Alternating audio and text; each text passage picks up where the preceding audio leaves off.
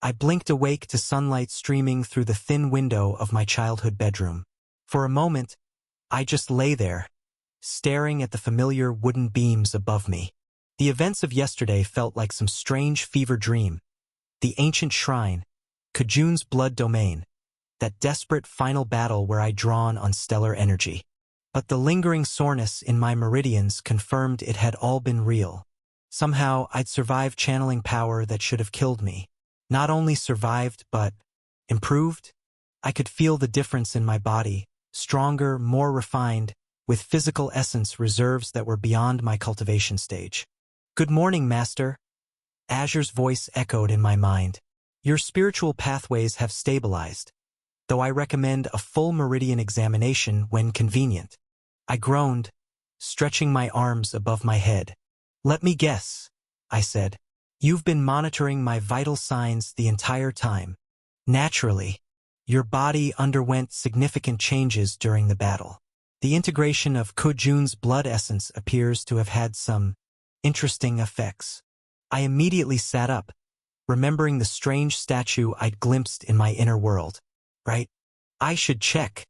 A gentle knock interrupted my thoughts. "Een? Are you awake?" Mother's voice called softly from beyond the door. "Breakfast is nearly ready."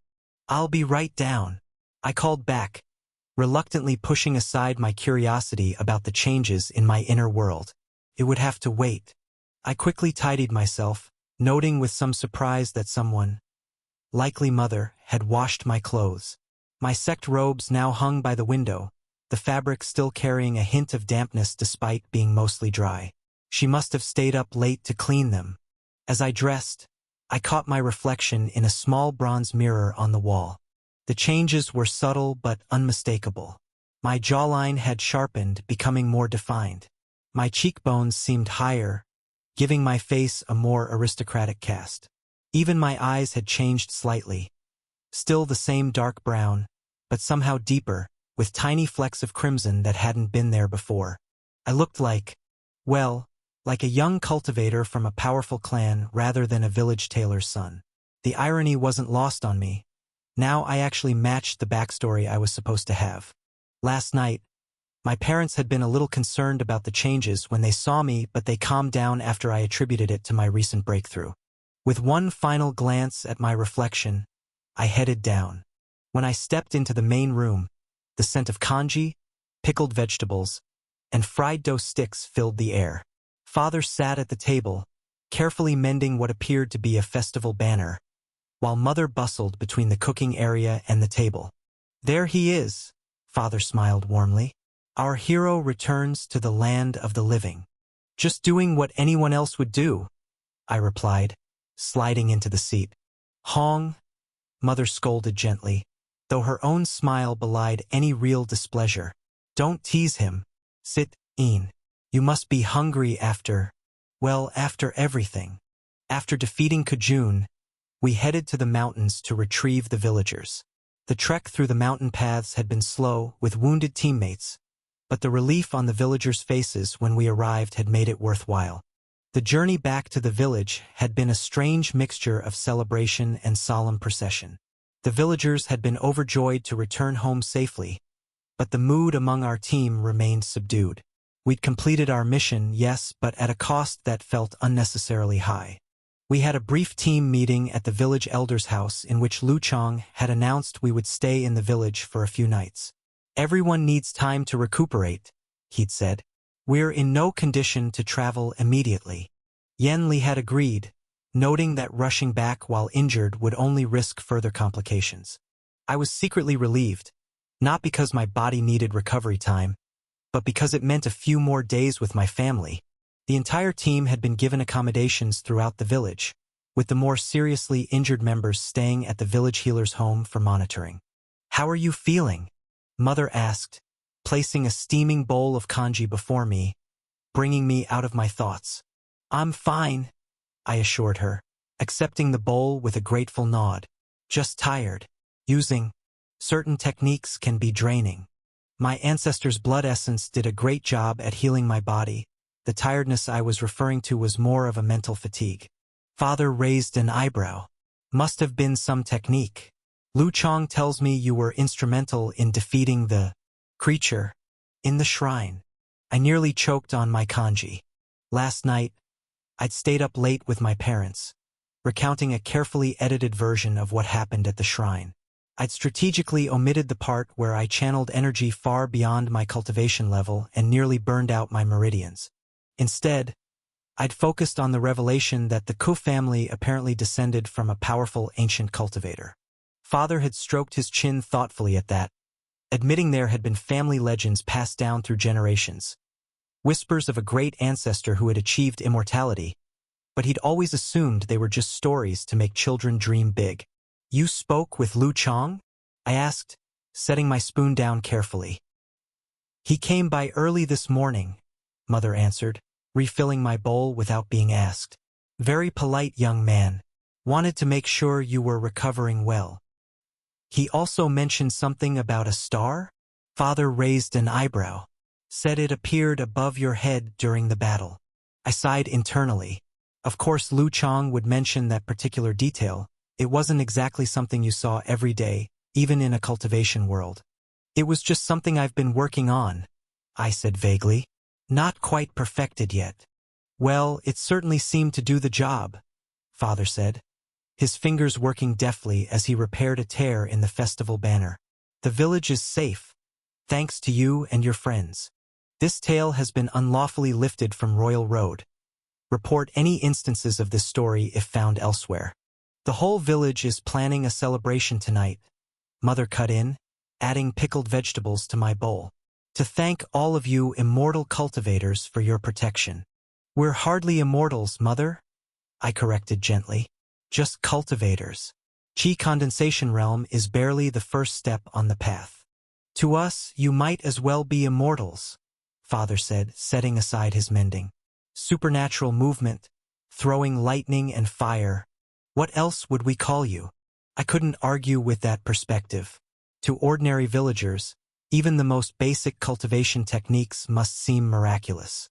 I remembered feeling the same way when I first read about such abilities in novels from my previous life. As we ate, I considered the question that had been forming in my mind since the battle with Kujun. This village, my ancestral home, was no longer safe. Not because of any remaining threat from Kujun himself, but because word would spread about what happened here. Curious cultivators, treasure hunters, or worse might come investigating. Have you ever thought about moving?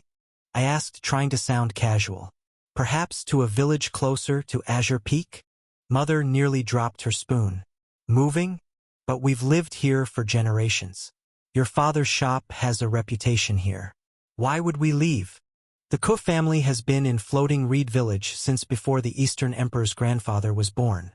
Father added, his brow furrowed. Our roots run deep here. I set down my spoon, choosing my words carefully. I know and I understand the importance of heritage, but after what happened, this place might attract unwanted attention. You mean other things like that ancestor? Mother asked, her face paling slightly. Not exactly like him, no, but word spreads. A powerful relic, an ancient technique, even just rumors of something unusual. They all attract attention, some of it dangerous. Father frowned.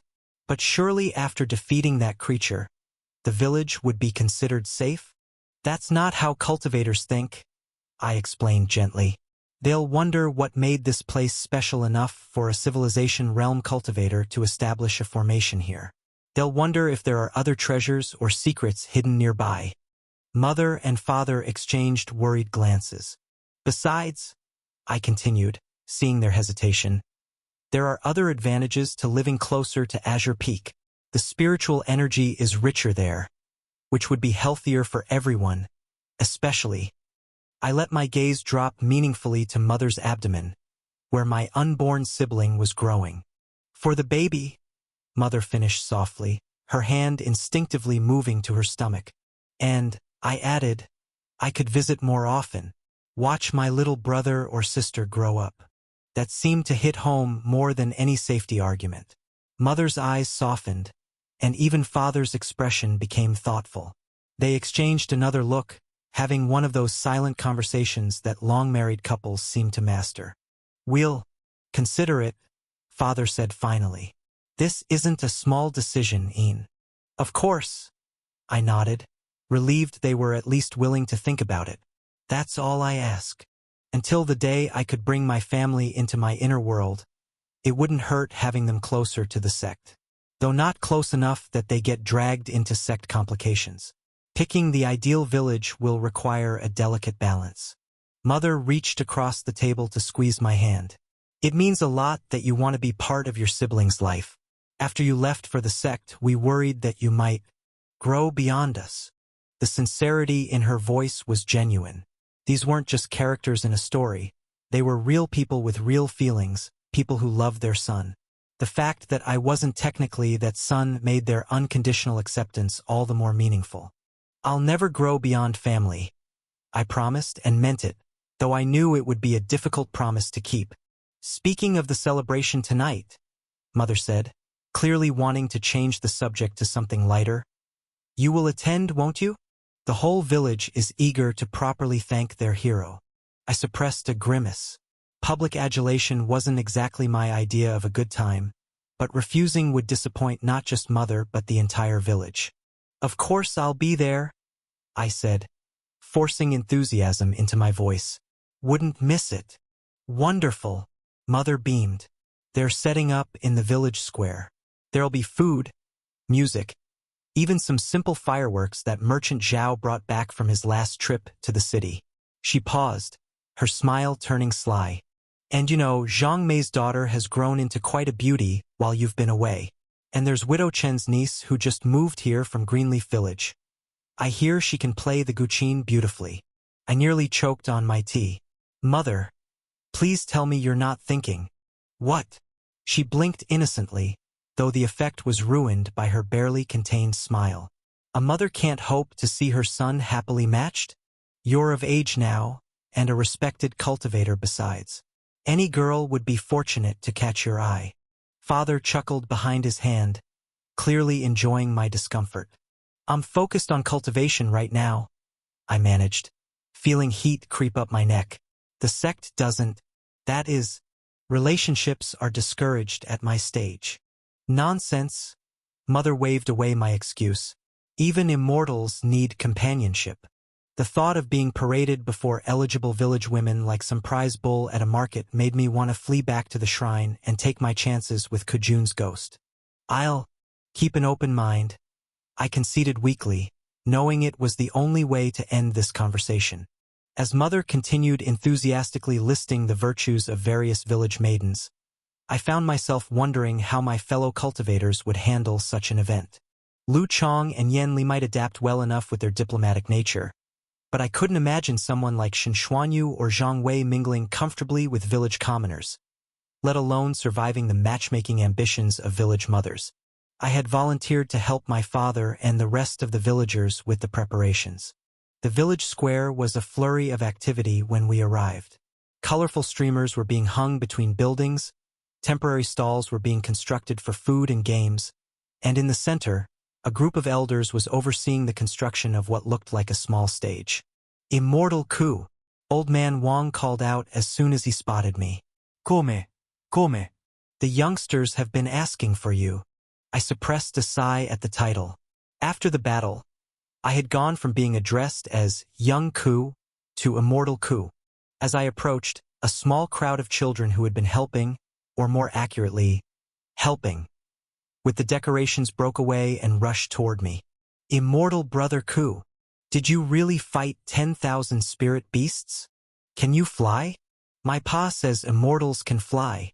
Show us something. The bombardment of questions and excited chatter was overwhelming. I looked to Father for help, but he just laughed and continued on to where the lanterns were being assembled. Traitor. One at a time, I managed, holding up my hands. And no, I can't fly. Not yet. Anyway. A collective awe of disappointment rose from the children. But, I added quickly, I can do this. I channeled a small amount of qi into my hand, careful to keep it simple and controlled. A tiny vine sprouted from my palm, growing into a delicate, miniature tree that blossomed with tiny white flowers. The children gasped in delight. It's beautiful, a gap-toothed girl exclaimed. What kind of tree is that? An older boy asked, leaning closer. It's a spirit blossom tree, I improvised, not having any specific species in mind. In full size, these trees can grow as tall as the village elder's house. The flowers only bloom at midnight under a full moon, and they glow with spiritual energy. That wasn't remotely true. I just created a generic flowering plant. But the children's eyes widened with excitement at the mystical details. Can we touch it? Asked a timid boy at the back of the group. Certainly. I held my palm lower. It won't bite. As tiny fingers gently brushed against the leaves and petals, I maintained a steady flow of chi to keep the plant thriving. Their expressions of wonder reminded me why the World Tree Sutra had appealed to me in the first place. There was something inherently magical about creating life, even temporary constructs like this. As the children marveled at the small creation, I caught Father watching from across the square, a proud smile on his face. The rest of the morning passed in a pleasant blur of preparations. I helped hang lanterns, moved heavy tables that would later hold food, and was roped into testing the sturdiness of the central stage more times than seemed strictly necessary. Throughout it all, I was peppered with questions about cultivation, spirit beasts, and my life at the Immortal Mountain. I answered as simply as I could, carefully navigating around anything that might seem frightening or incomprehensible to the villagers. When asked about the battle itself, I downplayed my own role and emphasized the teamwork involved, giving credit to Lu Chang's leadership and the bravery of the other disciples. After all, without the sacrifice of the others, it was unlikely that I would be standing here today. By midday, the village square was transformed. Colorful lanterns hung from every available surface, ready to be lit at dusk.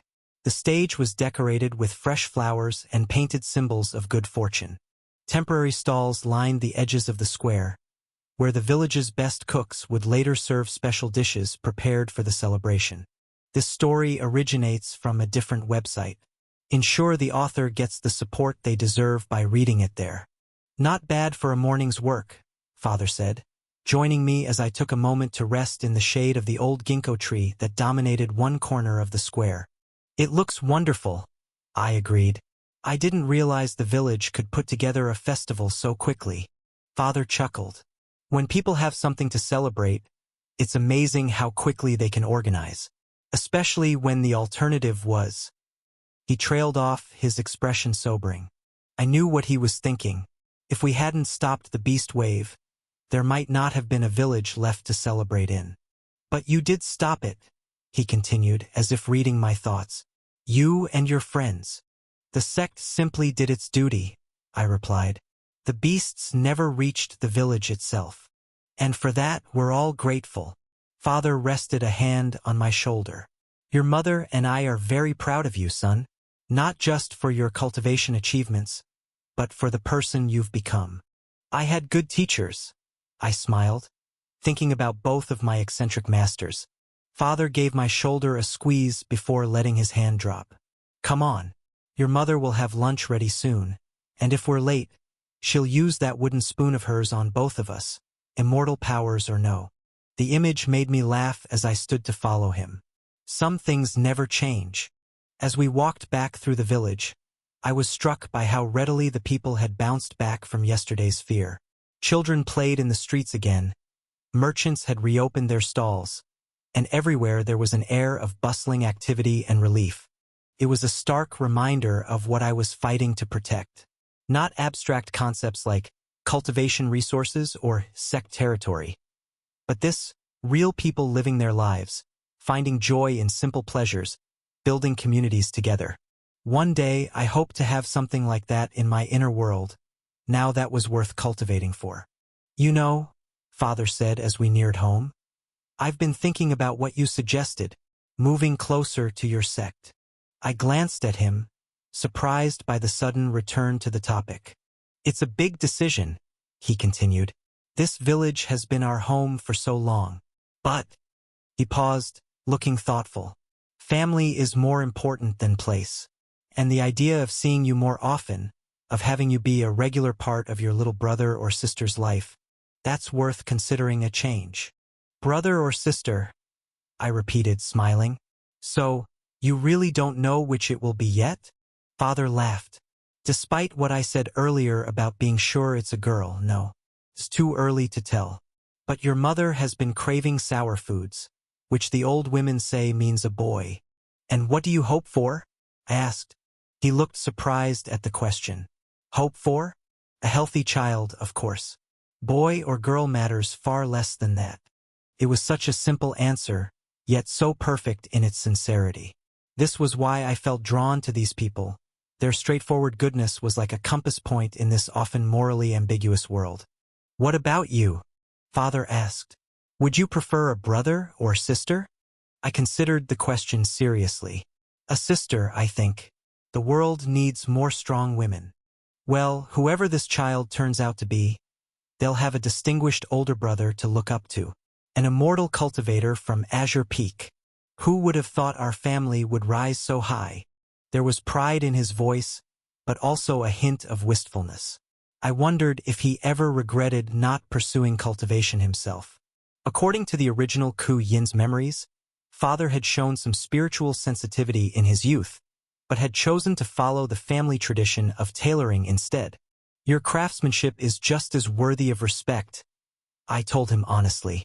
The robes you create last longer, provide better protection, and feel more comfortable than anything the sex tailors produce. That's a form of cultivation too, perfecting your craft over decades of dedicated practice. Father looked momentarily startled, then pleased. It was clear that he never expected such praise for his talents. That's a very mature perspective. You've grown wiser at that sect, not just stronger. Before I could respond, we arrived at the house to find Mother waiting by the door, wooden spoon in hand and a mock-stern expression on her face. Finally, I was beginning to think you'd wandered all the way to the next village. Father gave me a see-what-I-mean look before ducking past her into the house. Sorry, dear. We got caught up in the festival preparations. I followed, hastily adding, everything looks wonderful. The village has really outdone itself. Mother's expression softened. Well, it's not every day we get to celebrate being saved by immortals, especially when one of them is our own son. As I passed her, she reached up to brush a leaf from my hair. Wash up before lunch, she instructed. Immortal or not, I won't have you eating with dirty hands at my table. I couldn't help but laugh. Yes, Mother. As I headed to the washing basin, I caught Azure's amused presence in my mind. Maternal authority, he observed, appears to transcend cultivation realms. Some powers, I agreed silently, are universal constants. Lunch was a simpler affair than breakfast, but no less delicious. Cold noodles with sesame sauce, cucumber slices seasoned with garlic and vinegar, and leftover dumplings from the previous day, quickly reheated. As we ate, Mother filled us in on the festival plans. There would be music, performances by the village children, a speech by the village chief, and finally, lantern lighting to symbolize gratitude to the heavens. They're hoping you might say a few words too, she added, looking at me. As a representative of the sect. I nearly choked on a noodle. Me?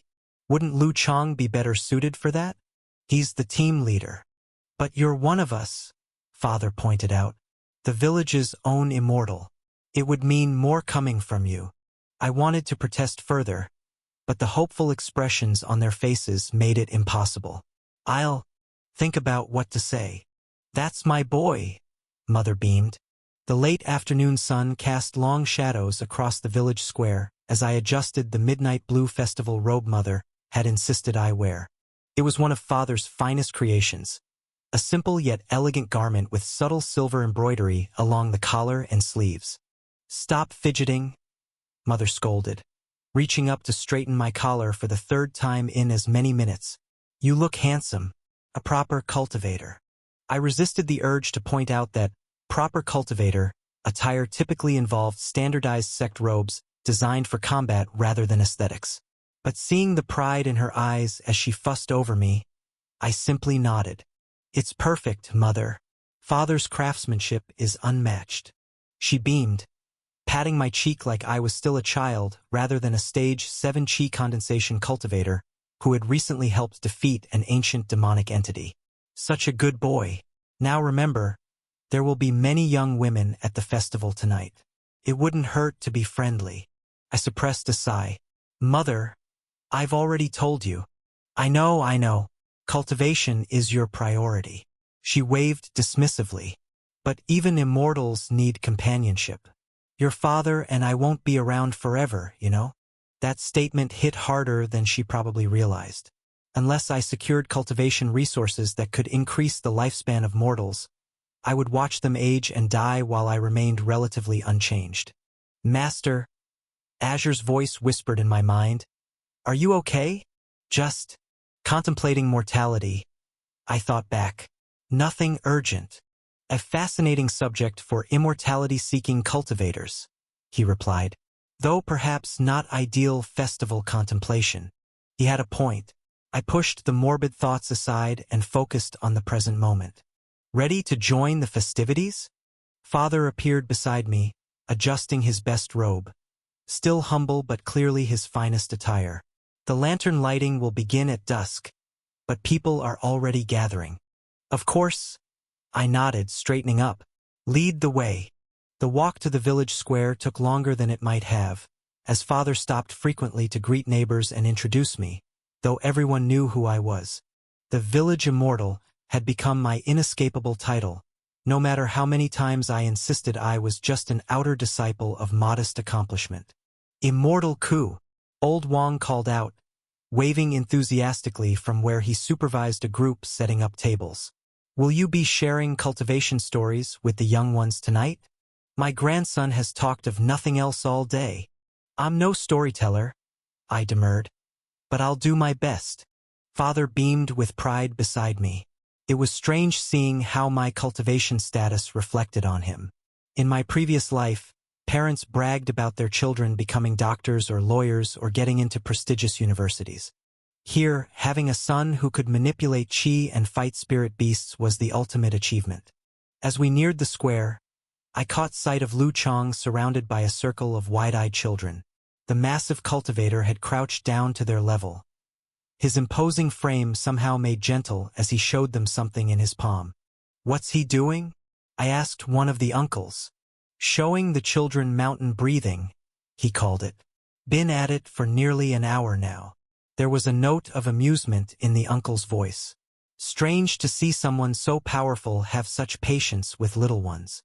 I approached the group curiously, careful not to interrupt. Lu Chong held a small pebble in his open palm, and as I watched, the stone began to rise and fall as if carried on invisible waves. The mountains are alive, he was explaining, his deep voice softer than I'd ever heard it. They breathe, just very slowly. One breath might take 100 years for a small hill, or 1,000 for a great mountain. The pebble rose higher. But if you learn to feel the rhythm, to sync your breath with theirs. Unauthorized reproduction.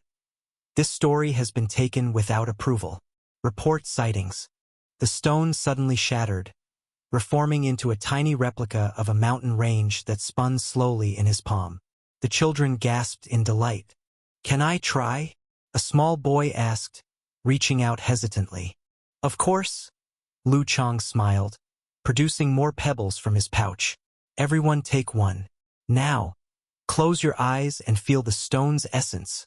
I watched as the fearsome warrior who had stood against Kajun's blood techniques now patiently guided children through a basic sensing exercise.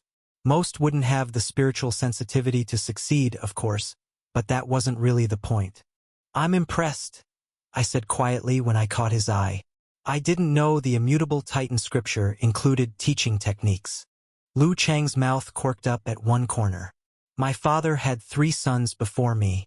I was the youngest, always trailing behind. He would have me teach the children in the clan basic exercises while my older brothers got the real training. A fond look crossed his face. Only years after his passing did I realize he was teaching me something just as valuable. How to break down complex concepts into simple ones. How to spot natural talent. How to inspire rather than intimidate. The best teachers always have hidden lessons. I agreed, thinking about my own masters. A tugging at my sleeve interrupted us. I looked down to find a girl of perhaps 6 years staring up at me with determination. "Immortal brother, can you make the tree again?" she asked, pointing at my hand. "The one with the flowers?" Word had spread quickly about my earlier demonstration, it seemed. "Of course," I said, kneeling down beside Lu Chong. I channeled a small amount of qi into my palm, careful to keep the technique gentle and controlled. The tiny seed sprouted, grew, branched, and finally bloomed with delicate white flowers no larger than a fingernail. "Can I have one too?" another child asked immediately, followed by a chorus of similar requests. I glanced at Lu Chong, who merely shrugged with an amused expression that clearly said, "Your problem now." For the next quarter hour, I created miniature flowering trees for what felt like every child in the village. Each wanted theirs slightly different, this one taller, that one with more flowers, another with branches that grew in spiral patterns. Simple requests that required just enough qi manipulation to be interesting without being draining. "They'll wilt by morning," I warned them. "But if you put them in water, they might last until tomorrow evening." This prompted a mad dash to find cups and bowls for their precious gifts, finally freeing me from my impromptu performance. "Not bad," Lu Chong commented as we watched them scatter. "You have a natural way with cultivation demonstrations. The control required to limit growth to such small scales is actually more impressive than creating something large and flashy." Coming from him, that was high praise indeed. The man who could turn his skin to stone and punch through mountains appreciated subtlety. "I've had practice," I smiled. "Ah, there you are," Mother's voice called. I turned to see her approaching with Father, a young woman walking beside her. My stomach dropped as I recognized exactly what was happening. The young woman, more of a girl really, perhaps 19, was undeniably pretty, with bright eyes and a shy smile. She wore her best festival clothes, and the nervous glance she shot me confirmed my suspicions. "Yin, you remember Zhang Mei's daughter? Justin, don't you?" Mother said, her innocent tone fooling absolutely no one. "She's been helping organize the music for tonight's celebration." "Of course," I bowed politely, though in truth, the original Kuyin's memories of her were vague at best. A childhood playmate perhaps, but not someone he'd been close to before leaving for the sect. "It's good to see you again." "And you, Immortal Ku," she replied, her voice soft but not timid. When she looked up, there was intelligence in her eyes along with the expected admiration.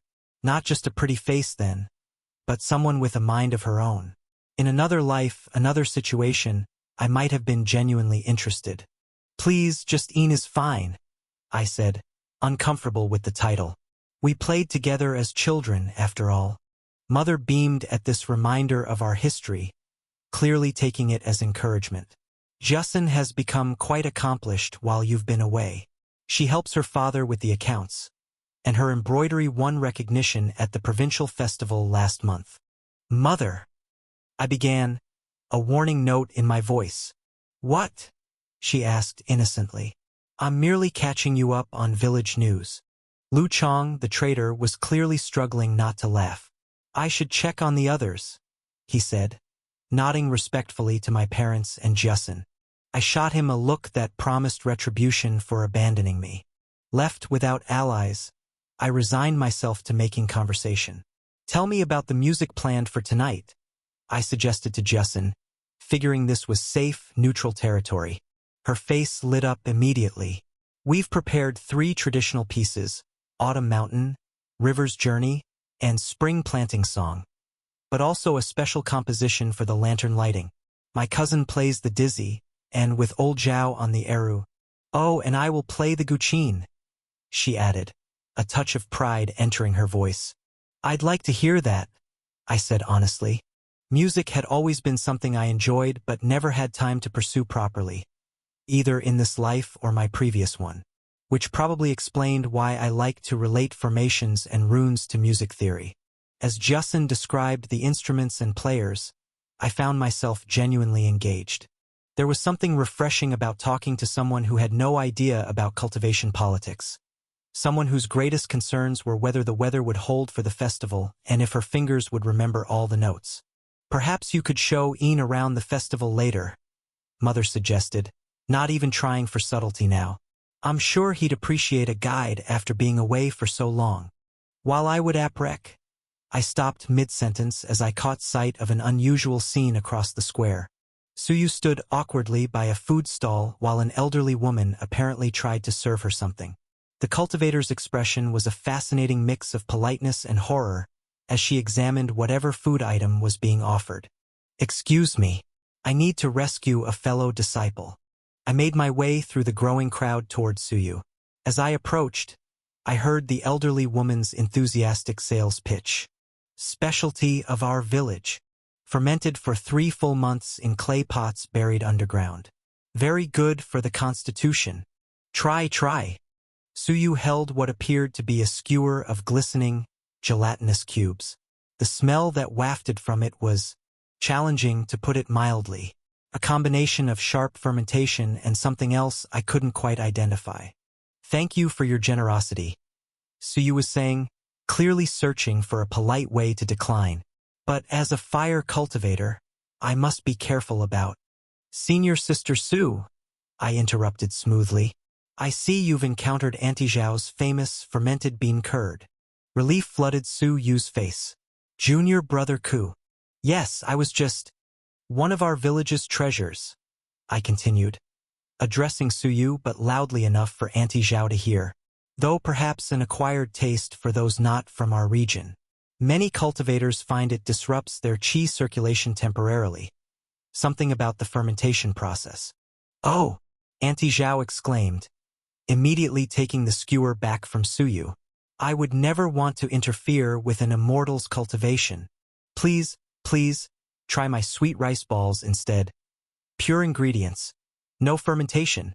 As Auntie Zhao bustled to prepare a different offering, Suyu gave me a grateful look. What was that? She whispered. Stinky tofu, I replied quietly. An acquired taste even for locals. The underground fermentation gives it a unique character. I've encountered many strange foods during missions, but that smell. She shook her head. Thank you for the rescue. No problem. I paused for a moment. How are your injuries? Nearly healed. Suyu straightened slightly. The Crimson Sun breathing method accelerates recovery, especially for spiritual wounds. Having seen her in combat, I wasn't surprised.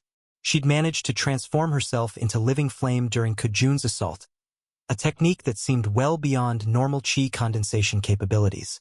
That was usually reserved for elemental realm seniors. And the others? I asked. Recovering well enough. Shen Xuanyu and Zhang Wei took the worst of it, but they're mobile. She hesitated.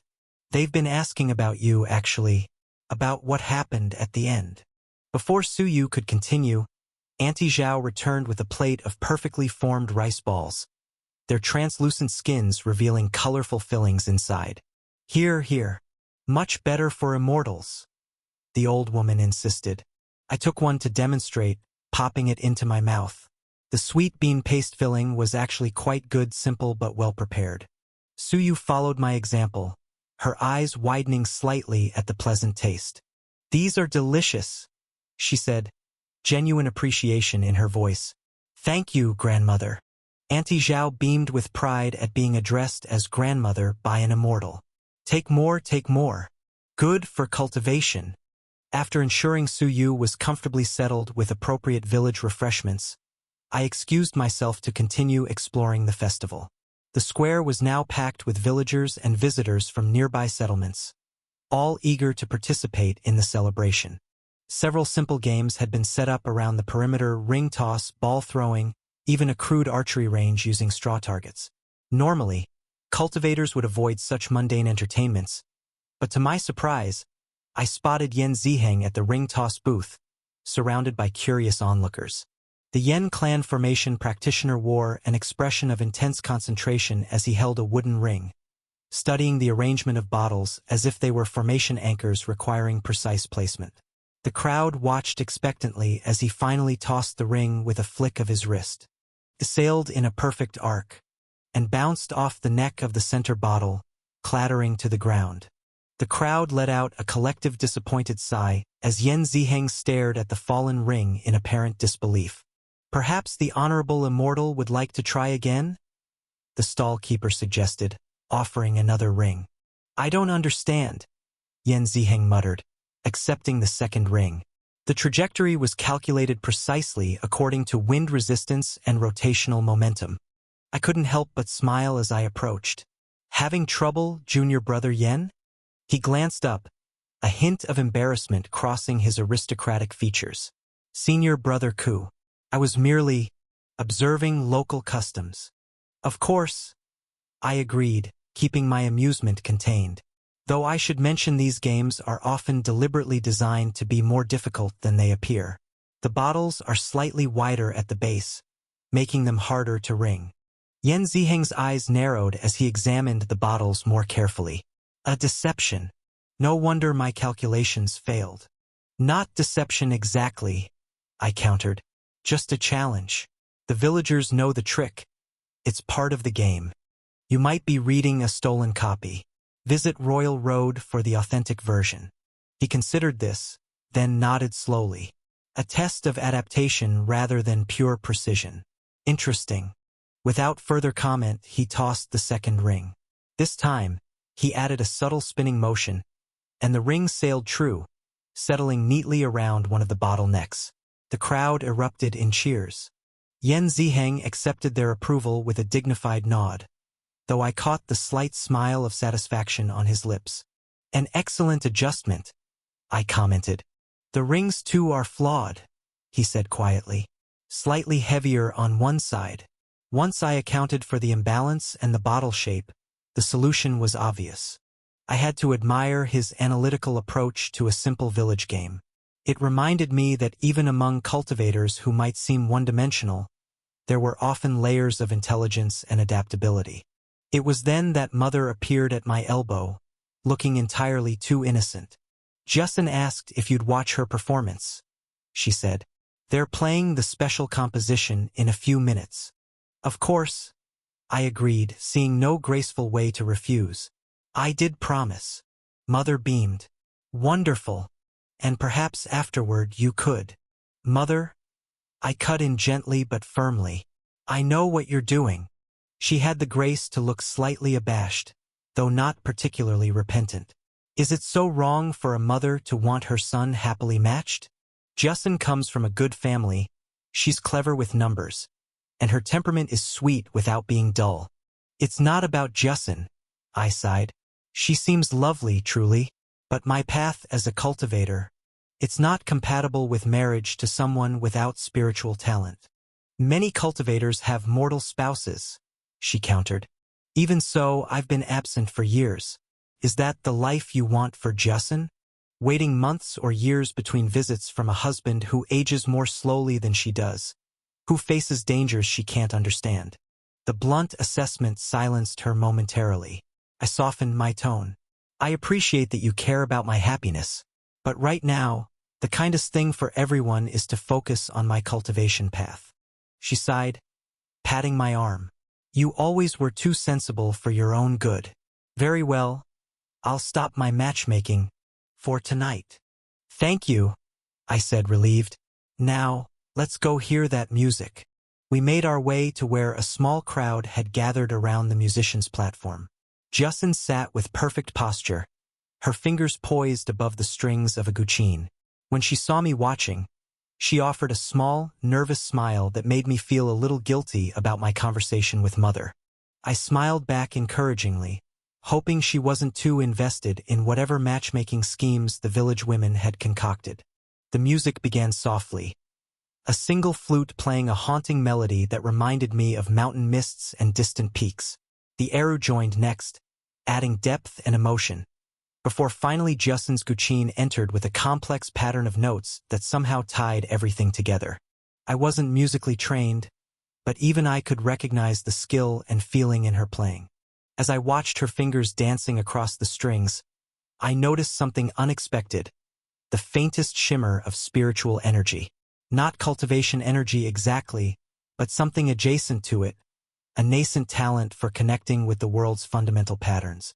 She would never be a cultivator, there wasn't enough sensitivity for that, but even that little bit of sensitivity explained her gift for music. In another time, another place, she might have found her own fortuitous encounter and have been trained as a spirit musician. The piece ended to enthusiastic applause. Justin bowed with the other musicians before stepping down from the platform, making her way through the crowd toward us. "That was beautiful," I told her sincerely when she reached us. "You have a remarkable gift." Her cheeks colored at the praise. "Thank you. The composition is traditional, but we added our own interpretations. The middle section is meant to represent the battle against the beast wave. Did you recognize it?" I hadn't, but nodded anyway. "Very evocative." "Justin has always had a way with music," Mother interjected. "Even as a child, she could pick up any instrument and coax melodies from it. It's just practice," Justin demurred, though her pleased expression belied the modesty of her words. "Oh," Mother said, noticing Father across the square. "I should help your father with the wine distribution. You two catch up." With that she hurried away, leaving an awkward silence between us. Justin fidgeted with the sleeve of her festival robe, pale blue silk with embroidered clouds. "So, how long have you been playing?" I asked. "Since I was 6, she replied, relaxing slightly at the safe topic. "My grandmother taught me." She played for the magistrate's household before returning to the village. She hesitated, then added, "If you don't mind me asking, is it true that music is different in the cultivation world?" The question surprised me. Different how? Elder Wu's cousin visited a night market in Myriad Paths City. He said he heard music that made flowers bloom and raindrops hang suspended in the air. Was he exaggerating? Not entirely, I smiled.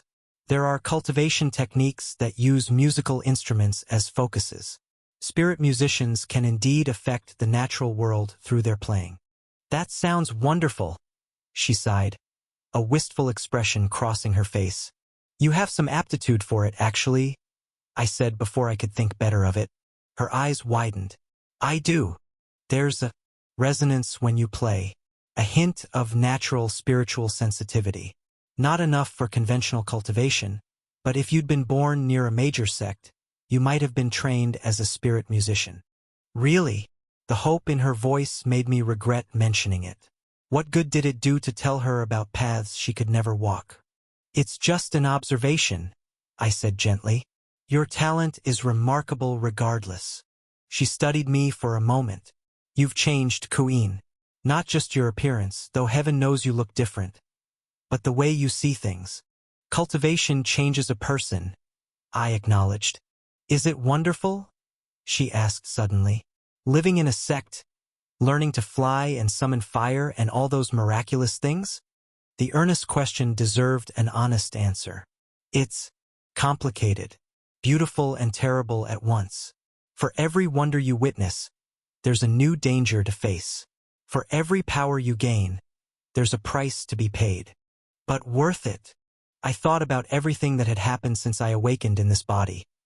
The confusion, the constant danger, the pressure of hiding my true nature while navigating a world of immortal politics and ancient powers, the numerous times that I died. But also the exhilaration of cultivation breakthroughs, the beauty of spiritual realms, the profound connection to energies beyond mortal comprehension, the ability to do things that I could only dream of back on Earth. "Yes," I said finally. "For me, it's worth it." She nodded, as if confirming something to herself. "I thought so. You always were different, even as a child. Always looking at the mountains like they held secrets just for you." She smiled, a little sad but genuine. "I'm glad you found your path, even if it took you away from here." The simple sincerity of her words touched me.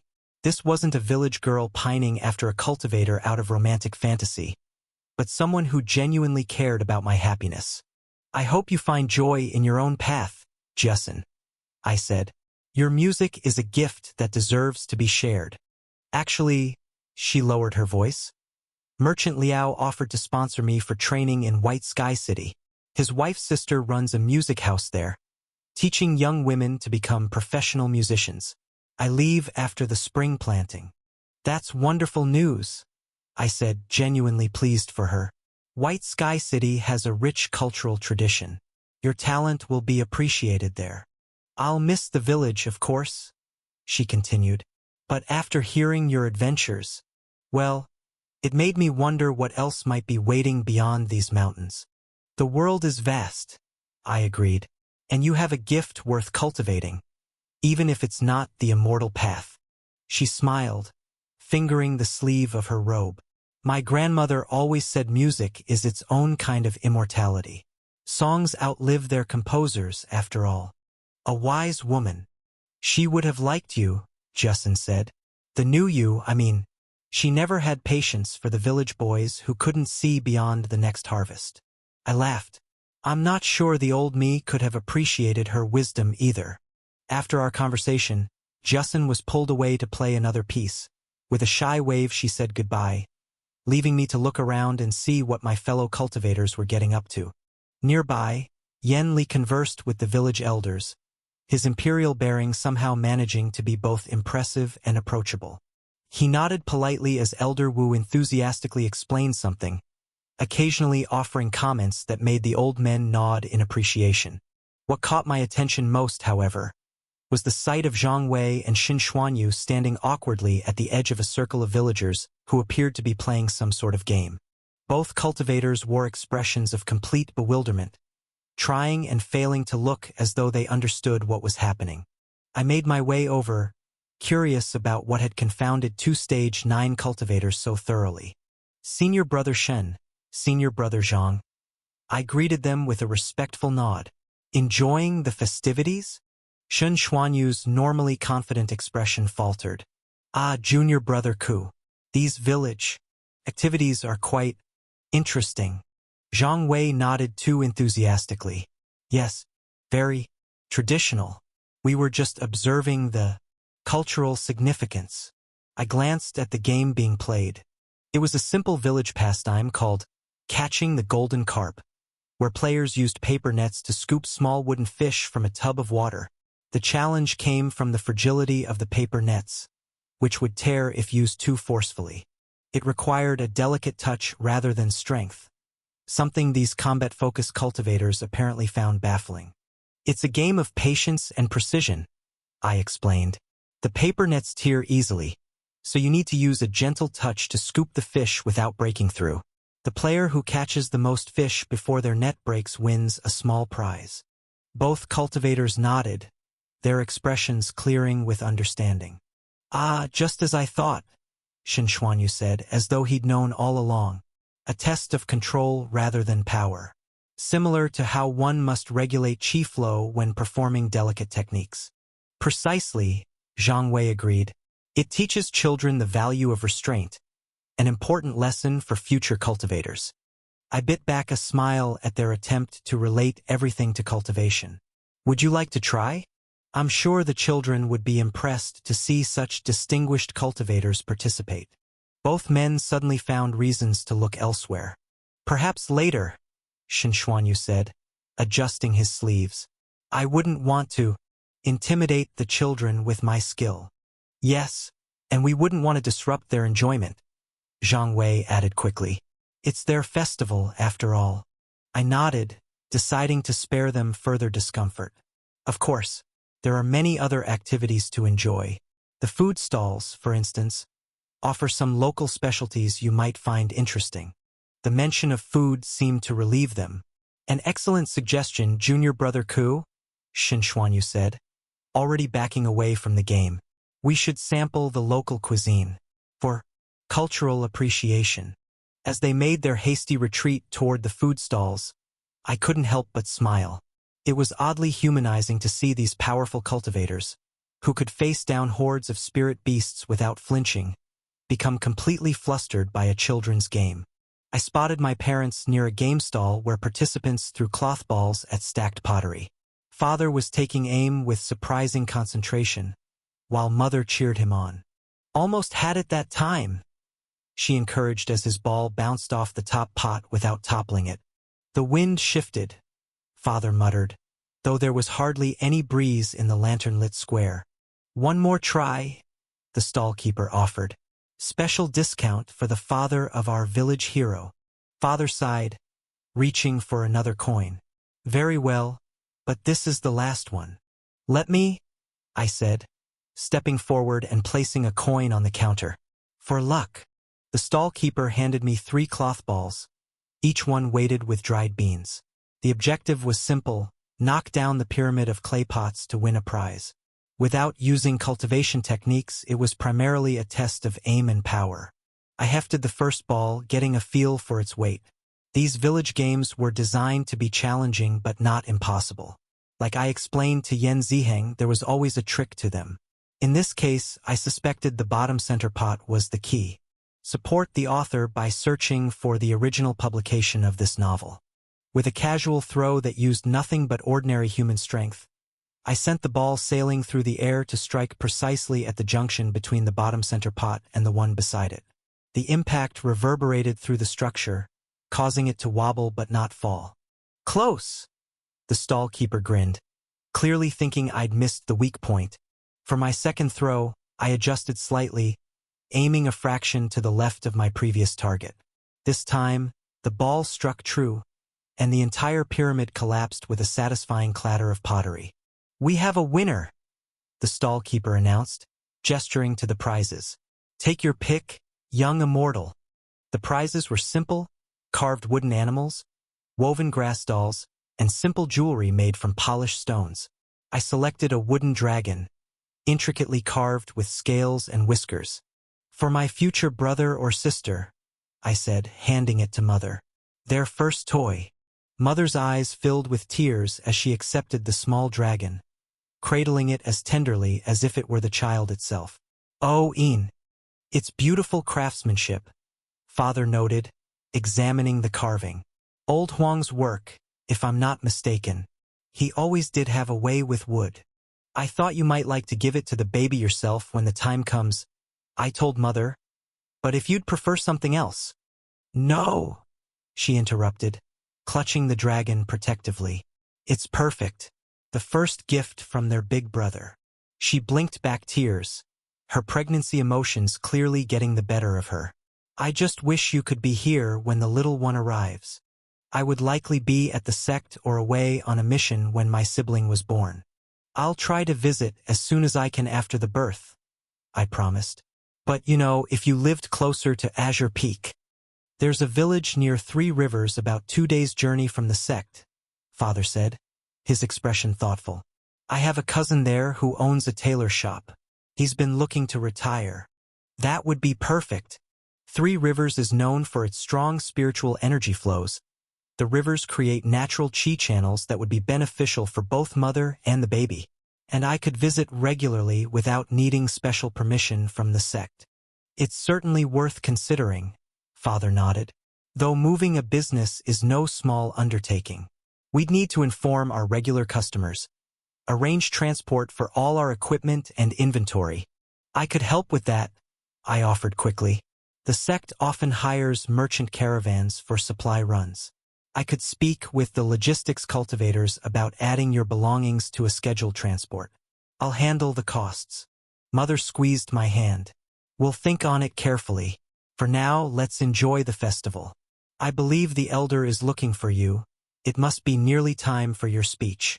And now, Elder Wu announced right then, "We'd like to invite our very own immortal Ku'in to say a few words to his home village." I froze. Despite Mother's warning earlier, I hadn't actually prepared anything.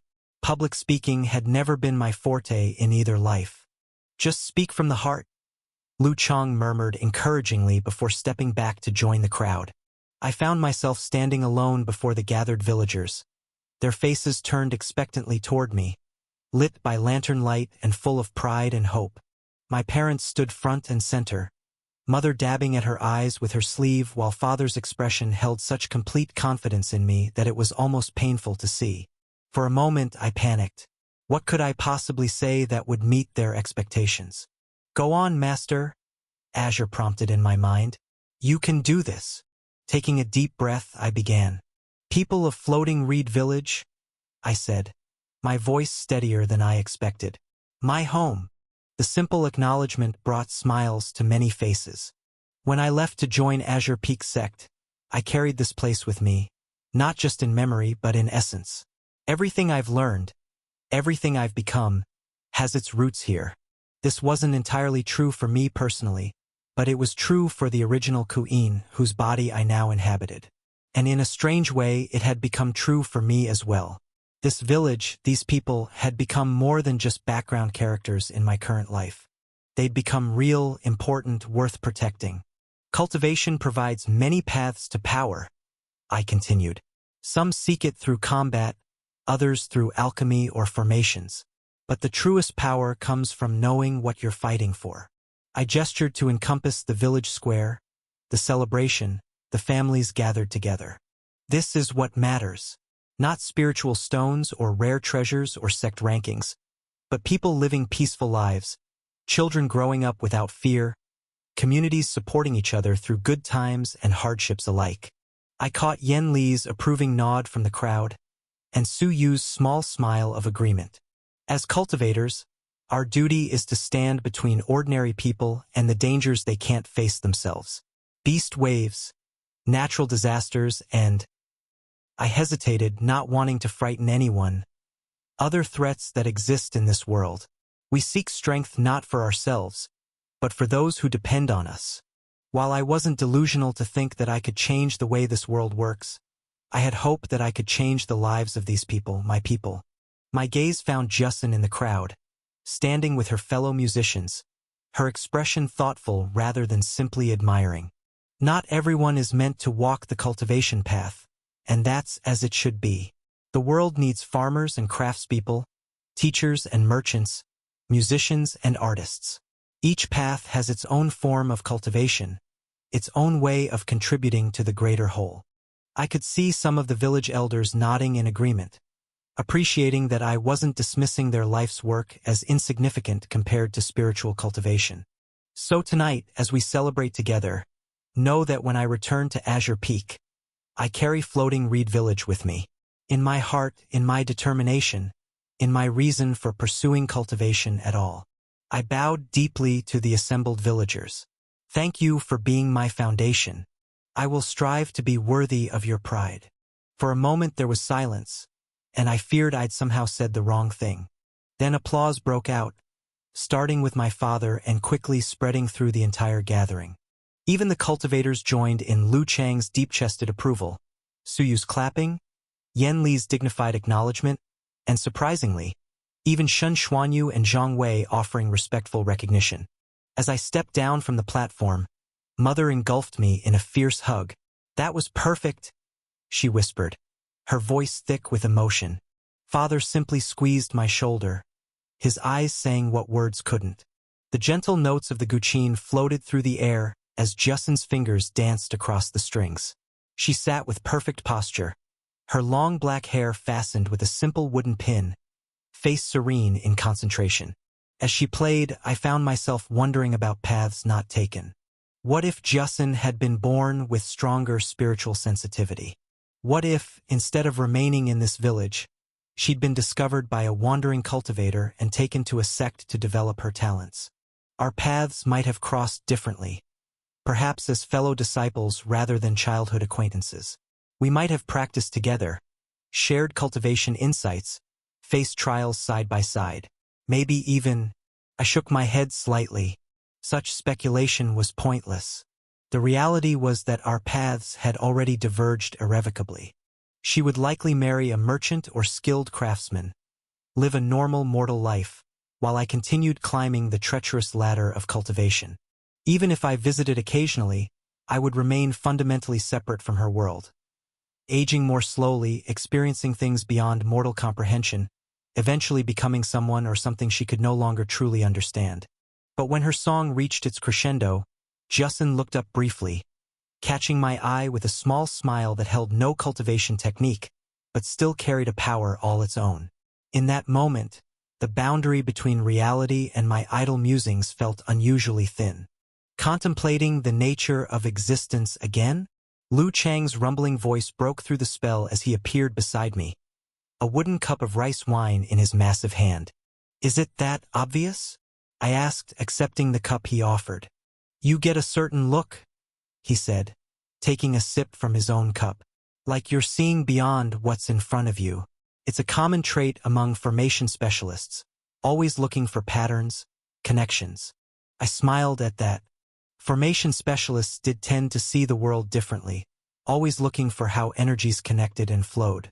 It was a convenient explanation for my occasional moments of otherworldly perspective. "I suppose I'm just savoring the moment," I replied. "It's not often we get to experience peace like this." Lu Chong nodded, his gaze sweeping over the festivities. "True enough. Most of our missions end with a quick departure, not celebrations."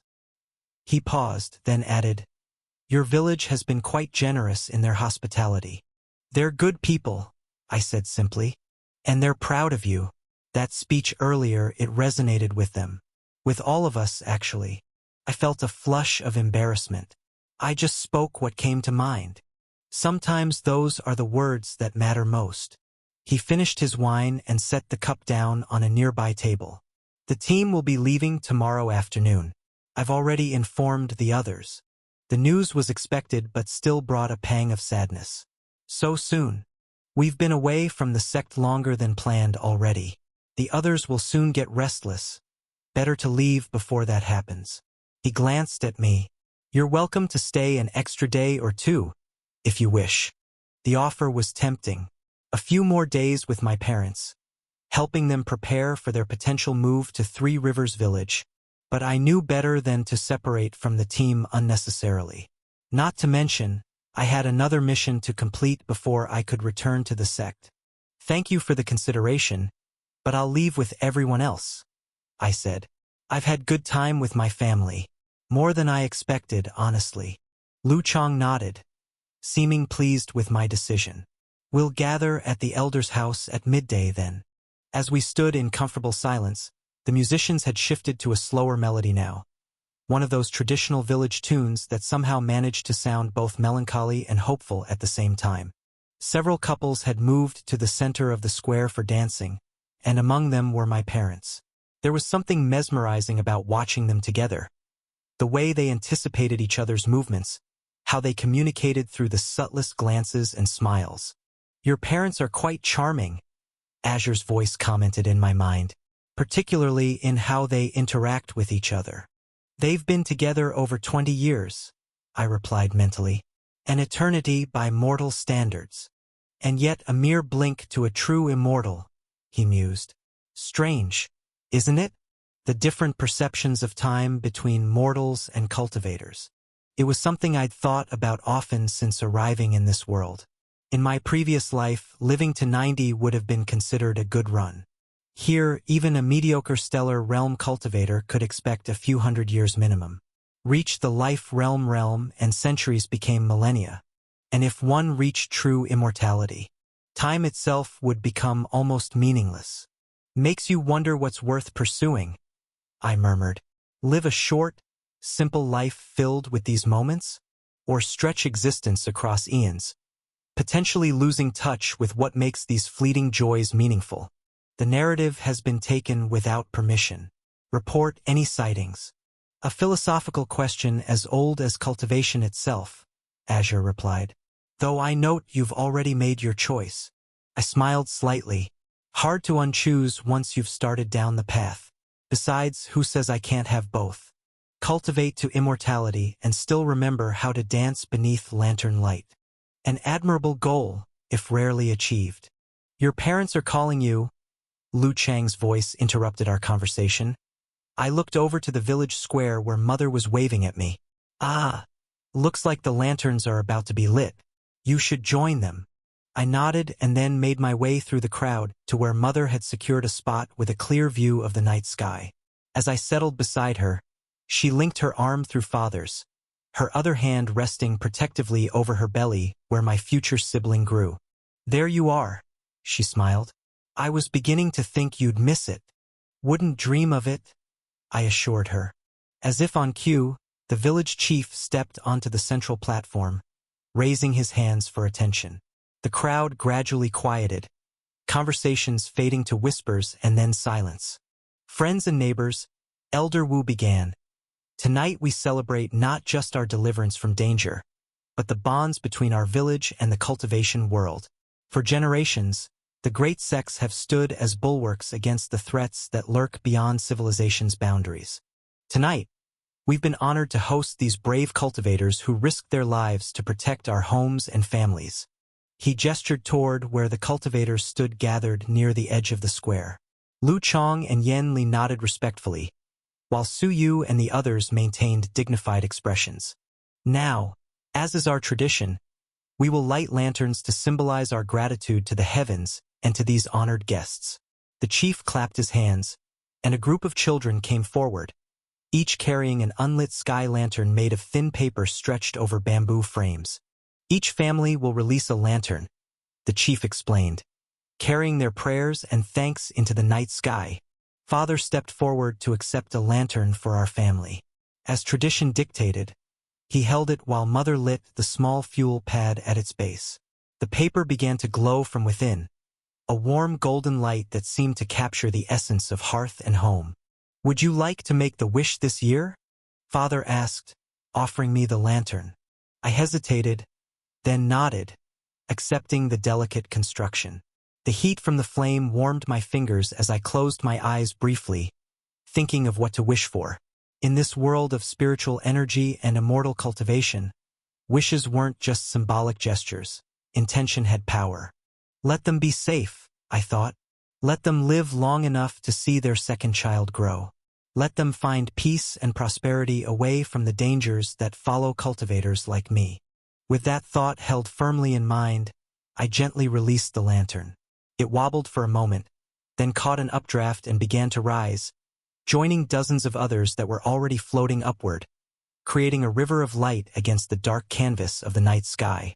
We watched in silence as the lanterns climbed higher, some drifting apart, others clustering together as if drawn by invisible bonds. It was a strangely moving sight, these fragile vessels of paper and bamboo, defying gravity through nothing more than heated air and human hopes. "Pretty, aren't they?" Mother whispered, leaning against Father's shoulder. Her face glowed in the reflected light of the lanterns, making her look younger somehow, more like the woman from Kuyin's earliest memories.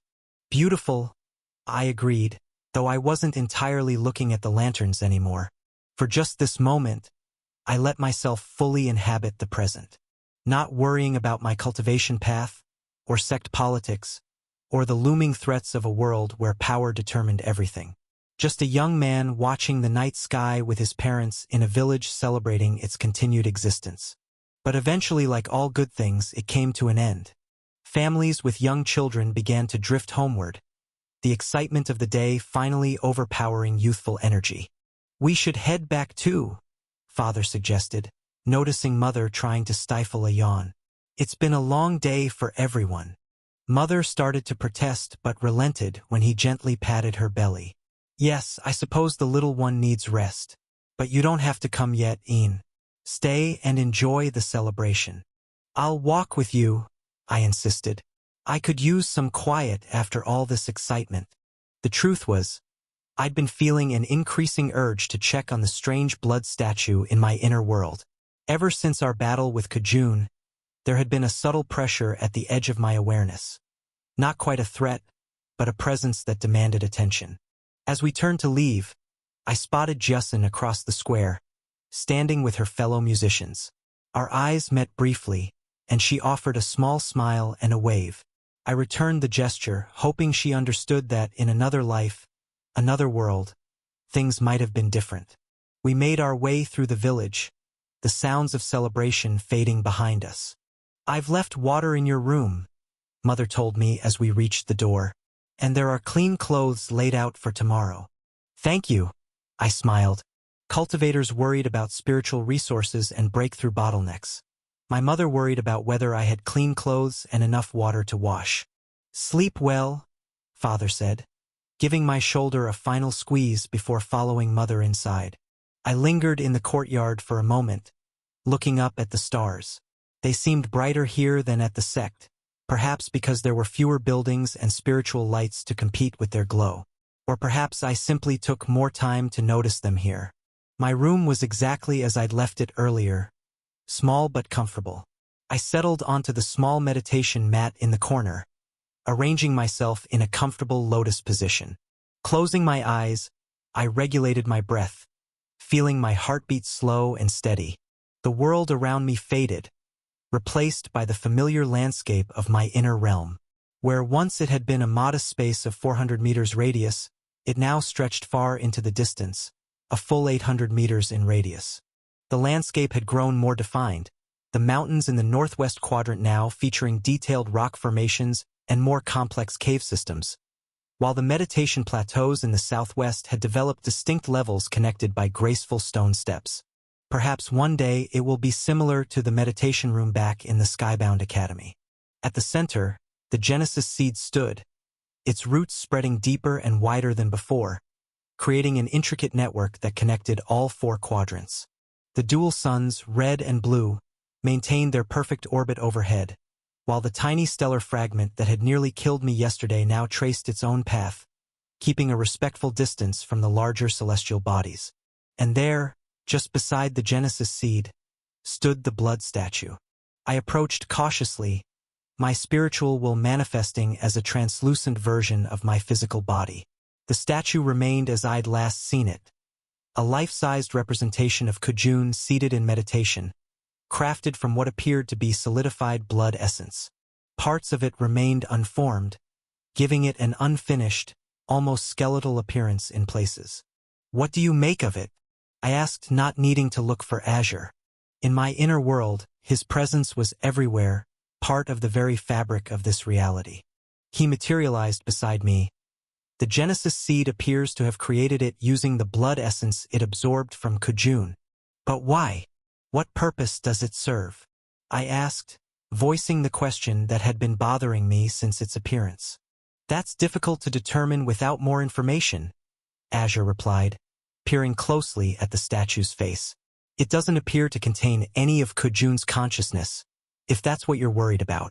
I detect no spiritual activity beyond the passive energy of the blood essence itself.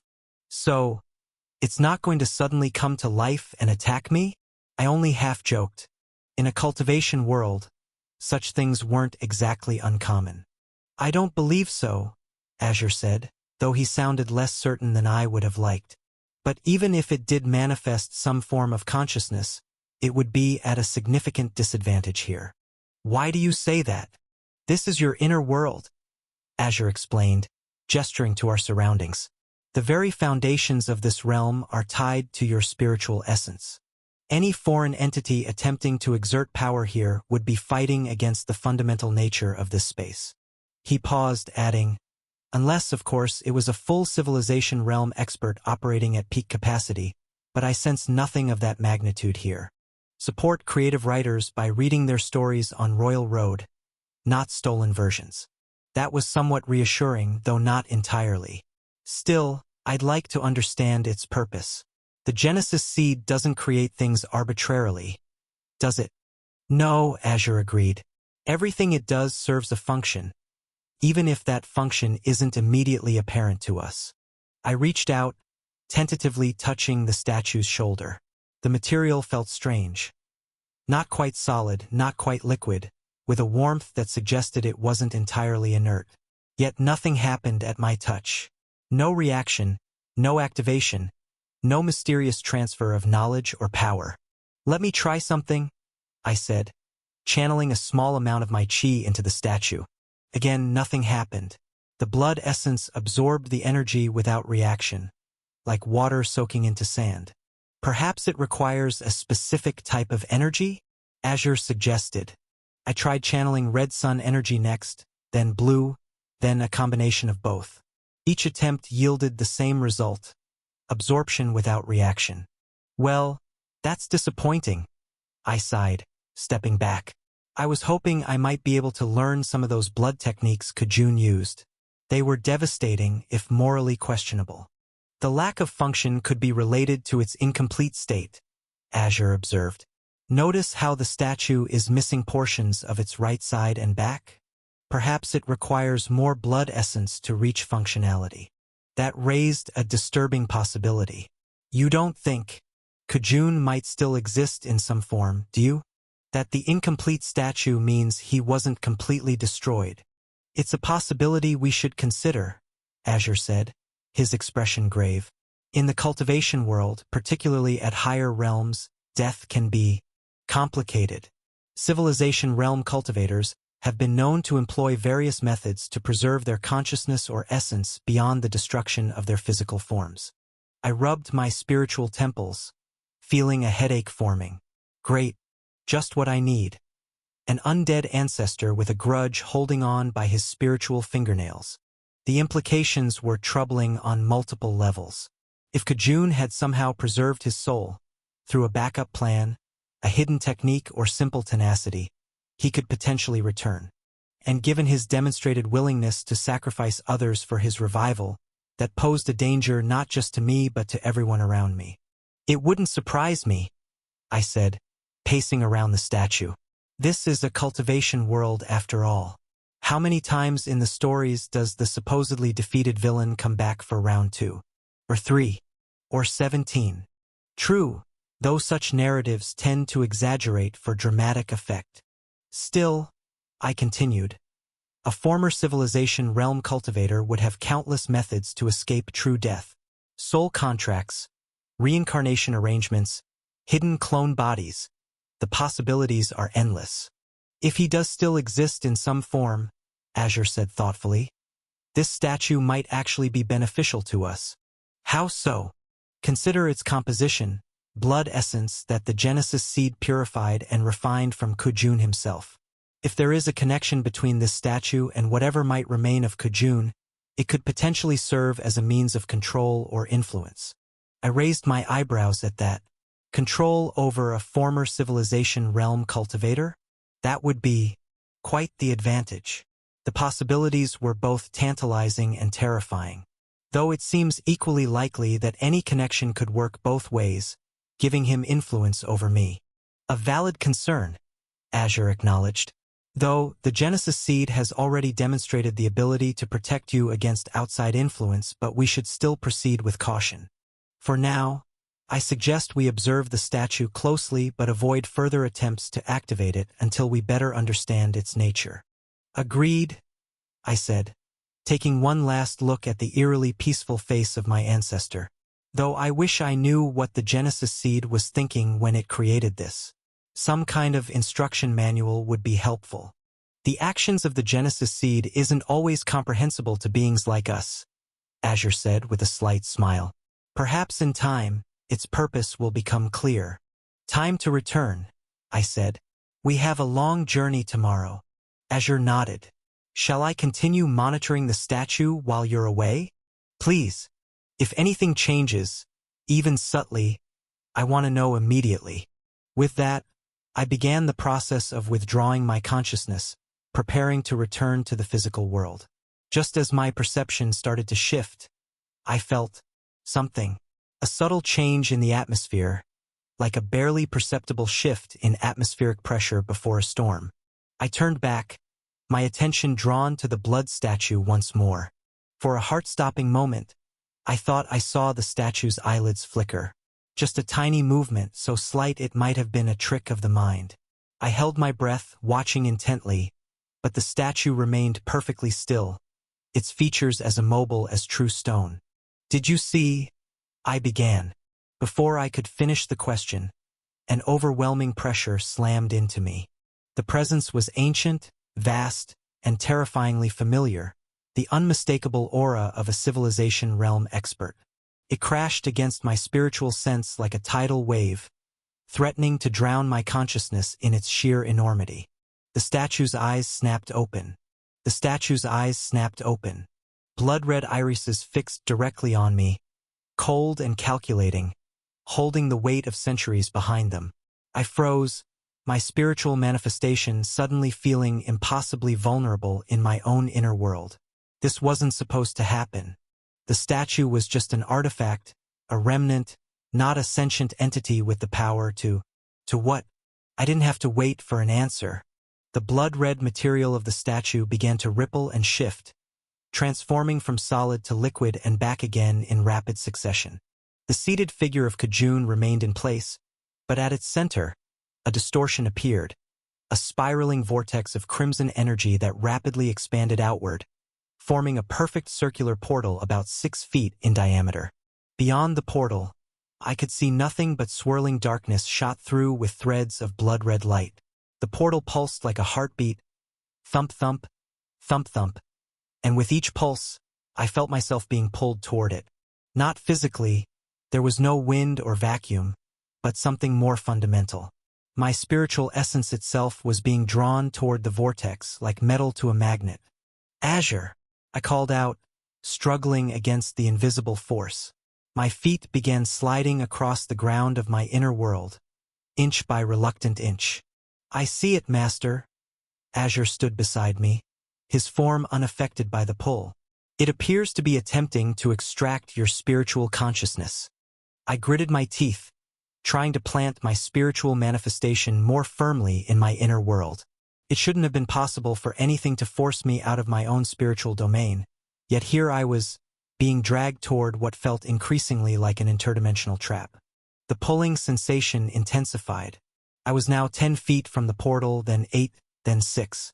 The blood-red eyes of the statue never blinked, never wavered, just watched with that same calculating intensity. The closer I got, the more I could feel the ancient presence on the other side. It was vast, hungry, patient. Master, Azure's voice was urgent. The Genesis seed. Before he could finish, the ground beneath my feet trembled. Thick, luminous roots shot upward from the soil, wrapping around my ankles and climbing up my legs. More roots erupted in a circle around me, forming a protective cage of living wood. The Genesis seed, sensing my distress, had responded with protective force. As the roots secured me in place, I felt my connection to my inner world strengthen. The pulling sensation continued, but I was no longer sliding toward the portal. Instead, I was suspended in a tug-of-war between two powerful forces, the portal trying to extract me, and the Genesis seed anchoring me firmly to my own domain. The roots began to pulse, and with each pulse, I felt my position grow more secure, the Genesis seed's connection to my soul reinforcing my claim to this space. A high-pitched whine filled the air as the portal began to fluctuate. Its perfect circular shape distorted, edges becoming jagged and unstable. The blood-red eyes of the statue widened in what might have been surprise or frustration. And then, without warning, the portal collapsed in on itself with a sound like shattering glass. The blood statue's eyes drifted closed once more, its features returning to that peaceful, meditative expression it had worn before.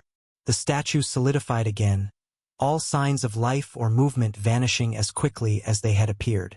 For several long moments, I simply stood there, the Genesis seed's roots still wrapped protectively around me, breathing heavily despite being in a spiritual form that technically didn't need to breathe. So much for no signs of independent consciousness or spiritual activity, I muttered, my spiritual form trembling slightly from the strain. That was not great. Fascinating, Azure said. And concerning. It seems there is some fragment of Kojun's consciousness persisting within the statue, despite the Genesis seed's purification process. Fascinating, I repeated incredulously. It just tried to what? Eat me? I don't believe the statue was trying to harm you, Azure said thoughtfully. Rather, it seemed to be attempting to draw you into the portal it created. The question is, where was it trying to take you? This book is hosted on another platform. Read the official version and support the author's work. I stared at him, the answer seeming obvious. Where else? Into Kojun's inner world. Azure nodded slowly.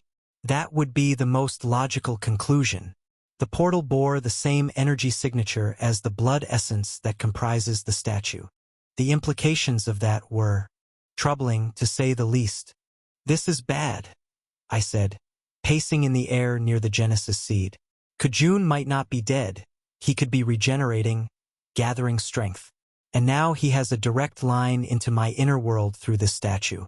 And that calculating look in his eyes, was that actually Kojun? Is he somehow watching me through the statue right now? Azure's expression turned thoughtful. It's difficult to say with absolute certainty, but I doubt it's his complete consciousness. Cultivators, especially those at higher realms, often leave fragments of their consciousness in techniques or artifacts they create. So this could just be an echo, a splinter of his mind. Perhaps, Azure nodded. It wouldn't be surprising if some consciousness remained tied to his essence. However, these fragments are typically separated from the main consciousness. They operate independently. Relief washed through me. So even if there is a consciousness fragment in the blood statue, it likely isn't connected to Kujun directly? It can't report back to him or anything like that. That would be extremely unlikely, Azure said. The energy required to maintain such a connection across such a distance would be prohibitive, even for a civilization realm cultivator, especially considering that the blood statue is trapped in an inner world. The fragment we encountered is almost certainly isolated. Thank the heavens for that, I muttered, feeling some of the tension drain from my spiritual form. The last thing I need is Kujun spying on my inner world and sharing it with his main consciousness. That would only make me an even bigger target than I already am. Master, this doesn't prove that Kujun is alive. It might be similar to the Starhaven realm situation, Azure said. An inner world in the process of dying, reaching out desperately for resources to sustain itself. So what you're saying is, I spoke slowly, Kujun's inner world is dying and it needs, my spiritual energy to sustain itself. Or your presence, Azure suggested. Inner worlds are deeply tied to their creator's consciousness. Without Kujun's primary consciousness to maintain it, his inner world would be slowly unraveling. Perhaps it seeks a new host to prevent its dissolution. That sounds like a trap if I've ever heard one. I'd be walking directly into his domain, where he'd have all the power and advantage. Yes, Azure nodded. Much like you have authority in your inner world, entering his domain would place you under his influence. Yeah, not something I'll be attempting until I'm absolutely certain he's dead. I paused, thinking, if he's truly dead at all, that civilization realm aura we felt, it was unmistakable. Azure smiled slightly. Even if you wanted to enter the inner world right now, Master, you wouldn't be able to. Why not? I asked. The portal was highly unstable, Azure explained. The energy fluctuations were chaotic and unbalanced.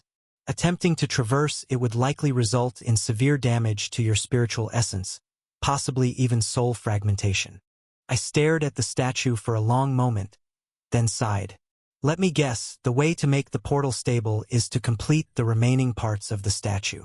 Azure nodded. That would be the most logical conclusion. The statue appears to be both a representation and a functional conduit. Its incompleteness reflects the instability of the connection. So, to access Kujun's inner world, I'd need to find more of his blood essence to complete the statue. I ran a hand through my hair, which means either finding more of his remains or finding creatures or objects imbued with his essence. I considered the implications, feeling a strange mix of wariness and curiosity. Accessing Kujun's inner world could be incredibly dangerous, walking right into the domain of a being who had already tried to possess me once. But it could be a great fortuitous opportunity. I circled the statue, studying its incomplete form. What I couldn't understand was why would the Genesis seed create a conduit to a potentially hostile entity? It didn't make sense from a self-preservation standpoint. My thoughts then turned to the overwhelming pressure of the civilization realm aura I'd felt just before the statue's eyes opened. That raw power, that absolute authority over reality. It had been terrifying, yes, but also awe-inspiring. Azure must have noticed my expression. What are you thinking now, Master? I smiled slowly. Maybe the statue isn't completely useless. Go on, Azure prompted, his tone cautious. That aura we felt, pure civilization realm presence. If we could somehow harness that, or even just create the appearance of it. I trailed off. We've already seen the power of bluffing in the cultivation world. Imagine what doors might open if people thought I had the backing of a civilization realm ancestor. That would be playing a very dangerous game, Azure warned. Such deception could have serious consequences if discovered. True, I acknowledged, but having a civilization realm aura as a trump card, even if just for intimidation, that could be the difference between life and death in certain situations. Azure sighed, the sound carrying a depth of concern that felt almost parental. If you plan to experiment with the statue, have the Genesis seed roots wrapped around you just in case. I wouldn't want a repeat of what just happened, particularly if you're deliberately attempting to trigger a response from it. I nodded, my gaze fixed on the blood-red statue. Agreed. Safety first. I blinked awake to early morning sunlight filtering through the window. For a moment, I just lay there, listening to the familiar sounds of the village coming to life. Roosters crowing, distant voices calling greetings. The rhythmic clacking of father's loom from the workshop below. My body felt refreshed despite my late night. After the festival had wound down, while my parents slept, I'd spent hours in deep meditation, trying to unravel the mystery of the blood statue in my inner world. Good morning, Master. Azure's voice echoed in my mind. I trust you slept well despite our midnight explorations? As well as can be expected when you're poking at potentially dangerous blood essence artifacts until the early hours. I swung my legs over the side of the bed, reflecting on our frustrating lack of progress.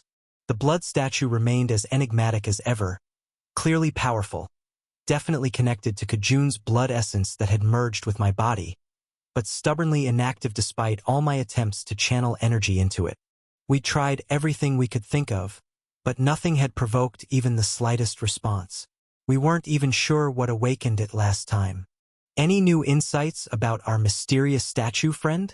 I asked Azure as I began dressing in my sect robes, now fully dry and neatly folded by Mother. Nothing conclusive, Azure admitted, but I've been reviewing the energetic resonance patterns we observed. There are similarities to certain activation sequences used in blood arts from the northern continent. Northern blood arts? I paused, my robe half-fastened. That's unusual for the eastern continent. That was interesting. Most cultivators, even powerful ones, tended to remain within their continental territories unless specifically seeking something. Travel between continents was both difficult and politically complex, with each major power maintaining tight control over their borders.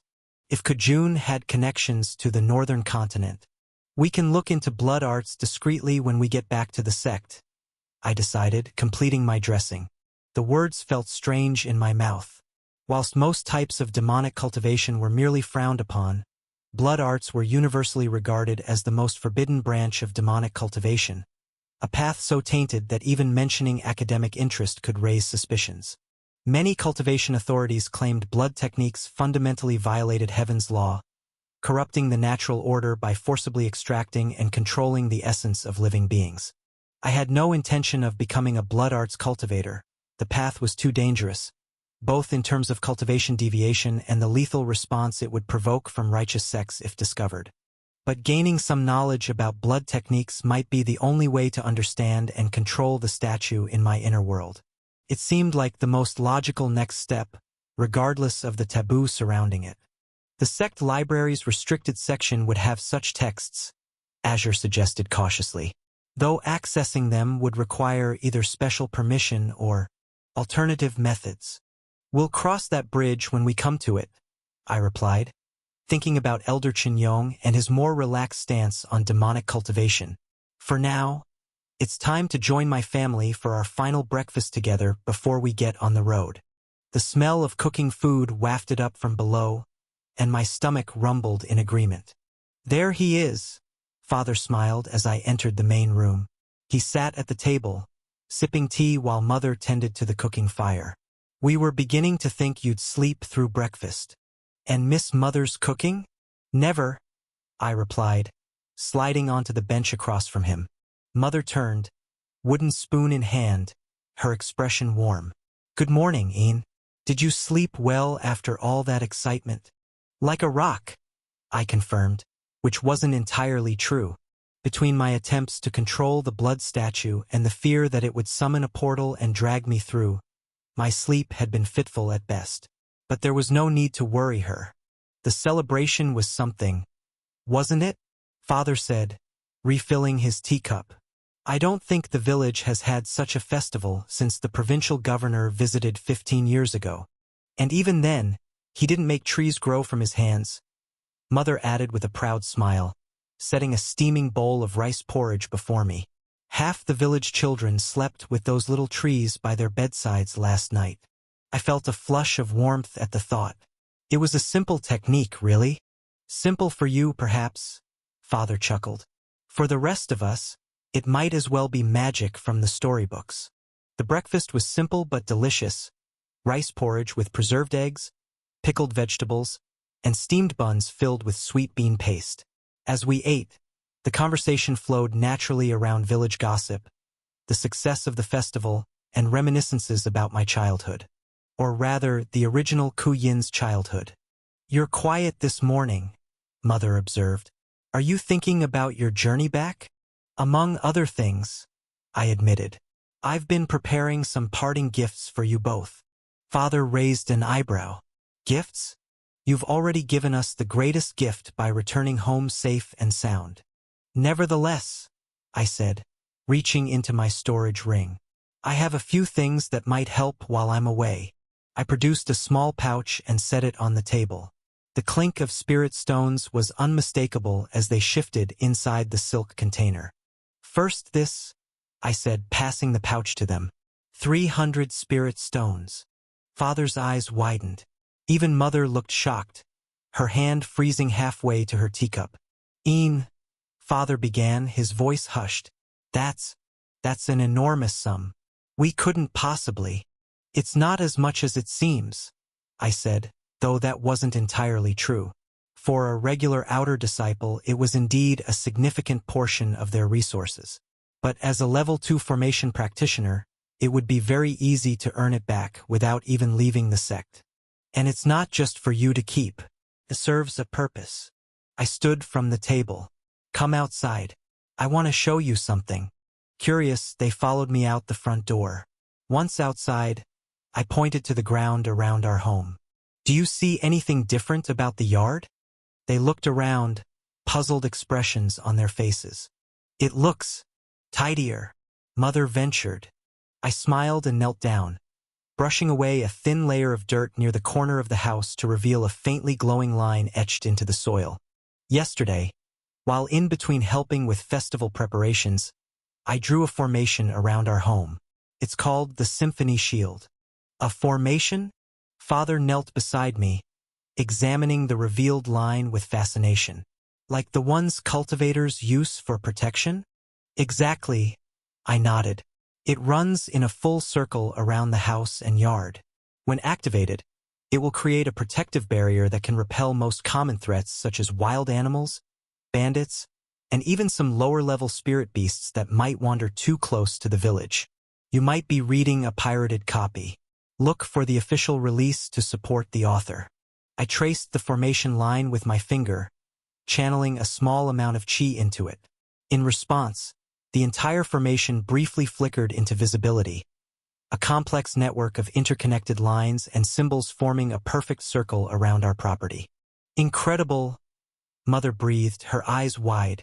The formation runs on chi, I explained, standing up and dusting off my knees. The spirit stones I gave you can be used to power it. I've already filled the formation's core with enough energy to last several weeks of passive protection. But if you ever need to activate its full defensive capabilities, you'll need to add more. I led them to a small stone post I'd installed near the back door. It was unremarkable to look at, but etched with activation runes.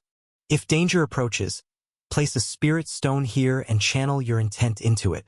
You don't need cultivation abilities. The formation is designed to respond to even a mortal's focus. The barrier will activate immediately and remain in place until the threat passes. Father ran his hand over the post, marveling at the craftsmanship. And you did all this yesterday. I started during the preparations and finished before I went to sleep, I admitted. It's not my most elegant work, but it's sturdy and reliable. Our son, Mother said, tears welling in her eyes. Protecting us even when he's far away. That's not all, I continued, leading them back inside. Once we were seated at the table again, I produced a small wooden box from my storage ring and set it before them.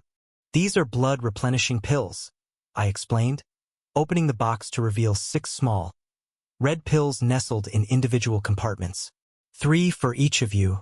They're primarily designed for cultivators who've lost blood in battle, but they have beneficial effects for mortals as well. I picked up one of the pills to demonstrate. Taking one of these will strengthen your physical constitution, improve your blood quality, and slow the aging process slightly. For Mother, it will also support the baby's development and make the birth easier when the time comes. Mother's hand instinctively went to her stomach. Is it safe for the baby? Completely, I assured her. In fact, it's specifically beneficial.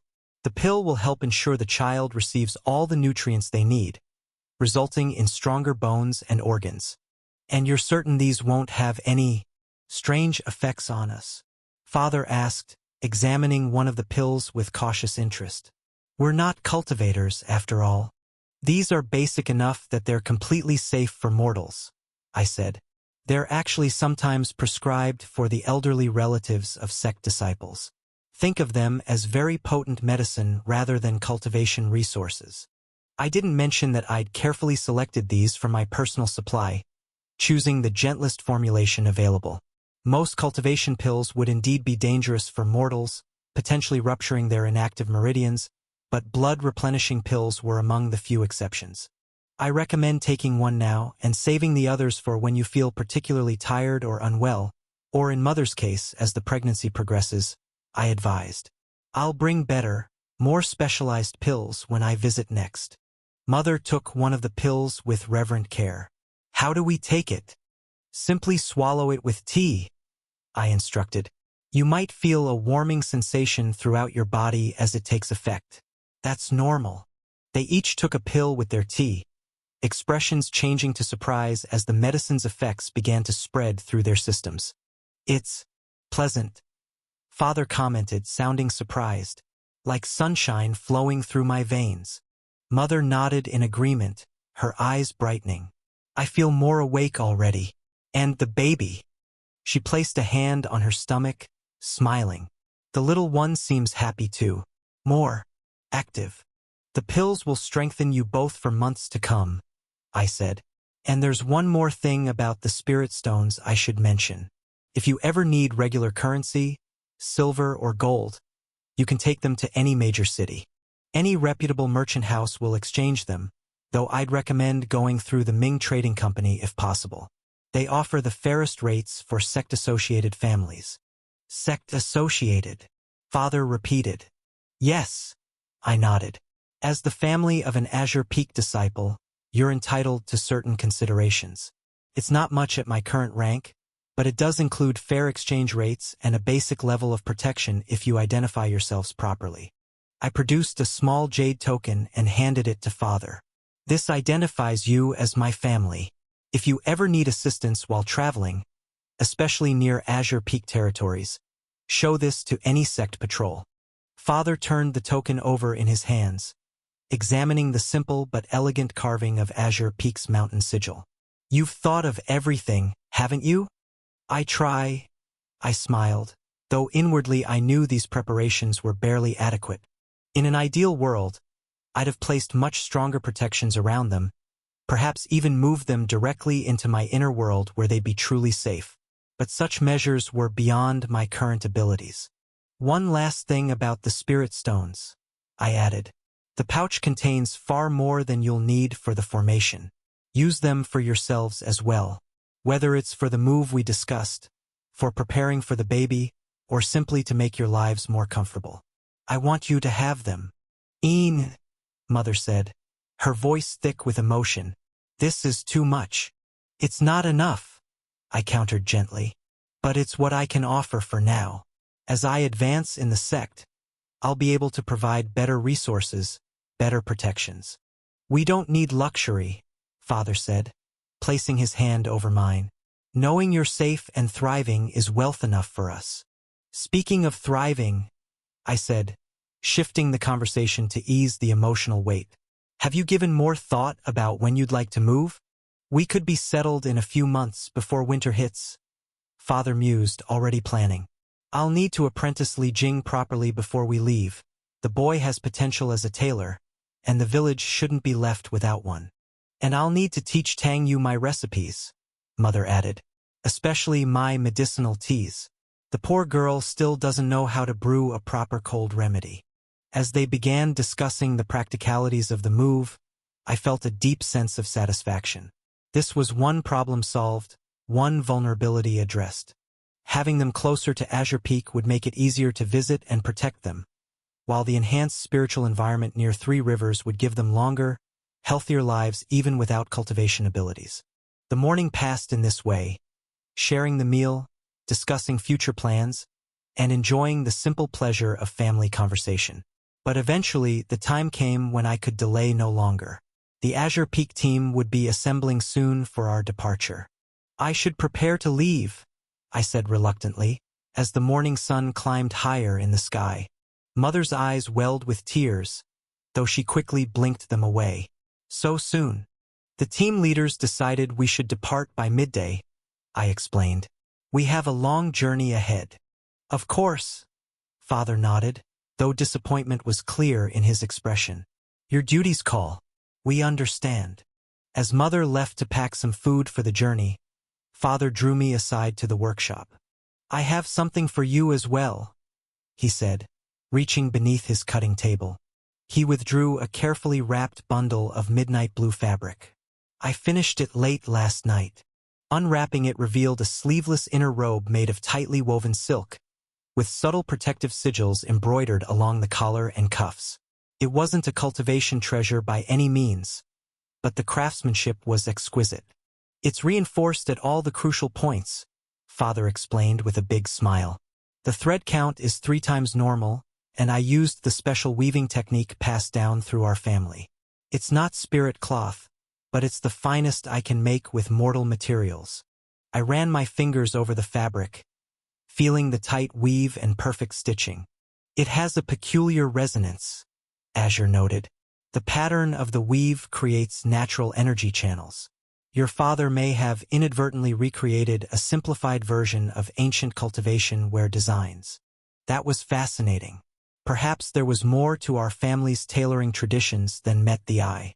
Could some of Kujun's knowledge have been preserved, transmuted into seemingly mundane craft techniques that survived the generations? It's perfect, I told Father, genuinely touched. I removed my outer robe and slipped the new inner garment on beneath my sect uniform. The fit was impeccable but not surprising, as Father had been taking my measurements since childhood. Keep it close to your skin, Father instructed. The fabric adapts to your body heat, becoming more supple and responsive over time. Again, that sounded remarkably like cultivation garment principles. I wondered if Father even realized the significance of what he was describing. When we returned to the main room, Mother had finished her preparations. The food bundle was wrapped in oiled cloth to keep it fresh, and she'd added a small packet of her special tea blend, which was another comfort from home. It's almost time, I said, noting the sun's position through the window. For a moment, we simply stood there, the reality of parting hanging heavy in the air. Then Mother stepped forward and pulled me into a fierce embrace.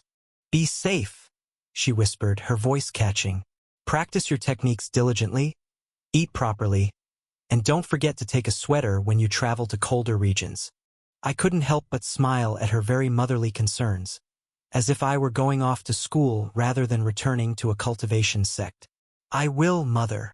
And write to us, she continued, pulling back to cup my face in her hands. I know message talismans are expensive, but surely the sect allows some correspondence. I'll send word regularly, I promised, especially once you're ready to move. Father stepped forward next, embracing me with surprising strength. We're proud of you, son, not just for your cultivation achievements, but for the man you've become. Even knowing I wasn't truly their son, their love felt real and precious. I'll continue to make you proud, I said, meaning it more than they could know. The village will miss its hero, Father said as we stepped outside. I'm no hero, I demurred. Just a cultivator doing his duty. Tell that to the children who slept with your flower trees beside their beds. Mother smiled, though her eyes remained damp. Or to Elder Wu, who's already composing a song about the immortal of Floating Reed Village. I groaned. Please tell me you're joking. I wish I were, she laughed. He was practicing verses at the well this morning. The thought of becoming part of village folklore was both amusing and slightly mortifying. In my previous life, I'd been a nobody, just another face in the crowd. Now I was apparently being immortalized in folk songs. The cultivation world truly was strange. We walked through the village toward the gathering point at the eastern gate. I became the center of attention yet again. Villagers stopped their morning chores to bow respectfully. Children looked out from behind their parents with big eyes. Several elders came up to formally thank me and wish me well on my journey. Immortal Ku, called Old Wang as he hobbled over using his walking stick. Before you go, please take this small token of our thanks. He put a small cloth-wrapped package in my hands. I unwrapped it and found a beautifully carved wooden pendant. It was a tiny version of Floating Reed Village's guardian stone, worn smooth from years of touching. This has been our village's protection symbol for hundreds of years, the old man told me. My great-grandfather carved it from the original guardian stone that once stood at our village entrance, before a great flood destroyed it. I can't take something this precious, I said, trying to give it back. You must, he insisted, closing my fingers around the pendant. It protected our ancestors, and now you have protected us. The circle goes on. This happened several more times as we continued through the village. The children gave me a woven bracelet. The herb woman offered a small pouch of special tea leaves. The beekeeper gave me a tiny jar of honey. These small gifts held great meaning to those who gave them. By the time we reached the village gate, my storage ring held a small collection of these gifts. None had cultivation value, but each represented something much more valuable, which was the real gratitude of ordinary people whose lives I had helped save. The Azure Peak team waited by the gate with the cultivators from the Yen clan and Heavenly Jade sect. All had recovered enough from the battle at the shrine. Xin Xuanyu and Zhang Wei still moved a bit stiffly, showing they still had some injuries. As I approached with my parents, Lu Chang stepped forward and bowed. Junior brother Ku, he said, we are ready to leave when you are. Thank you, senior brother Lu. I bowed back. I'll just say my final goodbyes. I turned back to my parents and suddenly couldn't find the right words. How do you say goodbye to people who love you completely, when you don't know when you'll see them again? Mother sensed what I felt. She stepped forward and hugged me tight. We raised a son who can fight monsters and protect entire villages, she whispered against my shoulder. I think we can trust you to handle a simple trip back to your sect. I laughed, and the tension broke. When you say it like that, Father joined our hug, his hands firm on my shoulders. Remember that no matter how strong you become, you always have a home with us. Cultivation realm or no cultivation realm. I know, I said. Take care of each other, and take care of my little brother or sister when they get here. We will, Mother promised, stepping back, her hand now resting on her stomach, still flat. And next time you visit, one more Ku will be here to welcome you home. I gave a final bow to my parents and the villagers, then turned to join my fellow cultivators. As we got into our traveling formation, I heard a small voice call out, Immortal Brother Ku. I looked back and saw the little girl from yesterday, the one who first asked for a flower tree. She pushed through the crowd. She held a slightly withered but still intact miniature tree in a small cup. Its white blossoms drooped a bit but remained beautiful. Will you make more trees when you come back? She asked, her eyes full of hope. I knelt down to her level and smiled.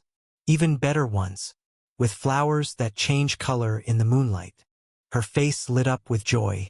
I'll take very good care of this one until then. I know you will, I said, gently touching the tiny tree with a thread of qi to give it new strength, just enough to straighten its branches. It likes when people sing to it. Plants grow better when they hear kind voices. She nodded seriously, as if I had shared the most important cultivation secret. I'll sing to it every day. Great, I said, standing up as Elder Wu cleared his throat. You'll make a fine plant cultivator someday. Enjoying the story? Show your support by reading it on the official site. The village elder was now giving a formal farewell speech, thanking all 3 cultivation groups for their help and courage. May the heavens bless your journey. Elder Wu finished, bowing deeply to us. Know that Floating Reed Village will always welcome you as honored friends. The formalities went on for some time. A person from each cultivation group gave the right responses. Lu Chang spoke for Azure Peak, Yan Li for the Imperial Clan, and Zhang Wei for Heavenly Jade Sect. Each stressed that cultivators must protect common people, but I noticed small differences in what they emphasized. Lu Chang talked about mutual responsibility, Yan Li about imperial kindness, and Zhang Wei about heavenly mandate. When the speeches ended, Justin came up with a small package wrapped in blue silk. For your trip, she said, giving it to me with a shy smile. Just some dried fruit and Mao Tai cakes I made. Thank you, I said, taking the gift. Good luck with your music training in White Sky City. I hope to hear you play again someday. Her smile grew brighter. Maybe when you visit the imperial capital. The music houses there sometimes invite good players from across the eastern continent. I'll look for your name among the performers, I promised. With that final exchange, I joined the formation of cultivators. Lu Chang gave the signal, and we headed down the eastern road. The villagers waved and called goodbyes until we went around a bend and could no longer see the village. The first hour of travel passed quietly. Each of us seemed lost in our own thoughts, processing the end of the mission in our own way. Later, Lu Chang called for a short rest at a stream crossing, so everyone could refresh themselves before we continued. The Yen clan delegation will leave us here, he announced as we gathered. Their path takes them northwest toward the capital. Yan Li stepped forward. It has been an honor to fight alongside Azure Peak's disciples. The alliance between our factions stays strong. The honor was mutual, Lu Chang replied with a respectful bow. Please give our regards to the imperial family. Yan Li nodded, then turned to me. Junior Brother Ku, your actions at the shrine were remarkable. The Yen clan recognizes true talent. If you ever visit the capital, you would be welcome in our halls. Coming from an imperial clan member, this was a big deal. I bowed deeply in response. You honor me, Senior Brother Yen. I hope to deserve such recognition. Yan Ziheng came up next. Thank you, Senior Brother Ku. I learned a lot during our short time together. I hope next time we meet, I will have broken through and become a level 2 practitioner. I know you'll break through, I smiled. I saw something like joy in his eyes at my belief in him before he nodded and stepped back. After that, the Yen clan left. The Heavenly Jade Sect will also be leaving, Lu Chang said once the Yen clan was out of sight. Their path goes east toward White Sky City. Xin Xuanyu stepped forward with much less ceremony than Yan Li. Good hunting, Azure Peak, he said simply. Try not to get killed before the next sect competition. I want a real rematch with you, Lu Chang. Looking forward to it, Lu Chang replied with a hint of a smile. Xin Xuanyu then turned to me and looked me over carefully. You're interesting, Ku Yin, he said bluntly. Not what I expected from a village-born cultivator. Keep surprising people, it helps in our world.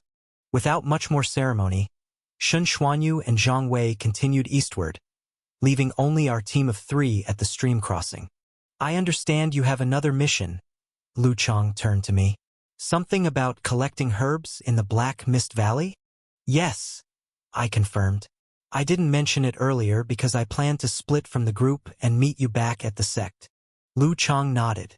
Black Mist Valley has unstable spatial fluctuations. Not a good place to go by yourself, especially after you used so much energy in combat. Before I could say I had recovered enough, he continued. So you and I talked about it and want to go with you. The Moonlit Dew flower should bloom in about 10 days, and we don't need to rush back to the sect. I thought you wanted to tell the elders about what happened at the shrine, I asked. That's why we have messenger talismans. He laughed. But before I could question how secure that method was, he added, once the other members tell their sex, it won't be a secret anymore. Everyone will talk about it. I see, I said as I carefully weighed my options. Having Lu Chang and Suyu come with me had clear benefits. Lu Chang was a powerful Qi condensation stage 9 cultivator. Few below the elemental realm could match him. His fighting skills could scare off competing harvesters from other sects who might challenge a lone outer disciple like me. But risks existed too. I had already shown more of my abilities during the shrine battle than I meant to. Being close to senior disciples for a long mission would make it hard to hide my unusual techniques. The difficulty would only increase if we ran into real danger. Then there was the matter of the reward. The sect had promised 1,000 contribution points for the Moonlit Dew Flower, which was a lot for an outer disciple. By sect rules, mission rewards got divided among the participants. Does that mean I need to split this bounty 3 ways? That seemed only fair, right? You seem unsure, junior brother Ku, Lu Chang said. The mission rewards. I began awkwardly. To my surprise, Lu Chang's expression softened. Don't worry about the contribution points. So you stepped forward. We don't want to claim your assigned rewards, junior brother. We can gather extra specimens for separate credit. The truth is, Lu Chang added, his voice unusually gentle, we feel we owe you what you did at the shrine. Many cultivators at your level would have run away. Instead, you stayed and faced Kajun directly. Without your help, I doubt any of us would be here now. So you nodded in agreement. Think of this as our way of repaying that debt. Also, she added with a rare hint of a smile, Black Mist Valley has many fire attribute herbs I've wanted to study. This gives me the perfect excuse. I studied their faces, looking for hidden motives but finding only honesty. Maybe they were curious about my abilities, but their offer seemed truly based on gratitude. Honestly, I would be stupid to refuse such powerful allies just because of paranoia. Lu Chang had already seen me channel stellar energy, a fact I couldn't change. The smarter choice would be to accept their help whilst also being careful about what additional abilities I showed. When you put it that way, I said with a smile, why not? The road to Wuchi City meandered through increasingly mountainous terrain. What began as gentle, rolling hills gradually transformed into steeper inclines and sharper drops, the path narrowing as we ascended higher into the rugged landscape. We had left floating Reed Village for 3 days already, and the Black Mist Valley, along with its incredible treasures, was becoming visible in front of us. As we packed up camp on the 4th day, Lu Chang announced, we should reach Wuchi City around midday. After that, we will have around 7 days to prepare before the full moon. Perfect timing, Suyu replied, packed and ready to go. She put out our little campfire with a wave of her hand, and the flames died down without a wisp of smoke.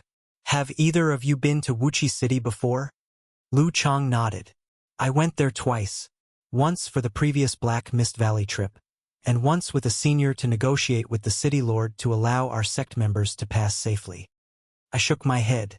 This will be my first visit. Well then, you're in for quite an experience, Lu Chang said, chuckling softly. Wuchi City is not like other cultivation towns. It exists in a state of carefully managed chaos. That's a nice way of putting it, snorted Suyu. Wuchi City is a place where schemers and hunters roam about in dangerous schemes to make some quick money. Even though she sounded judgy, it was more of a pragmatic assessment. We set off shortly after, keeping a steady pace along the mountain road. By mid-morning, the path widened again, revealing signs of more frequent travel. Packed earth, occasional stone markers, and the remnants of merchant caravans that had passed through recently. As we walked, I found myself thinking about how to spend the next few days as we waited for the flower to blossom. We were limited in what we could do to prepare, and I wanted to spend the little time we had productively. Waiting for the Genesis seed to annex the Starhaven realm could take years. A short world-walking trip wouldn't affect it significantly but could help me make tremendous progress. Master, are you really thinking of going back to the Two Suns world? Azure asked. We still have some unfinished business there, I replied mentally. Runes have increased my combat prowess more than any standard cultivation technique. Just think what gains I'll get mastering the power of the blue sun. Learning more about the blue sun could further develop your inner world. Azure agreed. Something on your mind, junior brother?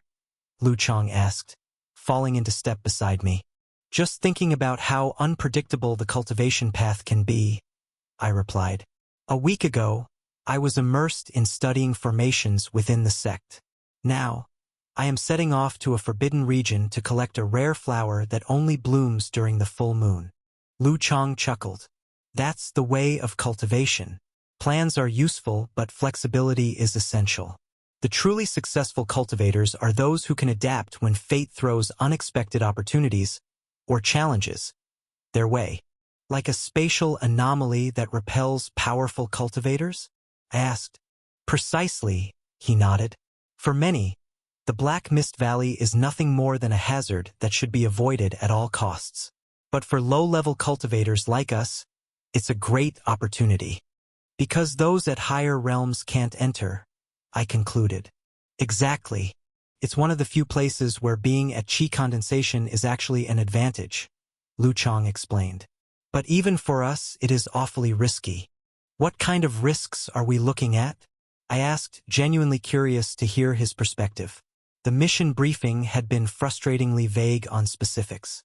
Lu Chang's expression grew more serious. The Black Mist Valley lives up to its name.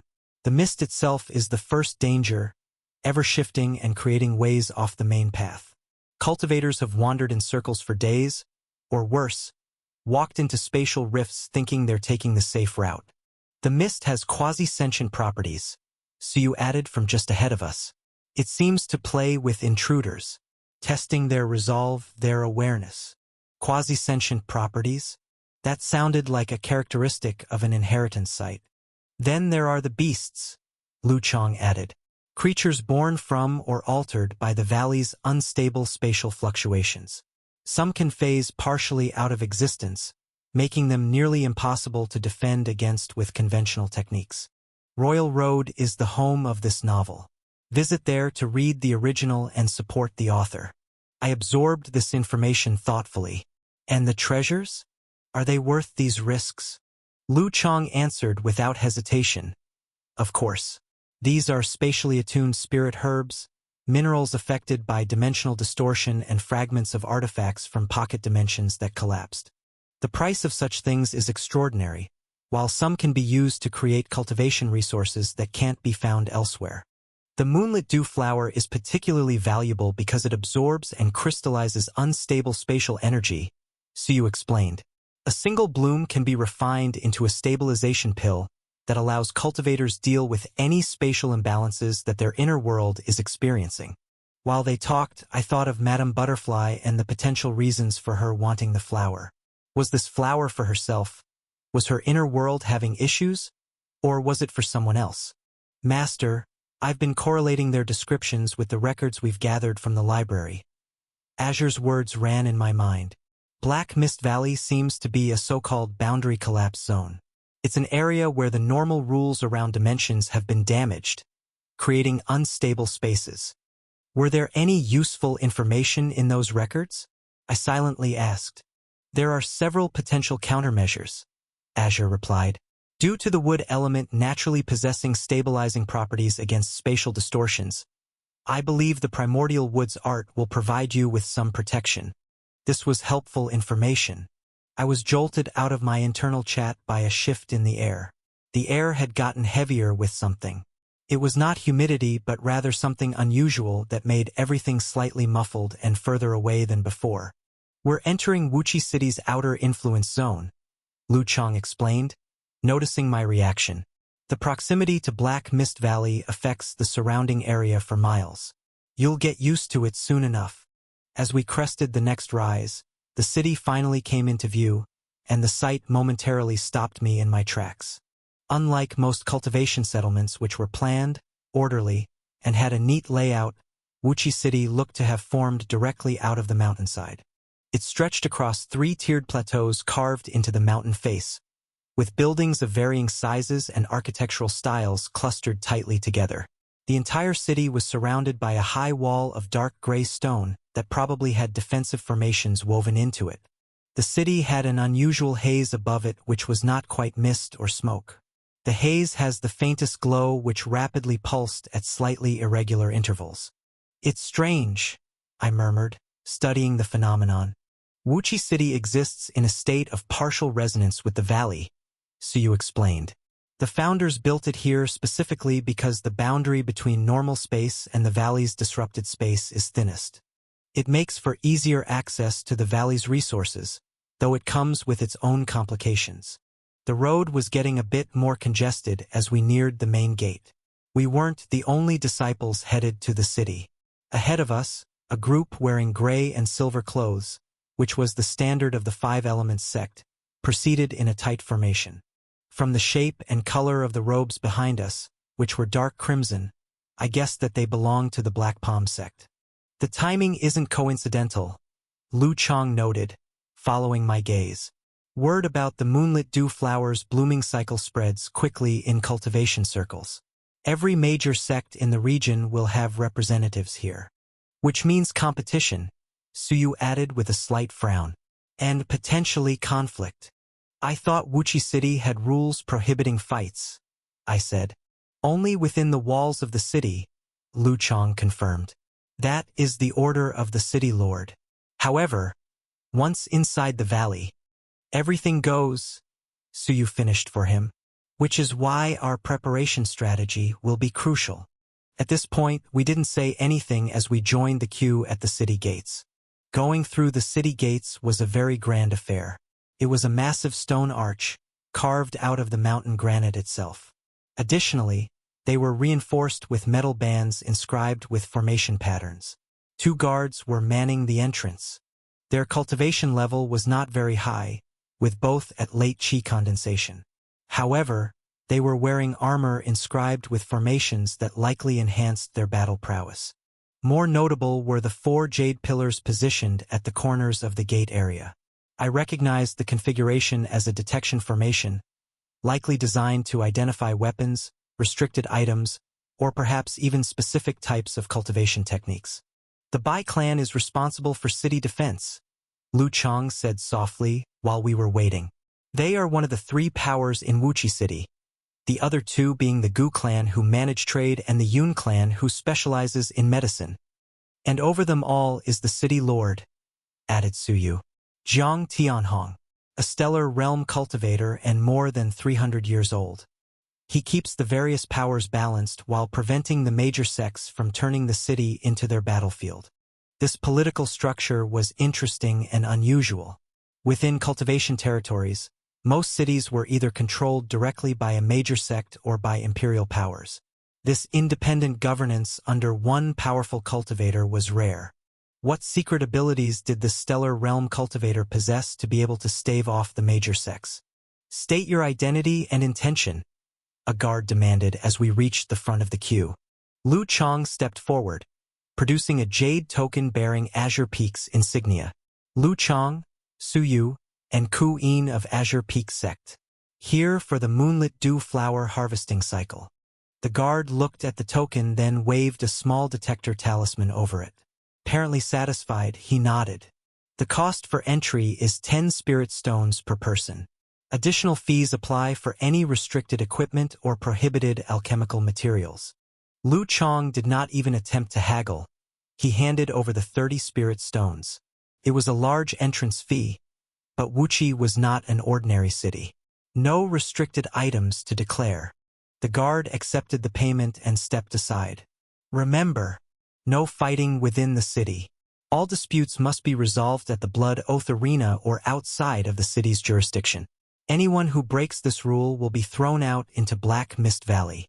"We understand," Lu Chang replied. As we entered through the gates, I felt a slight vibration sweep over me. A detection formation designed to check us more thoroughly than what would be possible by any chi condensation guard. I instinctively commanded the sons to hide themselves beneath the Genesis seed. After all, it wouldn't do well to draw attention before even stepping foot into the city. "Did you feel that?" I asked the others quietly once we were through. "The formation scan?" "Yes," Suyu nodded. Standard procedure, though more sophisticated than most city checkpoints. It's looking primarily for demonic cultivation signatures and spatial distortion artifacts. I exhaled in relief.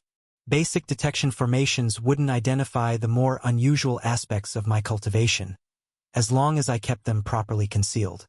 Inside the gates, Wuchi City revealed itself in all its chaotic glory.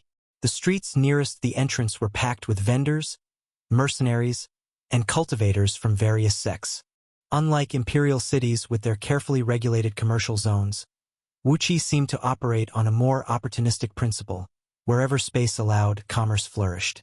The air was thick with a mixture of scents: medicinal herbs, cooking food, metal being forged, and underlying it all, a faint ozone-like quality that I attributed to the proximity of spatial disturbances. First order of business is securing lodgings, Lu Chang declared, navigating through the crowded street. During peak seasons like now, accommodations become both expensive and scarce. Does Azure Peak maintain any properties here? I asked, knowing that larger sects often kept permanent residences in strategic locations.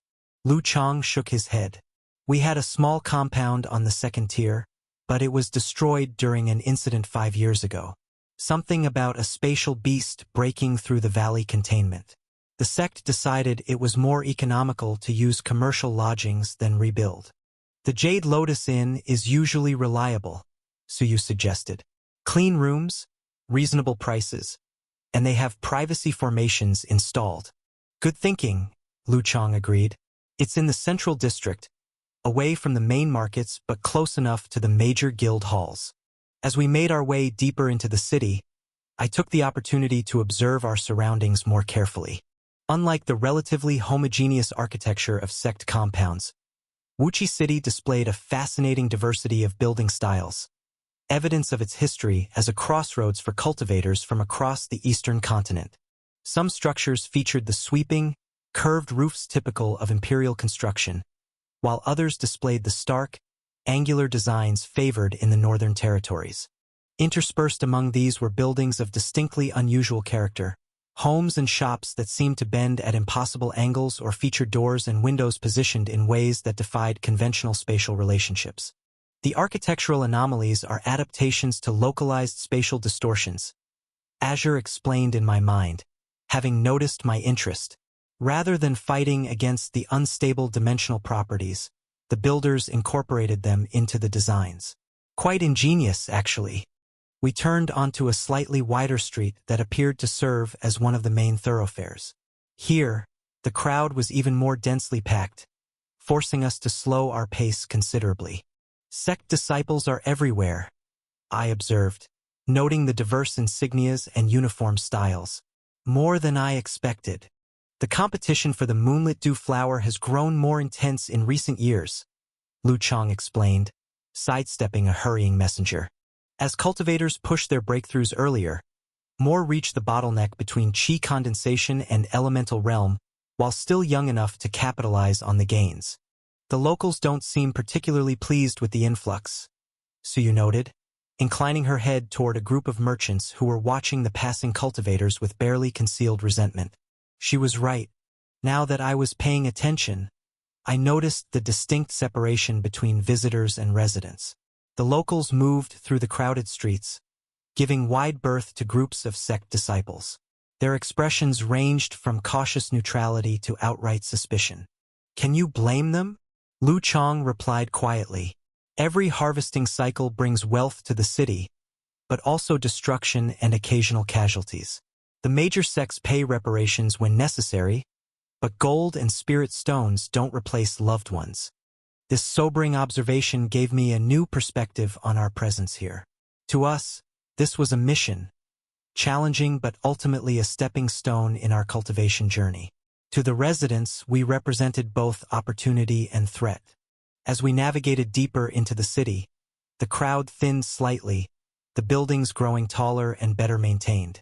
We had reached what appeared to be a more affluent district, with shops displaying higher quality goods and fewer street vendors cluttering the walkways.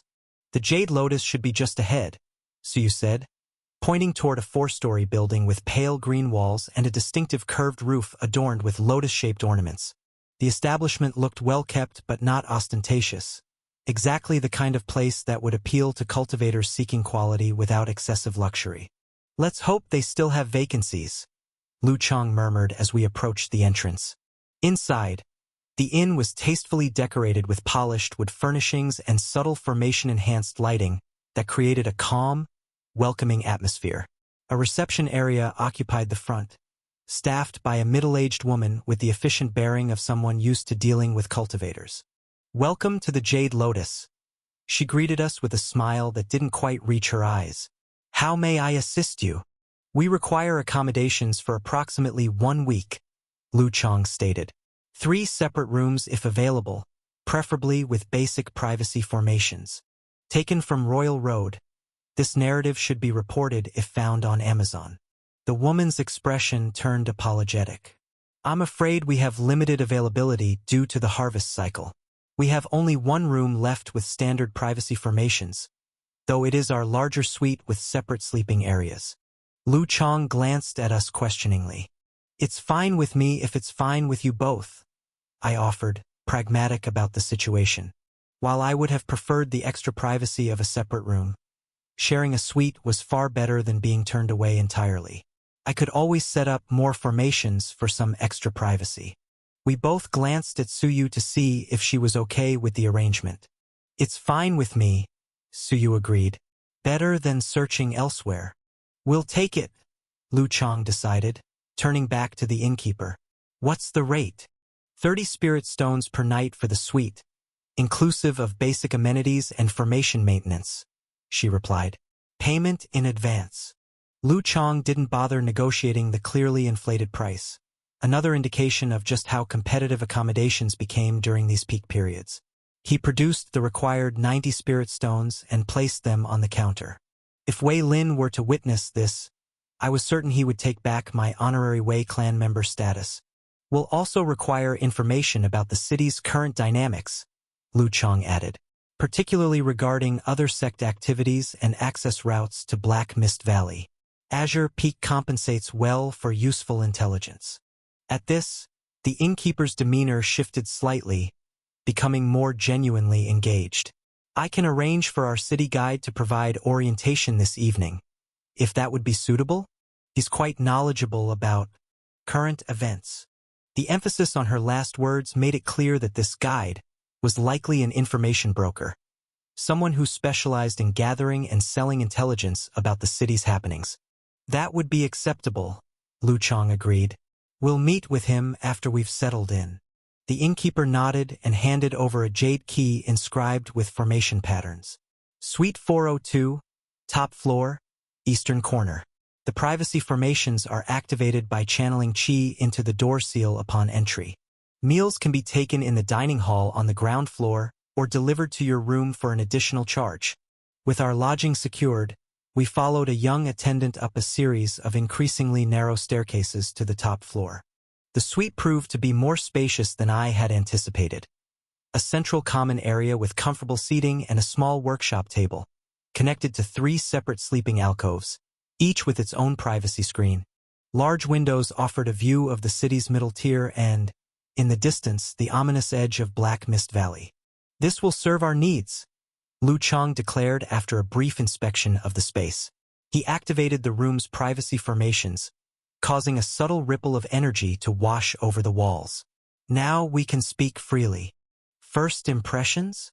Suyu asked, setting her travel pack down and stretching subtly. "The city is more crowded than my last visit," Lu Chang observed. "At least twice the number of sect disciples, possibly more arriving daily. Competition for the moonlit dewflower will be fierce. I counted representatives from at least 7 major sects just on our walk here," I added.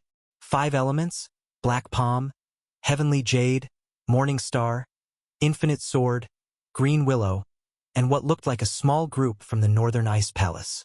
Lu Chang raised an eyebrow, looking impressed. "Good observation. The Northern Ice Palace rarely sends disciples this far south. Their presence suggests the flower's value has increased even beyond my estimation. Something I'm curious about," I said, moving away from the window to join them at the table. Why doesn't any team simply enter the valley early and camp near the flowering location? Wouldn't that give them an advantage? Lu Chang smiled at the question. A logical thought, but there's a reason no one does it. The Black Mist Valley doesn't permit such simple strategies. The mist itself is the primary barrier. Suyu explained, tracing patterns on the table with her finger. It's much stronger most of the month, nearly impenetrable. Lu Chang nodded. As the full moon approaches, the mist actually weakens significantly, allowing for entry. Right now, attempting to push through would cost tremendous energy with little benefit. The spatial fluctuations would tear apart formations, drain cultivation bases, and likely trap anyone foolish enough to try. Even if a team managed to establish a camp, Suyu added, maintaining position in the valley for days would be nearly impossible. The constant spatial shifts would eventually catch even the most careful cultivator off guard. So that's why everyone waits for the optimal window, I said. Exactly, Lu Chang confirmed. A day or two before the full moon is typically the earliest safe entry point, which is why the city fills with cultivators now. Everyone positioning themselves for when that window opens. That brings us to an important point, Lu Chang continued. Queen, this is technically your mission, so you and I volunteered to assist, but I want to be clear, we don't intend to step on your toes. This should remain your mission to lead. The statement caught me by surprise. As the youngest and lowest-ranked member of our impromptu team, I'd assumed Lu Chang would naturally take command. Thank you, Senior Brother Lu, I replied, genuinely appreciative of the gesture. I admit I wasn't expecting to lead, but I welcomed the opportunity. In truth, the prospect of leadership was both daunting and exciting. In my previous life, I'd rarely been in positions of authority. In this one, I hadn't yet had the chance to test those skills. While unfamiliar territory, it felt right somehow, a necessary step in my journey. Do you have any initial thoughts on our approach? Suyu asked. I took a moment to organize my ideas before responding. I think our best strategy might be somewhat indirect. Based on what we've seen of the competition, a direct confrontation would be unwise. Lu Chang nodded encouragingly. Go on. I propose that when we enter the valley, you two create an opportunity, perhaps a diversion or controlled conflict with other sect disciples, while I secure the flower. If possible, we should acquire something similar looking to replace it with. That way, we could potentially retrieve the flower without anyone immediately realizing it's been taken. Lu Chang's eyes glinted with approval. Substitution rather than confrontation. Clever. It plays to our strengths while minimizing unnecessary risk. It also preserves our relationship with other sects, Suyu noted.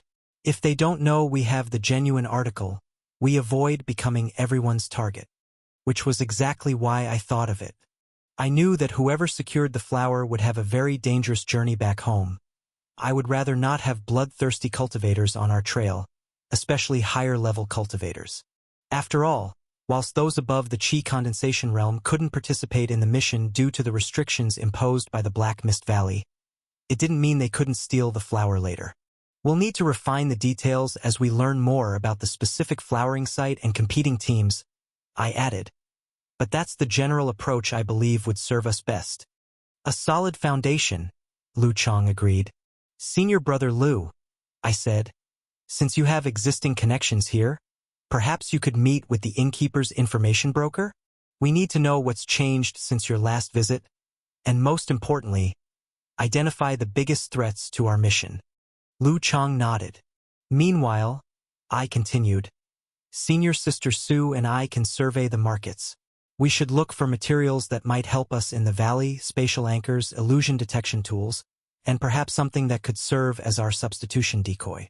The herb markets close early, Suyu reminded us, rising from her seat. We should head there first. We got to the ground floor and split up outside the inn. Lu Chang went to a tea house to meet the information broker. Suyu and I walked to the market district. The market district took up most of Wuqi City's middle tier. It was a big maze of connected streets and alleys full of shops, stalls, and trading circles. This wasn't like the neat markets in imperial cities. Here, business didn't follow any real order. You'd see herb sellers next to weaponsmiths, and formation material sellers sharing walls with food stalls. The crowd had local merchants, visiting cultivators, mercenaries for hire, and what looked like professional treasure hunters with special gear for valley trips. They all moved with urgency before the big event. "I can feel the tension," I said quietly as we walked through a crowded area. "Everyone looks on edge. Harvest cycles always bring out the worst competitive instincts," Suyu said. "Look at how different sect disciples act around each other. They keep their distance, avoid eye contact, and always keep their storage items close." She was right. I saw the careful dance happening around us. Disciples from rival sects made invisible lines between themselves, changing their paths to avoid direct meetings. When they had to meet, they used too much formality. They gave stiff bows and used exact courtesy that barely hid their real feelings. There, Suyu pointed to a section ahead where several cultivators in silver and blue robes were looking at goods at a crystal stall.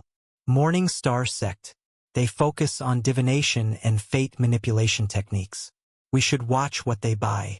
It might tell us their valley strategy. The words divination and fate manipulation made me shiver. If any cultivators could find out my secrets, it would be a high-level cultivator who knew those strange cultivation paths. Lucky for me, I was just a chi condensation cultivator. A talented one, sure, but still nothing in the big picture. Still, I casually changed our path to go near that stall. I pretended to look at goods at nearby vendors while watching the Morning Star disciples from the corner of my eye. "They're buying astral resonance crystals." I sent a spiritual message to Suyu after we passed. "I see," she nodded thoughtfully. "Those are mainly used for navigation in places with messed up natural laws. Looks like they plan to go deeper into the valley than the normal harvesting zones." That was interesting. No one knew the exact spot of the moonlit dew flower yet. Had they found it through divination, or were they just getting ready? We kept going around the market, collecting bits of info from what we saw. The 5 Elements sect people were buying lots of stability charms. Black Palm disciples focused on attack talismans. No surprise there. A lone cultivator from the Northern Ice Palace was getting what looked like illusion protection talismans. When we got to the herb section of the market, the crowd changed a bit. Here, alchemists and medicine cultivators were more common.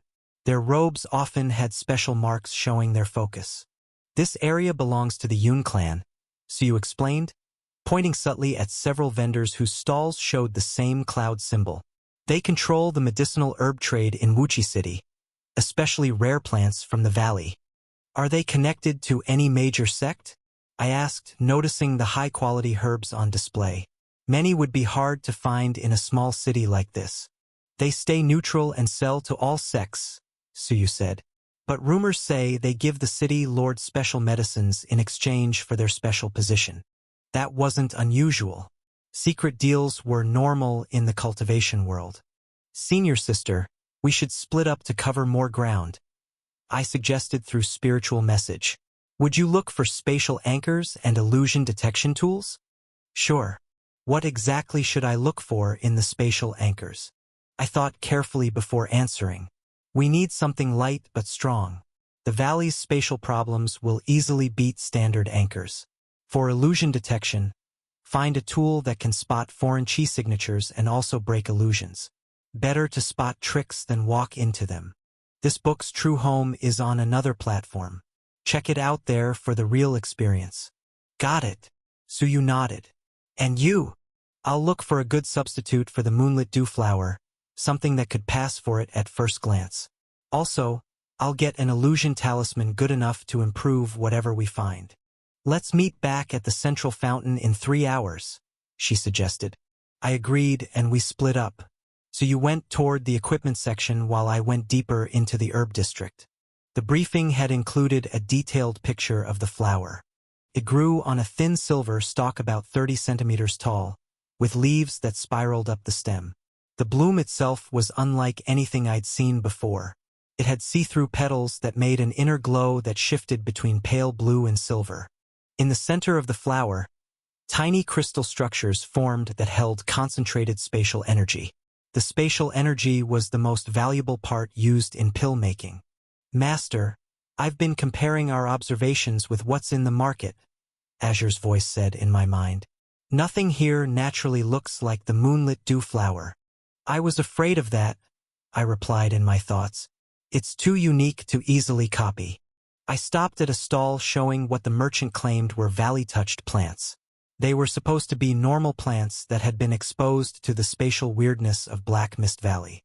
While interesting, none looked close to what we needed. What about making a good fake? Azure suggested. We could combine a base plant with formation techniques and illusion methods. The idea was good. I'd been thinking something similar, but it would need multiple parts. A good base plant, quality illusion talismans, and a formation to keep the illusion going longer than normal. It would need to fool other cultivators, at least for a while, I thought. Let me find a quiet place to think about this. I found a small tea stand at the edge of the market and ordered a cup of spirit leaf tea. I took a corner table where I could watch the market while talking more with Azure. The best base would be a flower with similar structure but simpler look, I said in my head while sipping the tea. Something we could make better rather than completely change. I agree, Azure replied. Complete illusions need more energy and are easier to spot than enhanced reality. What about the Night Lotus? It has the right structure, though its color is totally different. I thought about the Night Lotus. It was a common flower used in basic alchemy. It had a similar size and petal arrangement to the moonlit dew flower, but it was dark purple instead of clear silver. Good suggestion, but I think I could make a convincing fake using the primordial wood arts. While I wasn't good enough with plants to create the special traits of the flower that made it so valuable, it shouldn't be hard to make something that looked very similar. We could use an illusion talisman to make it show the special traits, I continued. Then use a formation to keep the illusion going. I could design a formation that combines illusion enhancement with a basic spatial fluctuation signature, Azure offered. It wouldn't hold up to close inspection by a formation master, but it could work as a quick distraction. That's all we need, I agreed. Just enough time for us to get the real flower and leave. With a clearer plan forming, I finished my tea and went back to the market. It would be easier to change an existing herb than create a new one, which is why I spent a couple hours buying different herbs that might help. Now I needed to find an illusion talisman that fit our needs. After some searching, I found a narrow shop with a simple sign showing the character for concealment. I pushed the curtain aside and went in. Behind a low counter sat a middle-aged woman with streaks of silver in her black hair, carefully painting designs on a strip of yellow paper. She didn't look up when I came in, still doing her brushwork. Close the curtain properly, she said. The draft messes up the inks. I did what she said, then walked up to the counter. The woman finished her brushstroke before finally looking up. Her eyes were a surprising shade of purple, unusual even in this world. Azure Peak, she noticed, looking at my robes. Here for the harvest, I guess? I nodded. She put down her work and stood up, moving to a locked cabinet behind her. What kind of illusion are you looking for? I have basic hiding, full visual replacement, or complete sensory options. I thought carefully. I need something that can keep a specific object illusion going for at least several hours. She unlocked the cabinet with a small key hanging around her neck. Object copying falls under mid-tier visual manifestation. She took out a small wooden box and put it on the counter, opening it to show several talismans, each with slightly different patterns. These keep fixed illusions for about 6 hours, depending on how complex the image is and the quality of the user's chi. I looked at the talismans. They were very well made. How customizable are these? I need to copy something with specific light-reflecting properties. She raised an eyebrow. Light effects need premium-grade paper and special ink components. Her fingers moved over the selection before picking one with a slightly bluish tint to the paper. This one has essence from moonglow moths. It handles light manipulation better than standard talismans. Perfect, I said, trying not to seem too eager. How much? 50 spirit stones, she replied right away. I tried not to wince at the price. Good illusion talismans were always expensive, but this was steep even by sect standards. After a few minutes of bargaining, I bought it for 40 spirit stones. Not bad, maybe I deserved the honorary Wei clan status after all. She put the talisman in a protective sleeve. To activate, focus your chi on the center symbol while picturing your desired illusion. The more detailed your mental image, the more convincing the result. For best results, keep contact with the object you're disguising. I took the sleeve and carefully put it away. Thanks for your help. Before I could leave, a hand grabbed my wrist. A word of advice, young cultivator. I slowly turned to look at her. She tilted her head a little. I've equipped many promising disciples for valley trips over the years. Not all came back. Thanks for your concern. I'll be careful. I nodded slowly as I gently broke her tight grip. Without a doubt, her cultivation was beyond the chi condensation realm. Either that, or I really needed to work more on body cultivation. One more thing, she added, lowering her voice a bit. The Holy Light sect bought similar items yesterday. Premium illusion talismans, spatial anchors, even a spirit eye. Their disciples seem really determined this cycle. This was useful info. It confirmed at least one major sect was using a similar plan to ours. But I was suspicious about why she was telling me this. Nothing good ever came free was a phrase that popped to mind. It was especially true in this world. So, the question was, what did she want in return? Thanks for the information. I only mention it because they specifically asked about Azure Peak disciples, she said with a meaningful look. Seems you might be of special interest to them. That was concerning. Why would the Holy Light sect be tracking our movements? Did they say why? I asked. No, she shook her head. But their manner suggested it wasn't friendly interest. Watch your back, Azure Peak disciple. While I do appreciate the warning, I said carefully, I don't exactly see how that benefits you. The unspoken question hung in the air, but the lady turned her attention back to the strips of paper. Clearly, the conversation was over. With a sigh, I left the shop with lots on my mind. Had news of our fight with Kujun somehow reached the Holy Light sect? Or was there some other reason they were interested in our team? Or were they interested in the young cultivator who just happened to successfully cultivate the World Tree Sutra?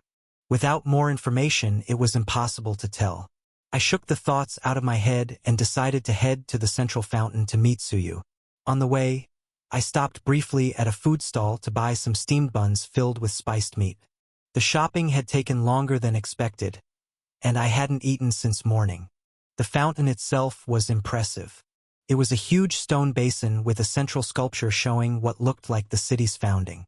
Water flowed from various points in the sculpture, creating patterns that kind of resembled the spatial fluctuations visible in the distant mist above the valley. Suyu was already waiting, her face calm as she scanned the crowd. When she saw me, she gave a tiny nod. Any luck? I asked through spiritual message as I joined her. Mixed results, she replied. I got 4 high-quality spatial anchors. They should handle the valley's fluctuations better than standard ones. She discreetly showed me small, metal devices shaped like long pyramids, each carved with complex formation patterns. They're designed to create a stable zone about 2 meters across. Not big, but enough for emergency stabilization if needed. Great, I nodded. And the illusion detection tools? Her expression tightened a little. Less luck there. Most vendors were sold out. The Morning Star sect bought nearly everything yesterday. I managed to get 1 detection medallion, but it's only moderately sensitive. She showed me a small jade disc with a spiral pattern etched into its surface. It will heat up when exposed to illusion techniques, but it won't identify the specific type or source. Better than nothing, I said. It was no surprise our competitors were buying out the useful resources. We'll need to rely more on our own senses and judgment.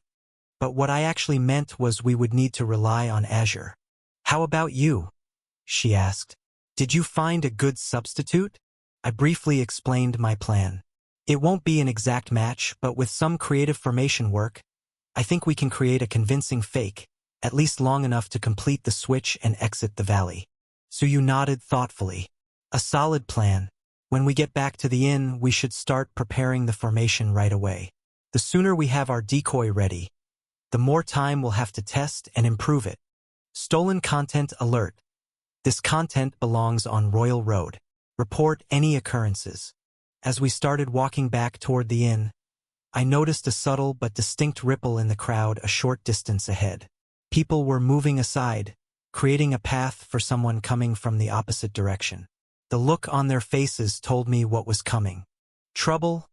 Suyu murmured, having noticed the same thing. Black Palm disciples. Sure enough, coming through the parting crowd was a group of 4 cultivators wearing the dark crimson robes of the Black Palm sect. Unlike regular disciples, these robes had black trim with special insignias that marked them as inner disciples. They moved with the confident arrogance of people used to being feared, barely noticing the cultivators who quickly stepped out of their way. In the center walked a broad-shouldered young man whose right arm looked noticeably bigger and darker than his left. Probably a side effect of the sect's signature cultivation technique, the Black Palm Desolation Art. Lu Feng, Suyu whispered, inner disciple of the Black Palm sect. 9th stage Qi condensation. I wasn't familiar with the name, so Suyu filled me in. Lu Feng had a reputation for brutality even by Black Palm standards. He was known for crippling opponents rather than killing them outright. It was a way to make them suffer before delivering the final blow. Not unusual for a member of a demonic sect. Should we avoid them? I asked, figuring out the easiest path to slip away unnoticed. I had no intention of drawing any attention during this mission, especially not before it even began. But before Suyu could answer, Lu Feng's group suddenly stopped. The Black Palm disciples' gaze had fixed on something or someone further down the street.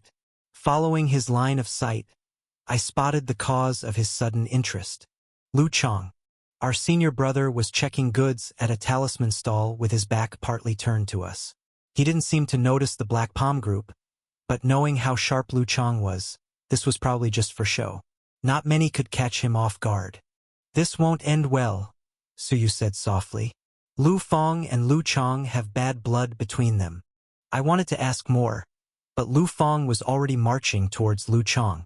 His followers spread out behind him like a formation. People scattered from their path, feeling the brewing storm. Lu Chang of Azure Peak, Lu Feng called out. His voice carried across the market. Still buying trash talismans? Your sect must be poorer than I thought. Lu Chang turned around slowly. His face revealed nothing as he faced the Black Palm disciple. Lu Feng, I heard Black Palm was sending people for the harvest. Though I admit, I expected someone of higher caliber. The insult was wrapped in such a polite tone that the people around us took a moment to react. Then whispers spread through the crowd, causing Lu Feng's face to darken, and his strange right hand to clench. Have you really forgotten our last meeting? Lu Feng growled, taking a step forward. The scars on your back should remind you. Some things are too small to remember, Lu Chang answered, though I do recall someone running away with their tail between their legs. The air grew thick with tension. Suyu and I edged closer, trying not to draw attention while getting close enough to help if needed. Hope they don't start fighting here, I whispered. Watch but stay back, Suyu replied. This is politics. How Lu Chang handles this will set our standing for the whole harvest. Lu Feng stepped even closer, stopping just out of striking range. Always hiding behind clever words when your skills fail you, he sneered. Do your new teammates know the truth about the great inner disciple of Azure Peak? At this, Lu Chang's expression shifted ever so slightly, a barely perceptible hardening around the eyes that most would miss, but that signaled genuine irritation. Speak plainly if you have something to say, Lu Chang said. Or is making vague hints all you can do now? Lu Feng bared his teeth in what might pass for a smile. Fine. Truth it is. He looked around at the watchers. 1 year ago, Lu Chang challenged me to a duel in the northern border territory. He lost badly, and would have suffered permanent cultivation damage had his senior brothers not intervened. Whispers erupted through the crowd. If true, This would hurt Lu Chang's reputation badly. Cultivators took the result of duels seriously, which probably explained why some were crazy enough to use techniques that sacrificed their lifespan just to get a competitive edge. An action they usually regret later on their cultivation journey. Is that true? I asked Suyu quietly. Lu Chang was powerful, and if someone could almost cripple him, then that didn't bode well for our mission. A bunch of half-truths, she whispered. They fought, but it wasn't that simple. Lu Chang stayed unnervingly calm. What an interesting story, he said. Creative, but you forgot some important details. Like the 3 Black Palm disciples who happened to help you when you started losing. Lu Fang looked uncomfortable for a second before his face twisted into a scowl. Those who lose always have excuses. Not excuses. Facts, Lu Chang corrected. But this isn't the time or place to argue about old fights. We all need to prepare for the valley. For once you're not wrong, Lu Fang agreed, his voice suddenly pleasant, which somehow felt even more threatening. I look forward to seeing how Azure Peak fares in the valley depths. With no senior brothers to save you this time. The threat hung in the air. From the murmurs around us, everyone understood. Lu Chang just tilted his head slightly, neither accepting the challenge nor backing down. We all face the valley's trials according to our strength, he said calmly. May you find what you deserve there, Lu Fang. The ominous tone must have got to him because for a moment, Lu Fang looked ready to attack despite the city laws. His oversized hand tensed and dark chi gathered around it before he visibly forced himself to stop. Until the valley, he said coldly. He shot one last hateful look at the crowd, then turned away. His followers fell in line behind him as he left. The crowd broke apart. People started talking again, but now they were just gossiping about what they'd just seen. Suyu and I approached Lu Chang, who greeted us with a slight nod. You heard all of that? He asked. Enough, Suyu said, looking a little worried. Will it cause any problems? Lu Chang thought for a moment. Not problems, just complications. Lu Fang will target me in the valley. We just need to adjust our plans. I looked around at the cultivators from other sects who were still watching us, then nodded toward a nearby tea house. We should talk somewhere private. I think we all have a lot to share. We returned to our suite after spending the entire day at the markets gathering intel. The main room was big enough with a low table and some comfy seats. Make yourselves comfortable, Lu Chang said when we walked in. I'll order some food. Don't know about you two, but I am tired of eating rations. Suyu nodded and looked at the 3 sleeping spots that connected to the central area. If it's okay with you boys, I'll take this one, she said, pointing to the alcove on the right.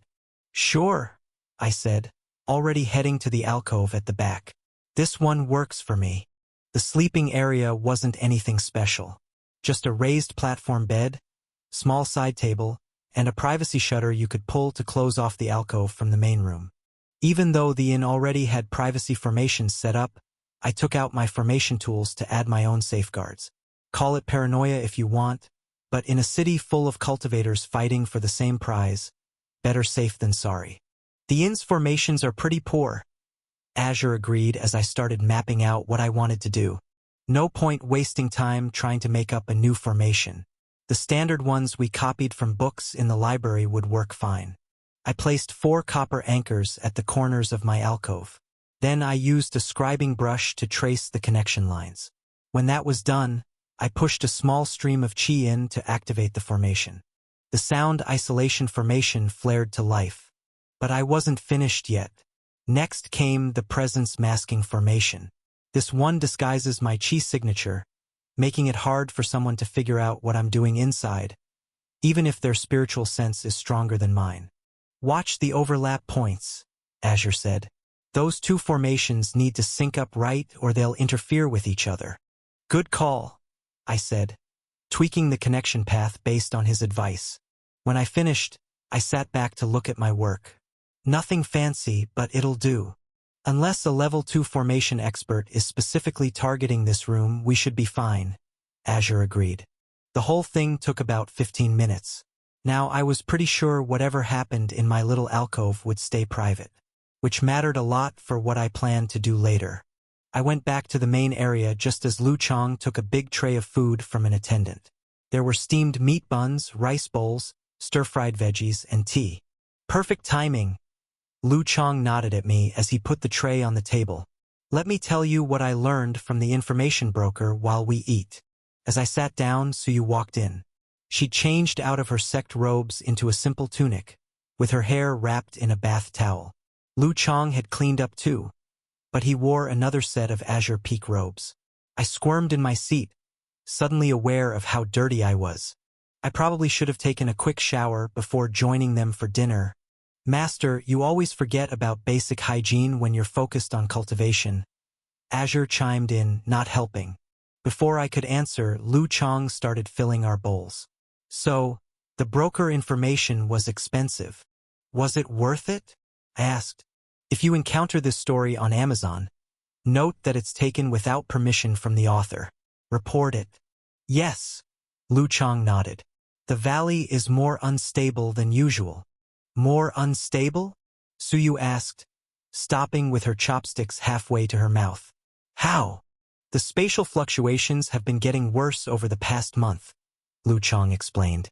Usually the mist starts to weaken 3 days before the full moon, but the broker says the thinning has already started. That might explain why everyone in the city is so on edge, I said through a mouthful of steamed bun. I think so, Lu Chang agreed. Word is that some sects including Black Palm and Holy Light have already sent scouts to test the boundaries. Anyone die? Suyu asked, raising an eyebrow. 3 confirmed so far, Lu Chang frowned. 2 from smaller sects never came back. The 3rd was from Holy Light sect. He made it back but suffered bad spatial displacement.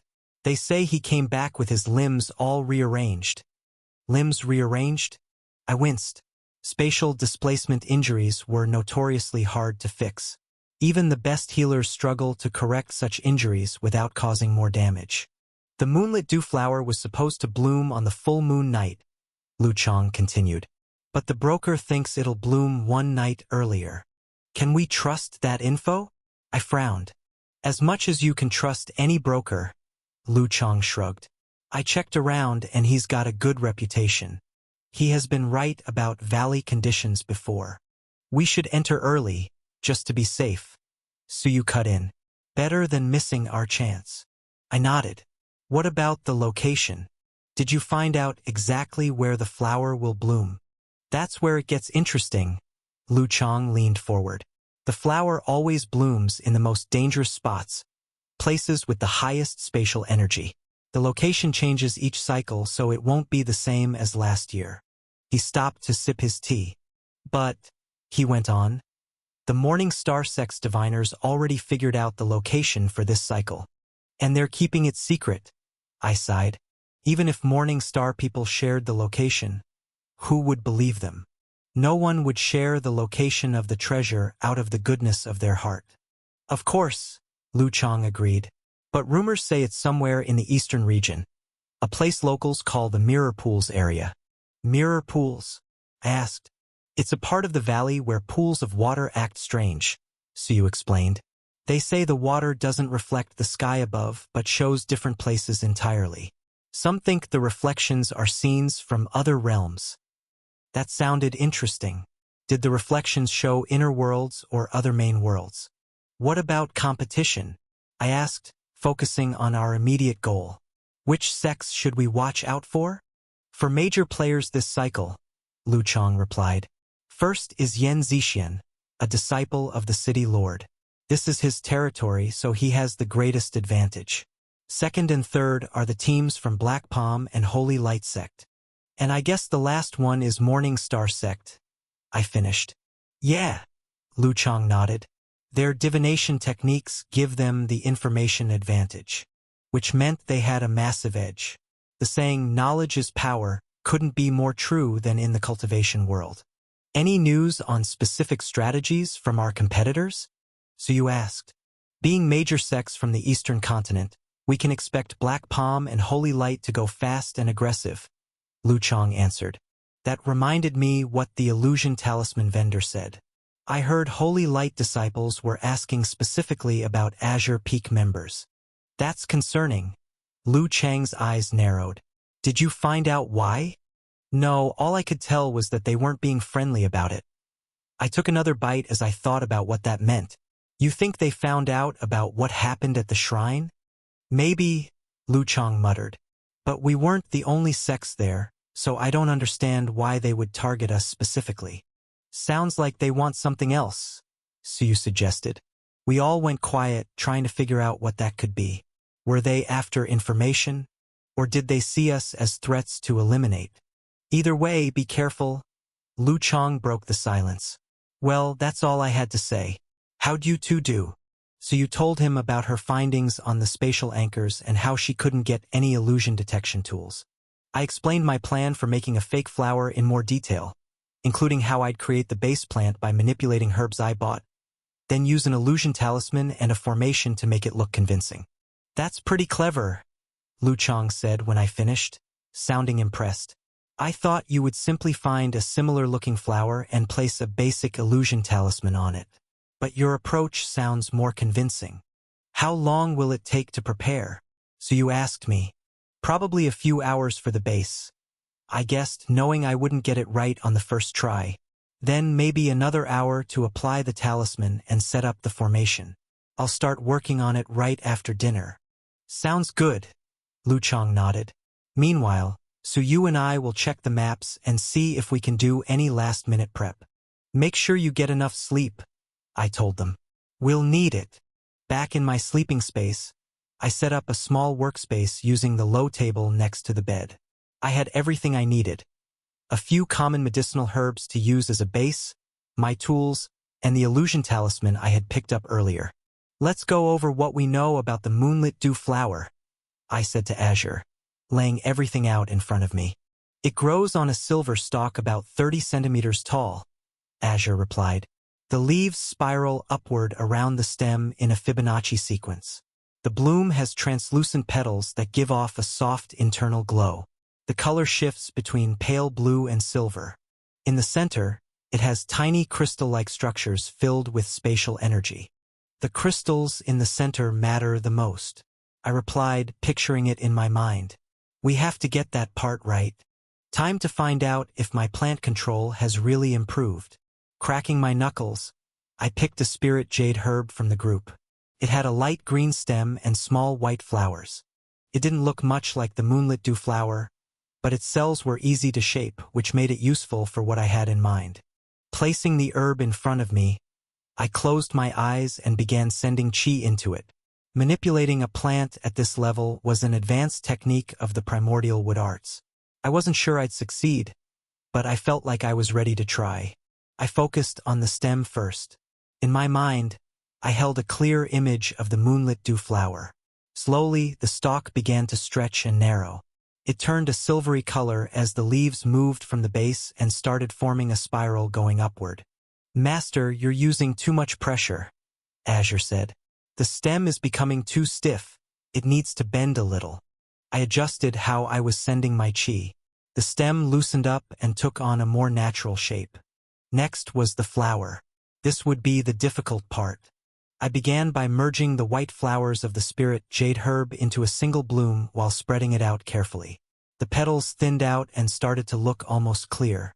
Their edges began to curl slightly, forming the pattern I wanted. Better, Azure said. But the way the petals overlap near the base is still a little off. I adjusted them, keeping my focus tight. I could feel sweat forming on my forehead. This kind of fine control was draining both mentally and physically. After about 30 minutes, I let go and opened my eyes to see what I had made. It wasn't terrible, but it wasn't convincing either. The stem looked about right, and the leaves were placed correctly. But the flower didn't look natural, it looked artificial. The petals were too even, too perfect. There was no sign of that soft inner glow the real flower had. Not bad for a first try, Azure said. This narrative has been purloined without the author's approval. Report any appearances on Amazon. It is pretty bad, I replied, setting it aside. Let's go again. This time I focused on the inside of the flower. I tried creating thin channels in the petals that could catch light and make it glow faintly. The result looked closer to the real thing, but the stem had become too weak and curved unnaturally. "You're putting too much energy into one part," Azure said. "Try thinking of it as a whole, not just pieces." He was right. I had been treating it like a list of tasks, not a single living thing. For the third try, I changed my method. I started by filling the spirit jade herb evenly with chi. Once that was done, I reshaped it all at once, working from the inside out. The outcome was better. The proportions looked more natural. But the color still wasn't quite right, and the glow didn't catch the light the way it should. I sighed and moved on to the fourth attempt. This time, I used a night lotus. It naturally glowed, though its color was too dark. I slowly changed its pigment, shifting it from deep purple to a light silver blue. Then I reshaped the stem and leaves while keeping the cells responsible for the glow intact. This version was a clear step forward. From a distance, it looked like the moonlit dew flower. Up close, the glow still didn't feel right, and the center crystals weren't believable. "Much better," Azure said. "One more good try and the talisman should make it work." I nodded and reached for another night lotus. This time, I focused on creating a solid base. I wouldn't try to make it perfect with shaping alone. The illusion would handle the final details. I called on everything I had learned so far. The night lotus naturally stored spirit energy in its cells, so I moved that energy around to form a gentle glow, mimicking the characteristic glow of the moonlit dew flowers. For the crystals, I changed the sap at the center into a semi-crystalline form.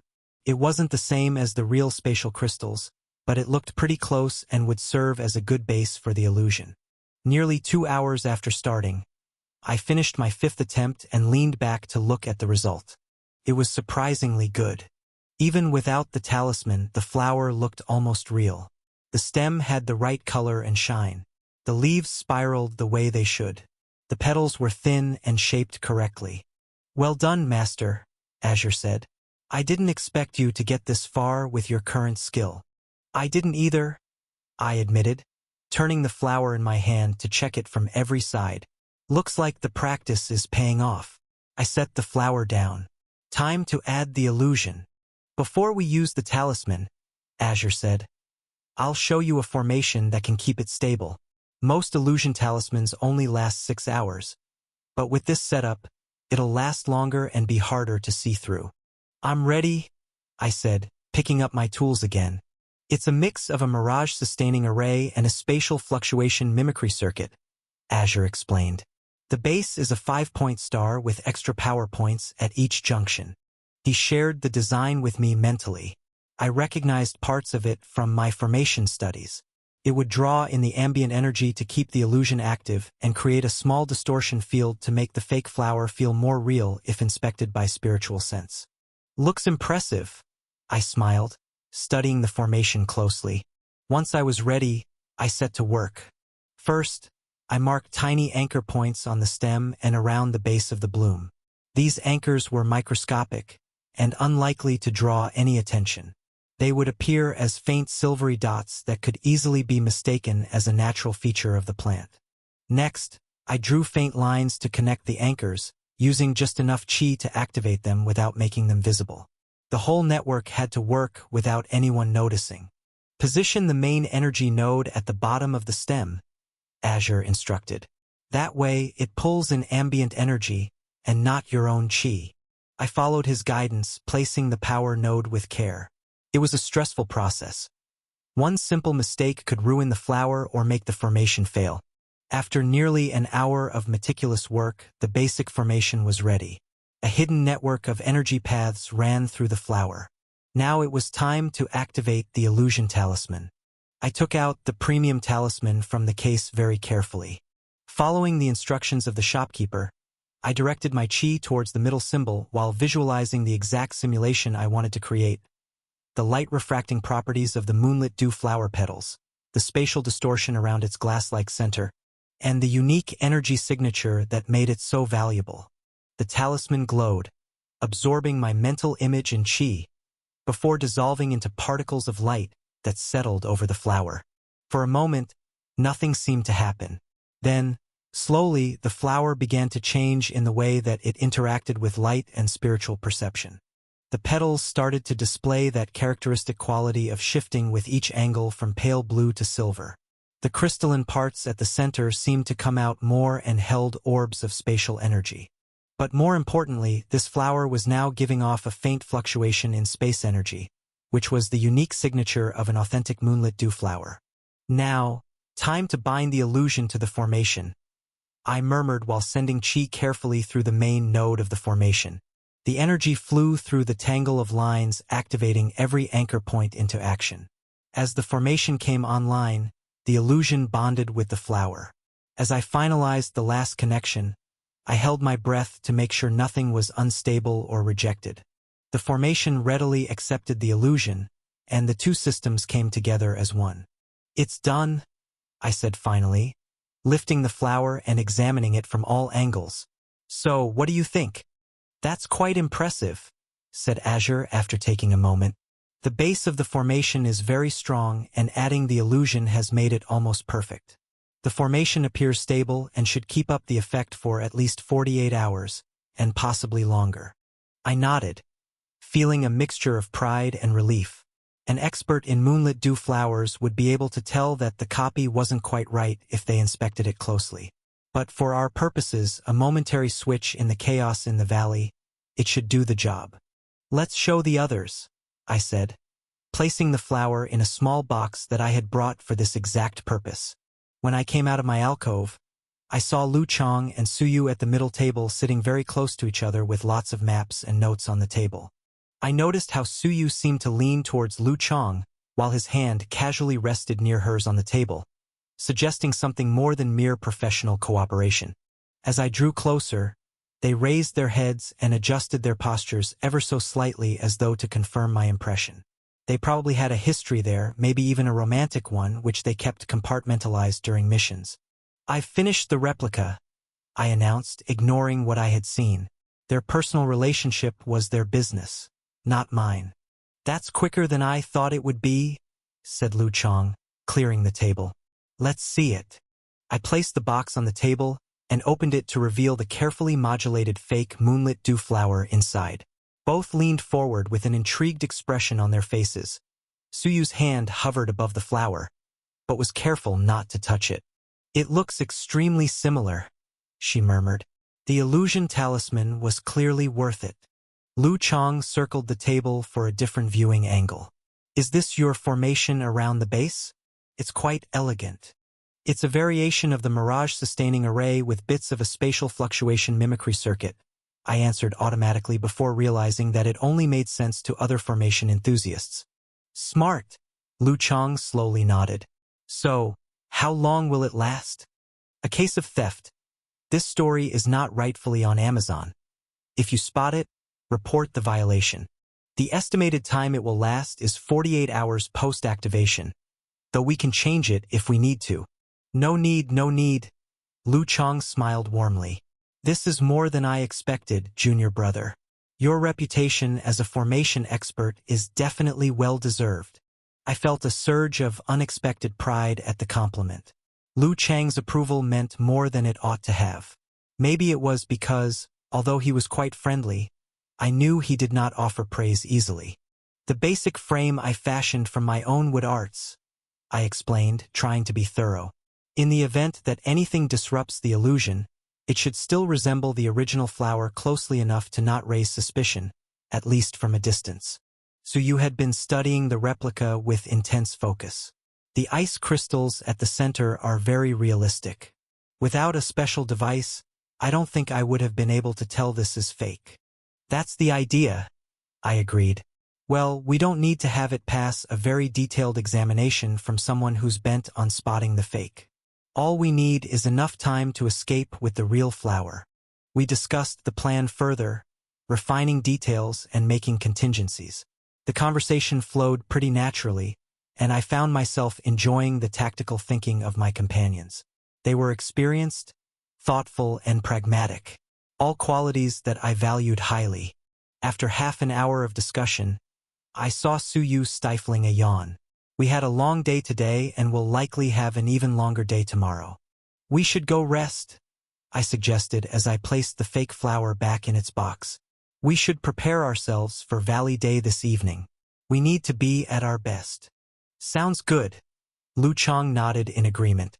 We'll wrap things up in the morning and spend the day gathering any last-minute intel from the city. I picked up our decoy box and nodded to the two of them. Good night, then. And good job today. I smiled at them. With your help, I feel quite confident in our chances. Back in my little enclave, I had reactivated my privacy formations and sat on my bed. I thought back to what I had witnessed when I first walked in. It made sense, of course. Lu Chang, Su Yu and Chu Feng had been a team for quite some time, maybe years. And now that Chu Feng was dead, it only made sense that the two of them would draw closer. This sort of thing happens all the time. Traumatizing events strengthen existing bonds. You seem deep in thought, Master, Azure observed. Just wondering, I replied. Their relationship isn't surprising, just an aspect I hadn't really thought about before. Is it going to get in the way of our mission? Not at all. If anything, it will make them more dependable. People who protect those they care about are often more focused, more determined to see their group succeed. I felt a twinge of something, not envy or jealousy, but maybe more just recognition of my own isolation. I have made more contacts with others, but I am still fundamentally alone in many ways. But I pushed those thoughts away. I had a mission to focus on. So, what's next? Azure asked. You should probably rest before tomorrow. Rest? I echoed. We've still got at least 12 hours before we need to get up again. We have plenty of time for a detour to the Two Suns world. Azure paused to consider. The time ratio is approximately 7:20 to 1, so 2 months there would be about 2 hours here. Still, there are risks. Your previous visits to that world have been eventful. I chuckled at the understatement. That's one way of describing being dropped into the middle of a village raid. I sat down on the bed, breathing slowing down and consciousness taking a back seat while I transitioned into a comfortable meditation posture. First, let's secure the suns. I don't want any energy leakage when I arrive. Dying at Vyara's hand at the beginning of the loop got old pretty fast. My consciousness shifted as I entered my inner world. On either side of the Genesis seed were 2 suns, one red and one blue. I focused hard and directed both suns under the canopy, so that their energy signatures would become hidden. With that, I reached out to the 2 suns world and sought the familiar tugging sensation that was a hallmark of connectivity. There was always a pull at the fringes of my awareness, like a string tied to me at my soul and stretching through the dimensions. I found it, I murmured to Azure internally. I'll follow the connection. I grasped it firmly with my consciousness and pulled. The transition was disorienting, as always, a sensation of falling, of being stretched out across an impossible distance, and then sudden compressed into another body. I opened my eyes, expecting to see myself back in the village, defending against the raiders. What I saw instead rocked me. I was seated on a meditation platform in a chamber that appeared to be partly destroyed. The ceiling had collapsed in one corner, with debris all over the floor. The walls that remained standing were scorched with blast marks, and the air was thick with dust and the acrid scent of burnt materials. Shouts and explosions echoed from somewhere nearby, accompanied by the distinctive crackle of runic energy being discharged in combat. I wasn't in the village at all. I was in what appeared to be the Red Sun Academy, and it was currently under attack. What the hell? I whispered, quickly getting to my feet. This wasn't right. Every other time I'd traveled to the Two Suns world, I'd found myself back at the beginning of the loop, dodging an arrow aimed at my head. It was the same nightmare on repeat, just with me making different choices each time. But now, I was exactly where I'd left off, in the Red Sun Academy during what appeared to be a full-scale invasion by the Lightweavers. Azure, I called mentally. What's happening? Why didn't the loop reset? It seems the conditions of your departure may have altered the loop's mechanics. Unlike previous iterations where you died, this time you chose to leave voluntarily. Perhaps that created a checkpoint of sorts. I ducked as a distant explosion sent tremors through the chamber, dislodging chunks of crystal from what remained of the ceiling. So, because I didn't die last time, I get to pick up where I left off? I frowned, moving toward a partially collapsed doorway.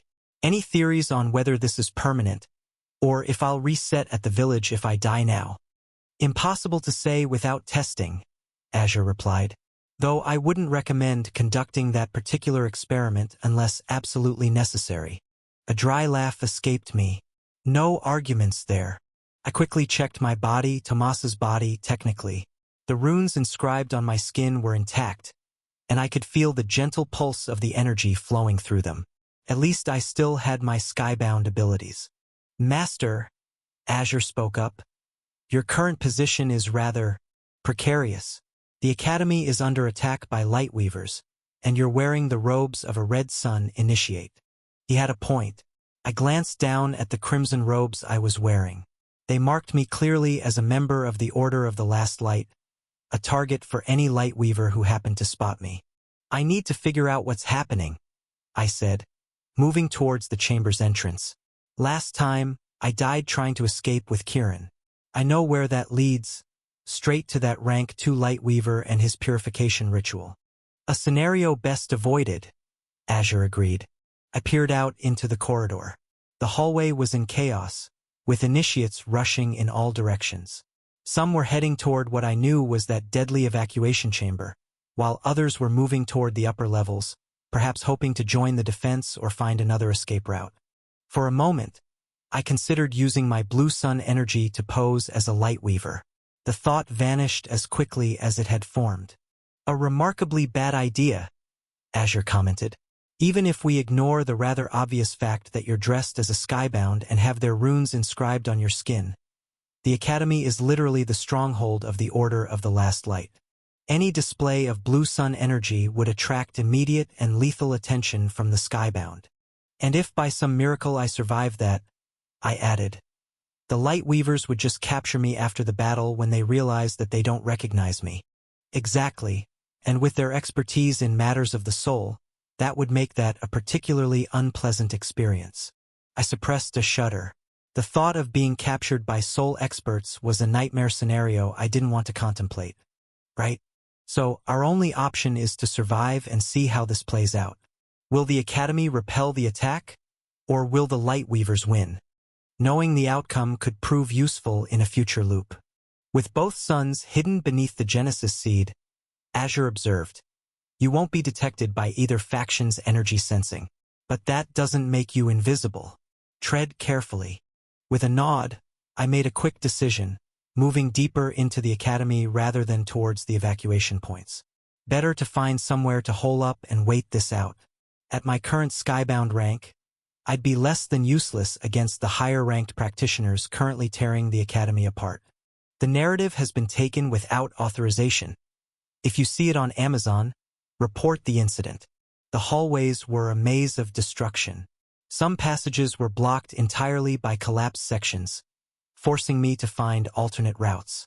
Occasionally, I'd pass the bodies of fallen skybound initiates or Academy staff, collateral damage in a war they likely barely understood. I turned a corner and nearly collided with a group of 5 initiates heading in the opposite direction. They stumbled back, startled, then relaxed slightly upon seeing my red robes. You, the tallest of them, a muscular boy with burn scars covering the left side of his face, pointed at me. Why aren't you at the evacuation point? Senior Sister Min ordered all rank 1 disciples to gather there for protection. I schooled my expression into one of confused urgency. I was separated from my group when part of the eastern wing collapsed. Is that still the plan? I heard rumors that the evacuation chambers had been compromised. The 5 exchanged nervous glances. What rumors? Asked a girl, bringing her hand towards a jade hairpin that looked suspiciously like a defensive artifact. Who told you that? I overheard 2 seniors discussing it. I lied. Something about Lightweavers already infiltrating the lower levels. They were sending messengers to redirect everyone to the armory instead. The scarred boy frowned. That doesn't make sense. The armory's defenses aren't designed to shelter initiates. I'm just repeating what I heard, I said with a helpless shrug. I was trying to find someone who could confirm before I headed in either direction. Their suspicions visibly eased. I wasn't challenging their intended path, just seeking information like any confused initiate might during a crisis. We should stick with the original plan, the scarred boy decided. Senior Sister Min wouldn't have sent us there if it wasn't safe. I nodded as if accepting his wisdom. You're probably right. I'll follow you then. Come on, he gestured, turning to continue down the corridor. As they moved ahead, I silently activated the Shroud Rune to conceal my Red Sun energy signature before activating Blink Step, disappearing from their sight as I shot down a side passage. By the time they realized I was gone, I was already 3 corridors away, moving in the opposite direction. A wise choice, Azure commented, though I'm concerned that you've just sent them to their deaths in that chamber. I grimaced, feeling a twinge of guilt.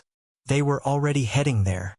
I couldn't have convinced them otherwise without raising suspicions. Besides, who's to say the massacre plays out the same way this time?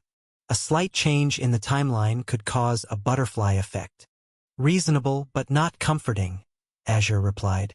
I moved stealthily through the Academy's damaged hallways, avoiding the main thoroughfares where groups of Skybound might be organizing.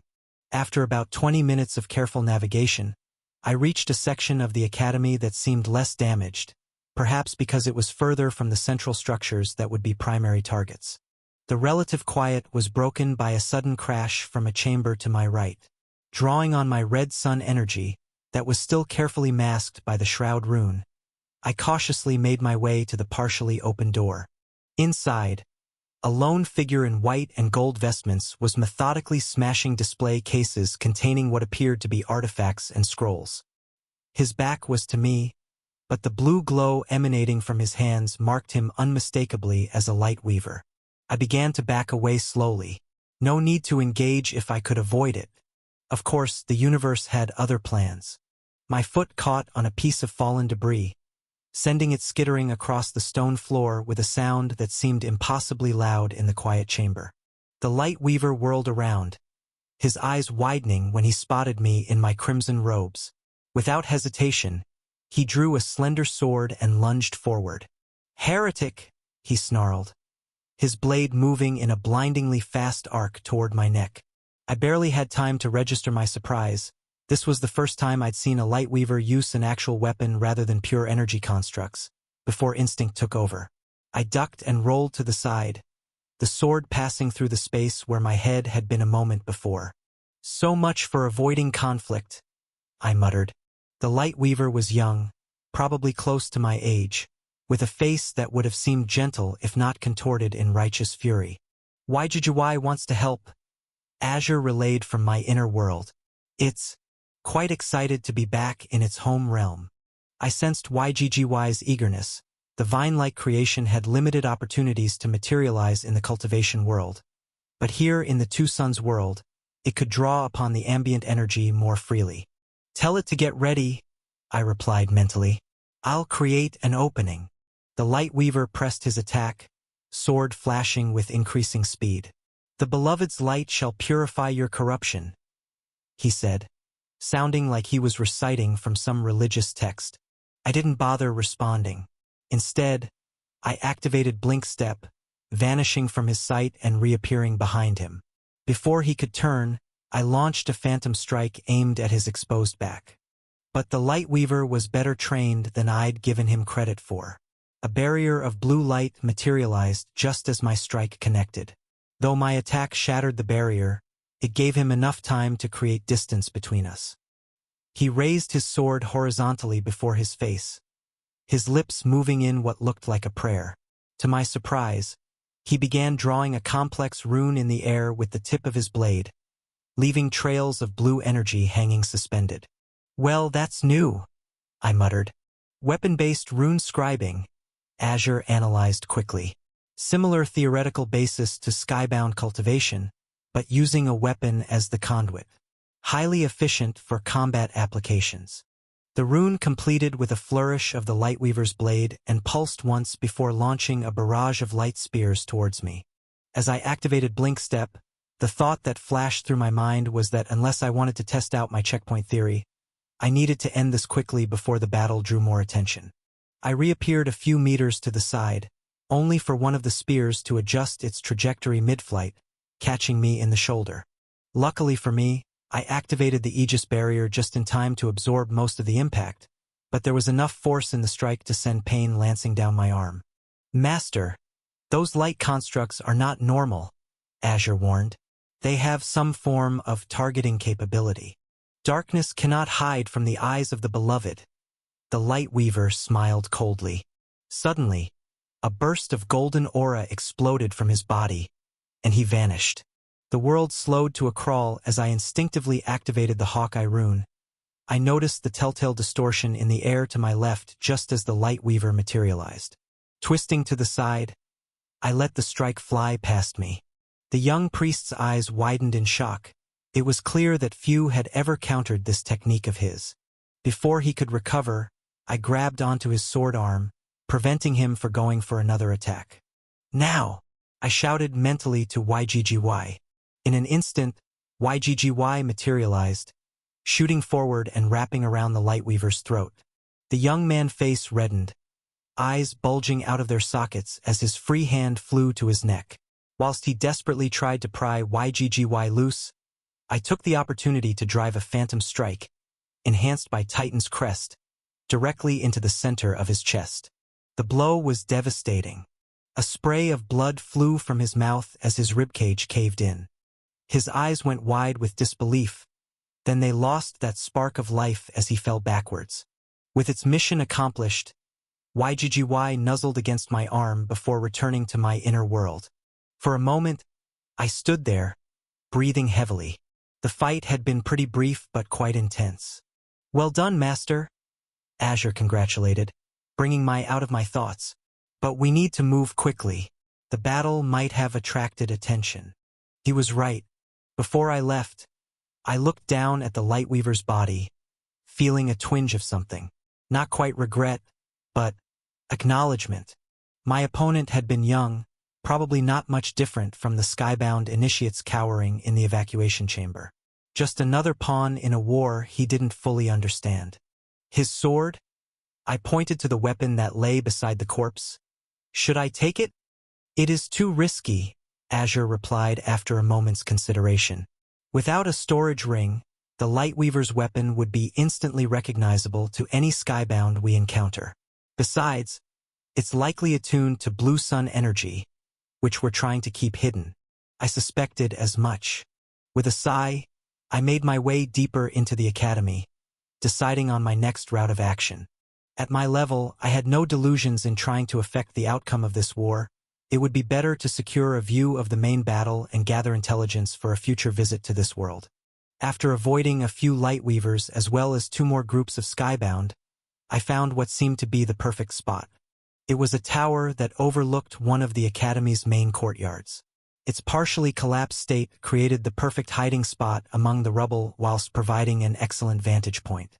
I carefully climbed the unstable structure, and when I reached a suitable spot, I settled in. From my elevated position, I could see much of the battle raging across the academy grounds. The sky was filled with clashing energies as higher-ranked practitioners from both sides engaged in aerial combat. A particularly intense duel between what appeared to be a rank 5 skybound and a similarly powerful Lightweaver drew my attention. It's like watching gods wage war, I murmured. Gods driven mad by their respective suns, Azure replied. Look at their expressions. He was right. Even from this distance, I could see the unhinged look on their faces.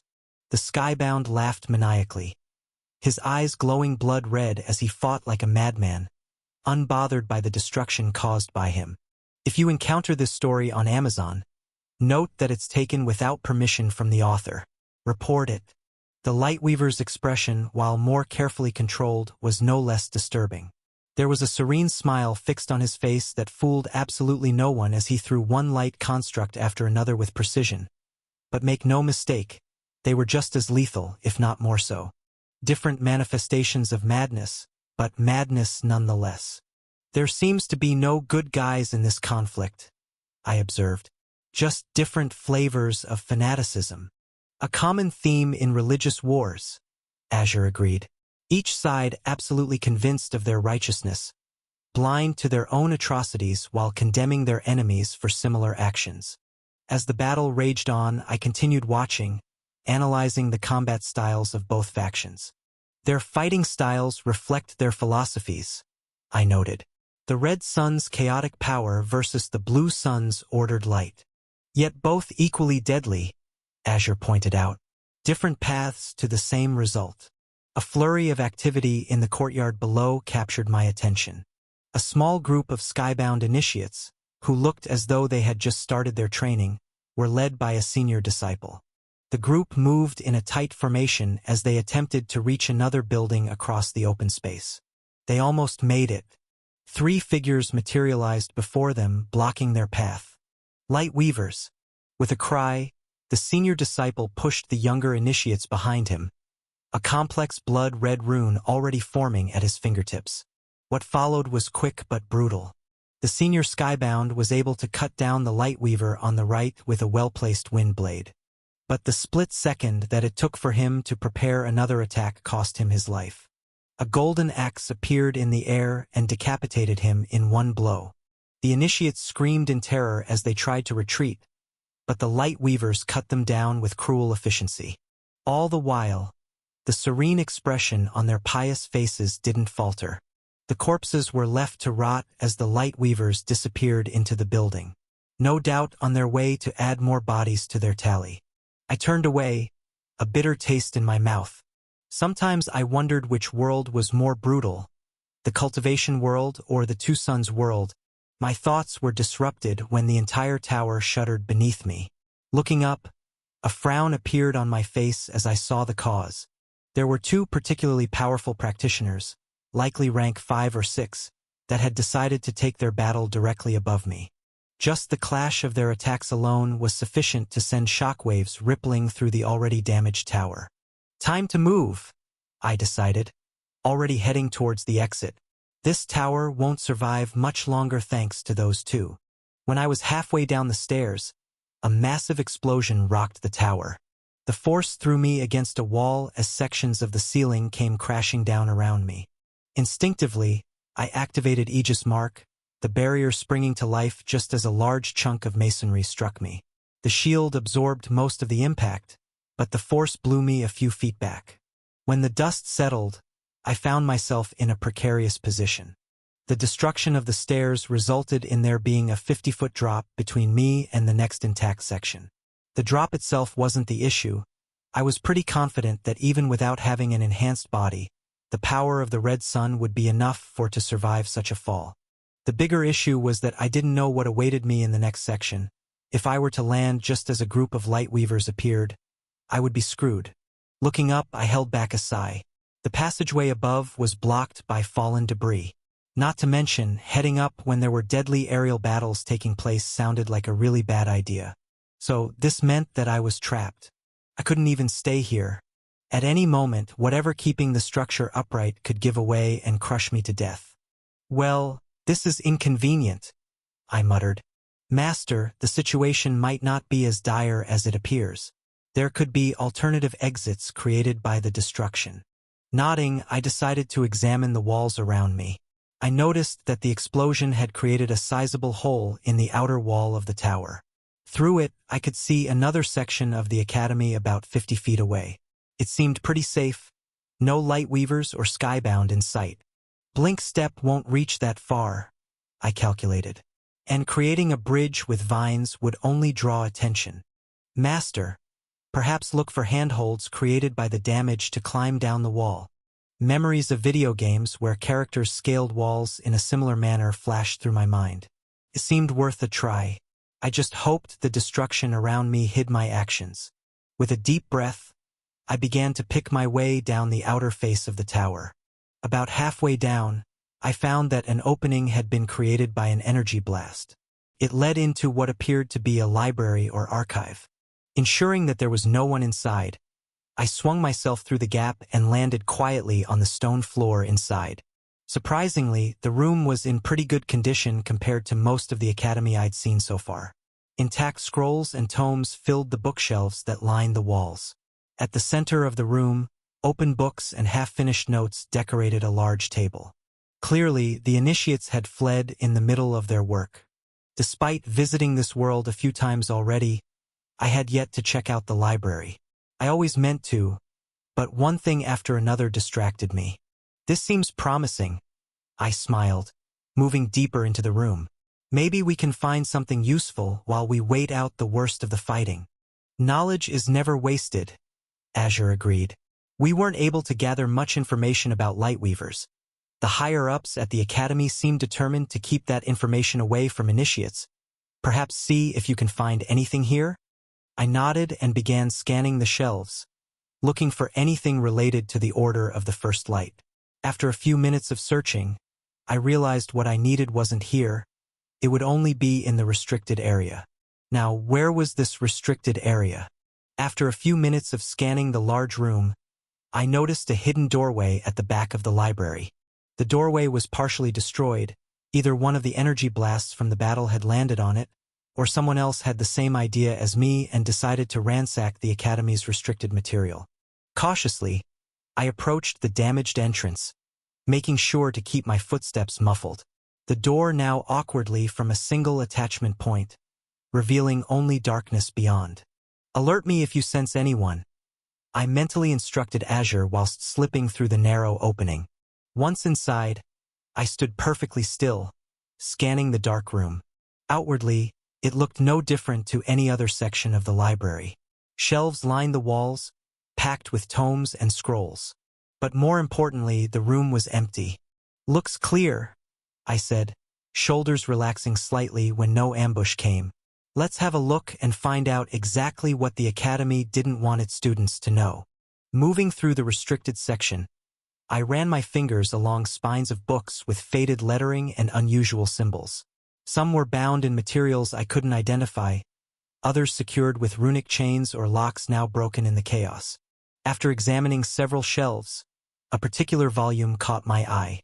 It was much thicker than the others, bound in dark leather with silver embossing. "Now this is interesting," I murmured, pulling down a leather-bound volume titled Heretical Practices of the False Light, a comprehensive analysis. The book was surprisingly detailed, containing information on Lightweaver organizational structure, known bases of operation, and even breakdowns of their runic system. Of course, it was all filtered through the Skybound's biased perspective, but I could read between the lines. "Listen to this," I said to Azure as I flipped through the pages. "Unlike our disciplined approach to the Crimson Truth, the heretics of the First Light employ a fractured hierarchy based on what they term revelations from their false deity. Those claiming the strongest connection to their so-called beloved occupy positions of authority, creating a system ripe for manipulation by charismatic charlatans." "Fascinating," Azure replied. "Strip away the propaganda, and it sounds like they have a more fluid power structure than the rigid hierarchy of the Skybound." "Exactly. And look here. It says their initiation rituals involve extended meditation under the blue sun, waiting for a touch of the beloved's light. Those who survive with their minds intact are accepted as acolytes, suggesting a selection process based on natural resistance to the blue sun's influence," Azure noted. "Similar in principle to how the Skybound select for those who can channel the red sun's power without succumbing completely to madness." I continued reading, absorbing details about Lightweaver training methods, common runic configurations, and their main strongholds. One passage particularly caught my attention. The heretics maintain 3 primary sanctuaries, chief among them the Cerulean Spire, a mountain carved into a temple complex beneath the point where the blue sun reaches its zenith. Their elders claim this location allows them to receive the purest light of the beloved, untainted by the red sun's corruption. "A potential location to seek out in another loop," Azure suggested. "Definitely. Though entering such a place would be..." My words were cut short by another explosion that shook the entire room. This one was much closer than the previous blasts, and the impact sent books tumbling from the shelves. A second explosion followed almost immediately, and part of the ceiling collapsed, crushing the central table. I barely managed to dive clear, rolling behind one of the sturdy bookshelves for protection. "I think our quiet reading time is over," I said, stuffing the book into my robes. That sounded like the fight is moving this way. As if to confirm my assessment, a body came crashing through the wall, trailing smoke and shards of stone. The skybound, a woman in purple robes that marked her as rank 3, lay motionless amid the debris, her body broken beyond repair. Through the newly created hole, I could see 2 light weavers floating outside, their hands raised as they prepared another attack. "Time to move," I said, already heading for the door on the opposite side of the room. I'd barely made it halfway across when the entire outer wall exploded inward. The force of the blast threw me forward, sending me tumbling across the floor in a shower of stone and dust. Dazed but unharmed thanks to my Aegis barrier, I scrambled to my feet and ran for the exit. Behind me, I heard the light weavers enter the room. "Check the body," one said. "Ensure the corruption is purged." "And the archives?" asked the other. "Cleanse them. The Beloved's light must erase all traces of heresy." I didn't stay to witness their cleansing. Slipping through the door, I found myself in another corridor, this one thankfully empty. Moving as quickly and quietly as possible, I put distance between myself and the light weavers. After several minutes of careful navigation, I reached what appeared to be some kind of armory or equipment room. The door was partially ajar, and I could see that the room beyond was empty of people. Perfect. A place to catch my breath and reassess my situation. I slipped inside and closed the door behind me, then surveyed my surroundings. Racks of weapons lined the walls, primarily swords, spears, and other traditional armaments. Curious, given that most skybound seemed to rely on their runic abilities rather than physical weapons. Training implements, perhaps? I wondered. Or maybe for emergencies when their energy is depleted? A reasonable assumption, Azure replied, though it might also indicate that weapon-based combat isn't entirely abandoned even at higher ranks. That light weaver you encountered was quite effective with his sword. I nodded, moving deeper into the room. At the far end, I found several chests containing what appeared to be emergency supplies, medicinal pills, energy crystals, and even some basic food rations. Stolen from its rightful place, this narrative is not meant to be on Amazon. Report any sightings. Now this is useful, I said, pocketing a handful of the pills and crystals. Better to be prepared.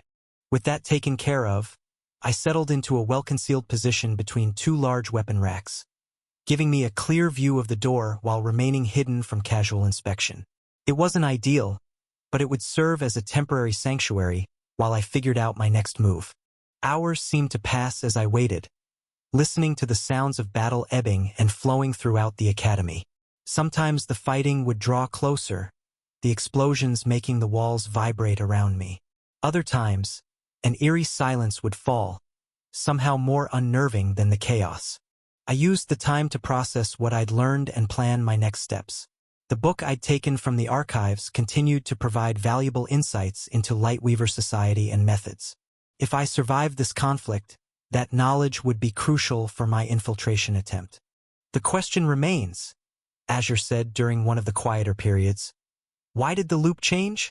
Was it simply the method of your departure? Or is something more fundamental shifting?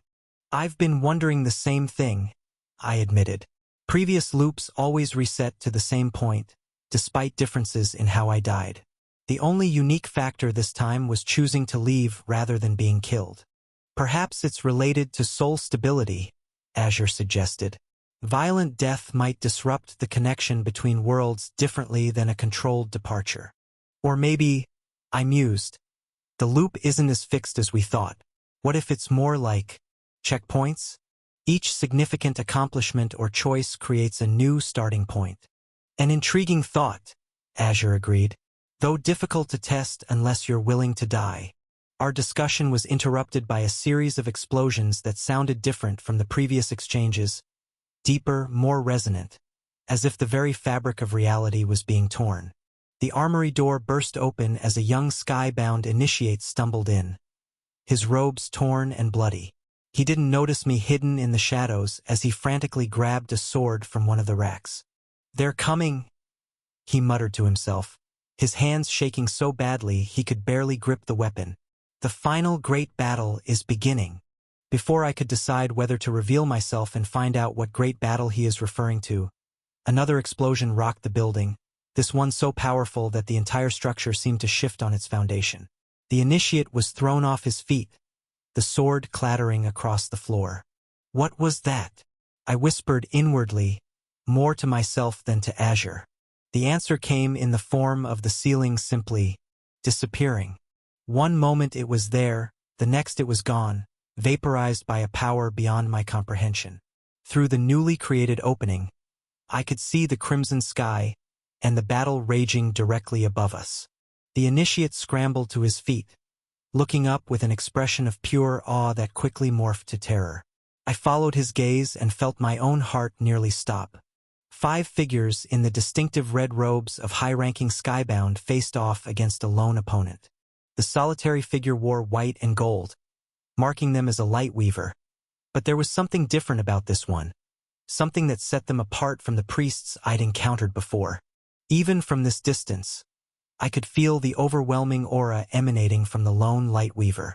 It pressed down like a physical weight, forcing everyone in the vicinity to their knees, myself included. The pressure was incredible, not just a display of power, but a fundamental rejection of anything tied to the Red Sun. I struggled to remain upright, using a fallen pillar for support as I stared upward. The 5 Skybound were clearly elders of the Academy, their power evident in the complex runic patterns that covered their visible skin. Yet against this single opponent they seemed almost insignificant. The lone Lightweaver appeared young, perhaps in their early 20s, with features that might have been considered beautiful in a cold, perfect way. Their white hair flowed around them as if underwater, defying gravity. But most striking were their eyes, pure blue, glowing with a light that seemed to pierce through everything they gazed upon. "Who is that?" I whispered. "Master, I believe that we are in the presence of a rank 8 Lightweaver." High above the Red Sun Academy, 5 figures hung suspended in the air. For wore the ornate robes of rank 7 Skybound elders. The 5th, standing slightly apart, appeared deceptively young, his simple red robes belying his status as Hiron, headmaster of the most prestigious cultivation institution in the Two Suns world. Facing them alone was a single figure clad in pristine white and gold cal, the rank 8 Lightweaver. Below, the academy burned. Sections of once proud towers had crumbled into smoking ruins. Bodies of Skybound and Lightweavers alike littered the courtyards. Elder June's face contorted with undisguised hatred as he stared at the lone Lightweaver. His hands clenched into fists at his sides. "You've made a grave mistake challenging all 5 of us by yourself, boy," Elder June spat, taking a half-step forward. "Do you truly believe your talent alone will save you from the consequences of your arrogance?" "Have I?" Cal asked, genuinely curious. 5 against 1, June growled. "Even for someone of your reputation, these odds are insurmountable." Headmaster Hiron, who had remained silent until now, inclined his head slightly. Unlike the others, whose eyes burned with the characteristic madness of high-ranking Skybound, his gaze was clear and focused. His red hair and robes might have marked him as one of them, but something fundamental set him apart. "Where is Headmaster Gaius?" Hiron asked. "I find it unusual that he would send his prized student alone to face us." Cal's smile faltered for just a moment, so briefly that only Hiron seemed to notice. "Unfortunately, he is a little preoccupied at the moment." Elder Jurek stepped forward. His hands moved in subtle patterns, weaving invisible threads of power that those with sufficient cultivation could see forming a complex diagnostic array. "How did you break through our barrier?" he demanded, his voice quivering with equal parts outrage and curiosity. "I strengthened those ancient formations myself, incorporating principles that haven't been seen since the First Age." The anchoring stones were buried at the precise focal points of the Academy's foundation. "Who was it that you brainwashed to?" "I broke it," Cal interrupted simply. "Impossible," Jurek scoffed. "You may be a prodigy in combat, but you've never shown any particular talent for formations. Even with your rank 8 status, dismantling a formation of that complexity would require decades of specialized study. Cal shook his head with what seemed like genuine disappointment. You never do believe me when I tell you the truth, Elder Jirik. I always find that fascinating. He glanced at the scroll hidden under his sleeve. I broke your barrier because I've studied it extensively. More extensively than you might imagine possible. Elder June's patience, never his strongest virtue, finally snapped. Enough of this nonsense, he growled, the transformation runes along his arms pulsing violently. His skin began to harden, taking on a metallic sheen that reflected the crimson light of the red sun. Let's see how eloquent you remain with your lungs collapsed. Without waiting for Hiron's command, June launched himself forward, his body transforming mid-flight. His arms elongated, fingers merging into blade-like appendages that gleamed like freshly forged steel. The attack was blindingly fast, a silver streak cutting through the air directly towards Cal's chest. Cal didn't appear to move. One moment, June's blade arms were about to impale him. The next, Cal was hovering 3 feet to the left, his expression unchanged. No blur of movement, no obvious technique, just an impossible repositioning that seemed to violate the fundamental laws of reality. Did you know this text is from a different site? Read the official version to support the creator. The first time you did that, Cal commented mildly, it actually caught me. Your transformation speed was unexpected, but it isn't going to work anymore. June snarled, pivoting instantly to redirect his attack. This time, Cal raised a single hand. From his sleeve unfurled a small scroll that expanded in the air before him. With a gesture so quick it was barely perceptible, his finger traced a pattern across the scroll's surface, leaving a trail of blue light that coalesced into the image of a mirror. The painting shimmered once before detaching from the paper, growing until it was life-sized. June's momentum carried him directly into it, not striking the surface, but passing through it as though it were a doorway. An instant later, he emerged from another mirror that had materialized behind Cal, his own attack now directed toward Elder Jirik. Unable to alter his trajectory, June's blade arms slashed across Jirik's hastily raised barrier. The defensive formation held, but the impact sent the Elder tumbling backwards through the air. June stabilized himself, his metallic features contorted with rage. A deep gash had appeared across his torso. Somehow, during his passage through the mirrors, he had been wounded by his own attack. You! Elder June snarled. You dare! Every time, Cal replied softly. And yet you never learn. June, control yourself, Elder Avery shouted, flames already dancing between her fingers. He's baiting you. Your reflexes are impressive, Elder June, Cal continued, the scrolls floating around him like attendant spirits. But your anger makes you predictable. It has always been your downfall. I don't like unnecessary suffering, Cal continued, meeting each elder's eyes in turn. I'm giving you all one opportunity to surrender. The Order of the First Light doesn't require your deaths, only your cooperation. Elder Malric, who had been silent, finally spoke. A novel approach, he murmured. You've harmonized the structural elements of runic inscriptions with the fluid expressive potential of artistic creation. Hiron placed a hand on Malric's shoulder. This is not the time for academic curiosity, Elder. On the contrary, Cal responded. Now might be the only time. After all, the knowledge Elder Malric seeks could be vital for what's coming. And what exactly is coming? Hiron asked. A breach has appeared. Cal's blue eyes dimmed slightly, the first sign of genuine emotion he displayed. And it only widens. The barriers between worlds grow thinner with each passing day. The red sun's madness and the blue sun's clarity were never meant to exist in opposition. They were designed as balance. But the endless war between our orders has corrupted that purpose. He gestured toward the sky, where the bloated red sun dominated the heavens. Your disciples channel its power through runes carved in blood and pain, embracing the violence it inspires.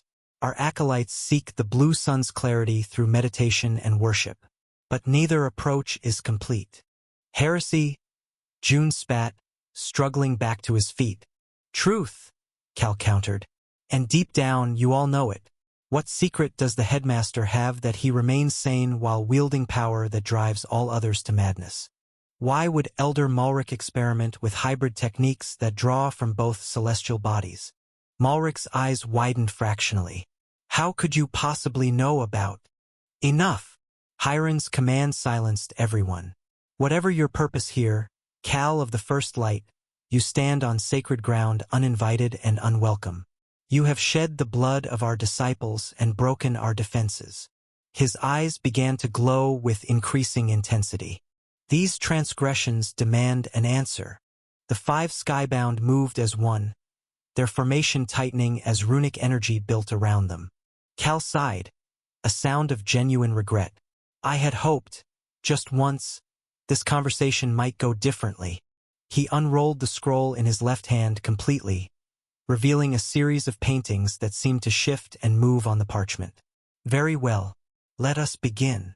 The battle erupted with a flash of colliding energies so intense that it temporarily blinded anyone watching from the lower levels of the academy. Red and blue light intertwined in destructive harmony, each pulse sending shockwaves through the already damaged structures. Elder June recovered first, his transformation complete. His human form was gone, replaced by a beast of living bone and sinew, talons extending from each limb and a protective carapace covering vital areas.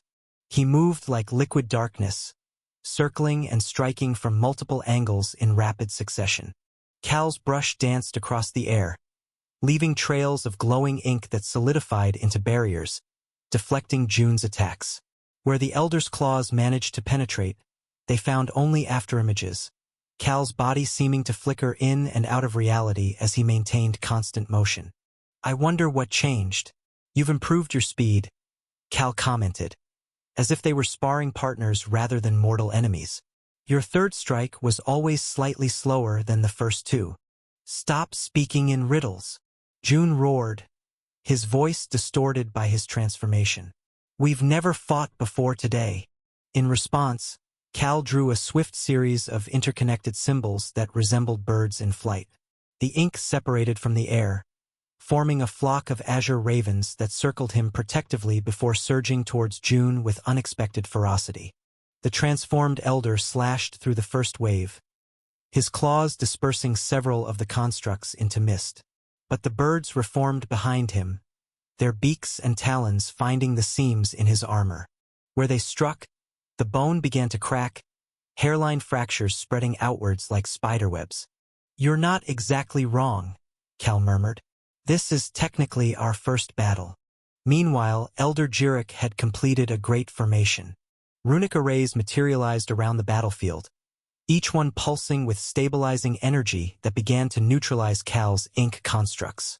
The master of formations worked methodically, his fingers tracing complex patterns as he established control over the environment itself. Your techniques are impressive, Jirik called out, but ultimately flawed. Art is ephemeral, it lacks the structural integrity of proper runic formations. Without anchoring points, your constructs will always. His words died in his throat as he realized Cal was smiling. You focus too much on what you can see, Elder Jirik, the Lightweaver said gently. The true formation was completed before I even revealed myself. Jirik's eyes widened in genuine horror as he finally sensed what had been hidden beneath his own working. Thinly dispersed throughout the entire area was an opposing formation, its components so subtly placed that they had escaped detection. Where his arrays intersected with these hidden elements, they weren't being negated, they were being absorbed and redirected. Impossible, he whispered. When did you? The infiltration wasn't just to disable your barrier, Cal explained, his brush never ceasing its movement. It was to place components to this counterformation, each piece so small that it registered as nothing more than background energy fluctuation. Elder Avery, recognizing the danger, immediately abandoned subtlety. The flame rune at her throat blazed with crimson light as she gathered power directly from the red sun overhead. Fire spiraled around her form, condensing into a vortex that scorched the air. She released her technique in a concentrated blast, a column of flame so intense that it appeared white at its core. The heat alone was enough to melt stone, and the pressure behind it could shatter mountains. Cal made no attempt to dodge. Instead, he drew a single, perfect circle in the air before him. As the flames engulfed his position, the circle expanded, its edges turning like a valve. Rather than burning through his defenses, the fire was drawn into the circle, disappearing completely. For a moment there was silence. Then, in a dozen locations around the battlefield, identical circles appeared. From each one, a portion of Avery's attack emerged, dividing her single overwhelming force into multiple manageable streams, each directed at a different point in Jirik's formation. The carefully constructed arrays began to overload, runic symbols burning out as they absorbed more energy than they were designed to channel. Jirik worked frantically to stabilize his creation, but it was like trying to patch a dam while the flood was already underway. "Impossible," he repeated, genuine fear in his voice. "No one has mastered spatial transference to this degree since the First Age," Cal finished for him. "Yes, I know. The knowledge was thought lost when the Great Library fell. But some texts survived, hidden away in places you wouldn't think to look. The sacrifices to acquire that knowledge were more than worth it." As Jirik struggled to maintain his formation, June renewed his assault with redoubled fury. The cracks in his bone armor were spreading, blue light seeping through them like blood. But he fought with the desperate intensity of someone who knew defeat meant death. "You will not make a mockery of us," he howled, his transformed body beginning to emit a crimson mist that corroded everything it touched. This was his ultimate technique, the devouring haze, capable of breaking down matter at the molecular level. The mist enveloped several of Cal's ink ravens, dissolving them instantly. Encouraged, June pressed forward, driving the corrosive cloud toward the Light Weaver himself. Where the mist touched the stone floor, it left smoking craters that continued to deepen as the effect persisted. Cal's expression showed the first hint of strain. His brush moved with increasing speed, drawing complex patterns that formed a spherical barrier around him. The mist reached the barrier and began to eat through it, layer by layer. "This is the difference between us," June gloated, sensing victory. "Your pretty pictures cannot stand against the Red Sun's true power." Support creative writers by reading their stories on Royal Road, not stolen versions. Within his dissolving shield, Cal closed his eyes briefly. When he opened them again, they glowed with intensified light. "You misunderstand," he said, his voice somehow carrying clearly despite the barrier between them. "I don't oppose the Red Sun's power. I oppose its misuse." He turned his attention to the scroll in his left hand. With a flick of his wrist, one of the paintings separated itself from the parchment, rising into the air before him. It depicted a mountain lake under moonlight, the water's surface perfectly still. Cal breathed on the painting once. The ink mountain shuddered, then stabilized. The lake rippled as if disturbed by a breeze. Then, impossibly, water began to pour from the painting into the real world, filling the space within Cal's barrier. June laughed. "Water against my devouring haze? The mist will simply contaminate it and turn your defense against you." "This isn't water," Cal replied calmly. The liquid burst through the weakened barrier, meeting the crimson mist head-on. Where they touched, the mist didn't corrupt the water. Instead, the liquid absorbed the mist completely, growing darker with each passing second. It engulfed June's transformed body before he could retreat. His scream was primal, filled with disbelief and agony.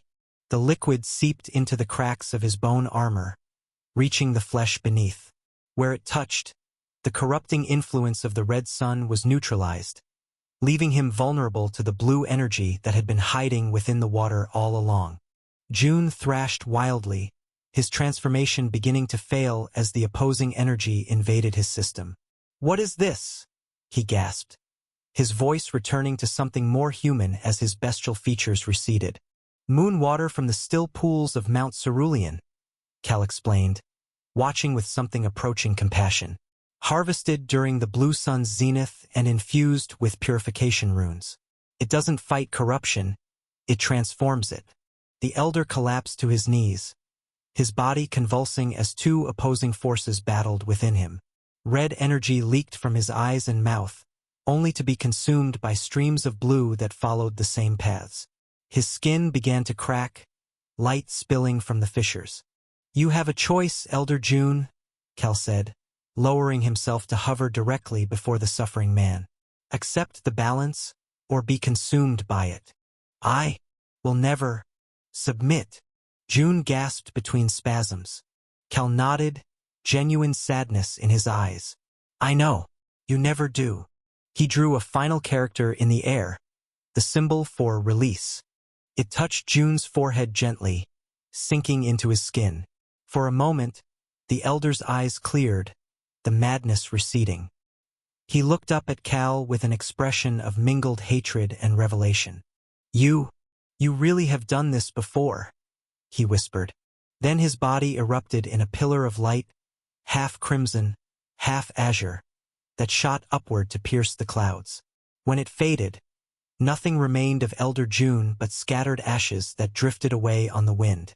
Elder Jirek's formation collapsed entirely as its creator stared in horror at the place where his colleague had stood. "What have you done?" he demanded, his voice breaking. "What manner of heresy is this?" "Not heresy," Cal corrected gently. "Necessity." The battle resumed with renewed intensity. Elder Avery, seeing June's fate, abandoned all restraint. The air around her shimmered with heat as she activated multiple fire runes simultaneously, something that would have killed a lesser practitioner from the strain alone. "You may have taken June by surprise," she called out, her voice steady despite the immense power she was channeling. "But I've studied your abilities. Your paintings have limitations. Each one can only be used once, and creating them consumes your energy at an accelerated rate." Spheres of concentrated flame materialized around her, each one containing enough power to level a small city. They orbited her body like miniature suns, waiting for her command. "Impressive observation," Cal acknowledged, readying his brush again, though not entirely accurate. Avery launched her attack without warning, sending the fire spheres hurtling toward Cal from multiple angles. Their trajectories curved unpredictably, making conventional evasion impossible. The air ignited in their wake, creating a cage of flame that cut off all escape routes. Cal's brush moved, drawing not on the air this time but directly on his own body. Blue characters bloomed across his exposed skin, spreading beneath his vestments in intricate patterns. As the first sphere reached him, his entire form seemed to dissolve into a swarm of glowing butterflies that scattered in all directions. The fire spheres passed harmlessly through the space where he had been, colliding with each other in a cataclysmic explosion that shook the floating citadel to its foundations. When the light and heat faded, the butterflies reformed, coalescing back into Cal's human shape. "A transformation technique?" Avery's eyes narrowed in analysis. "No, a spatial displacement coupled with a sensory illusion. You're manipulating perception itself." "Close," Cal admitted, the characters on his skin fading slowly. "It's actually—" He was interrupted by a surge of power from above. Headmaster Hiron, who had been observing the exchanges with calculated patience, finally entered the fray. The space around him distorted as reality itself struggled to contain the energy he was gathering. Blood runes ignited across his skin, each one a masterpiece of precision and power. Unlike the elders, whose runes were visible primarily when activated, Hiron's markings seemed to exist in a state between visibility and concealment, appearing as shadows beneath his skin one moment, then blazing with crimson light the next. "Enough," he commanded, and the single word carried such authority that even the ongoing battle seemed to pause in response. "This has gone on long enough." With a gesture so subtle it was barely perceptible, he directed a thread of power toward Cal. It moved faster than thought, bypassing all conventional defenses to strike directly at the core of the Lightweaver's being. Cal's eyes widened in genuine surprise. Blood erupted from his mouth as he doubled over in midair, his brush and scroll nearly slipping from his grasp. Spiritual attack, he gasped, admiration mixing with pain in his voice, directly targeting the soul. Very few at rank 8 can execute that technique without extensive preparation. Hiron remained expressionless. Surrender now. You've proven your point about the vulnerability of our defenses, but this path leads only to your destruction. Cal straightened slowly, wiping blood from his lips with the back of his hand. I wish it were that simple, Headmaster. I truly do. He glanced meaningfully at Elder Malric. But some knowledge is worth any price. Before anyone could react, Cal drew a complex series of interconnected symbols on his scroll. The symbols flew out of the scroll and converged on the headmaster with startling speed, wrapping around him like chains of living light. Hiron's eyes widened fractionally, the first sign of surprise he had shown. He moved to counter, blood runes flaring across his skin, but the binding was already complete. Temporal stasis array, Cal explained, his brush still moving to reinforce the pattern. Within the glowing matrix, Hiron stood frozen, not physically immobilized, but caught in a pocket of altered time. His movements continued, but at such a drastically reduced pace that he appeared almost statue-like. Only the glacial shift of his expression from surprise to cold fury revealed he wasn't completely stopped. This won't hold him for long, Cal cautioned, already turning his attention to the remaining elders. With that, new symbols expanded outwards, forming a dome that encompassed the entire battlefield. Within its confines, the very nature of reality seemed to shift subtly. Colors became more vivid, sounds more distinct, and the flow of time itself seemed to acquire a strange elasticity. What is this? Elder Jirik demanded, his formations faltering as they encountered this altered state of existence. Cal didn't answer directly. Instead, he turned to the scroll in his hand, selecting another painting. This one depicted a storm over a turbulent ocean, lightning frozen in the act of striking the waves. When he breathed life into it, the effect was immediate and devastating. Storm clouds materialized within the dome, dark and heavy with unnatural energy. Lightning, not the yellow-white of natural electricity, but the pure blue of concentrated celestial power, arced between the clouds, seeking targets below. Elder Jirik, recognizing the threat, hastily erected a barrier formation. The first lightning bolt struck it directly, shattering the protection as if it were made of glass. The second bolt found the elder himself, engulfing him in azure fire. Unlike June's dramatic end, Jirik's demise was almost anticlimactic. The lightning consumed him in an instant, leaving nothing behind but a shadow scorched into the stone floor, the perfect silhouette of a man with his hands raised in a final futile defense. 2 down, Elder Avery observed coolly, though her composed exterior couldn't completely hide the flicker of fear in her eyes. Your techniques are as deadly as the stories claim. She glanced at Malric, who was watching the proceedings with an expression that hovered between curiosity and growing alarm. Stop analyzing and start fighting, she snapped. Or would you prefer to be the next exhibition in his gallery of execution? Malric stroked his beard. On the contrary, my dear Avery, analysis is precisely what's needed here. He turned his attention to Cal. You mentioned knowledge worth any price. What specifically are you seeking? Cal regarded him thoughtfully. You already know, Elder Malric. Your experiments with hybrid energy, combining aspects of both suns into a single working, they're closer to the truth than anything either order has achieved in centuries. And yet still fundamentally flawed, Malric admitted without hesitation. The energies resist harmonization. Every attempt at true fusion results in explosive destabilization or complete energetic collapse.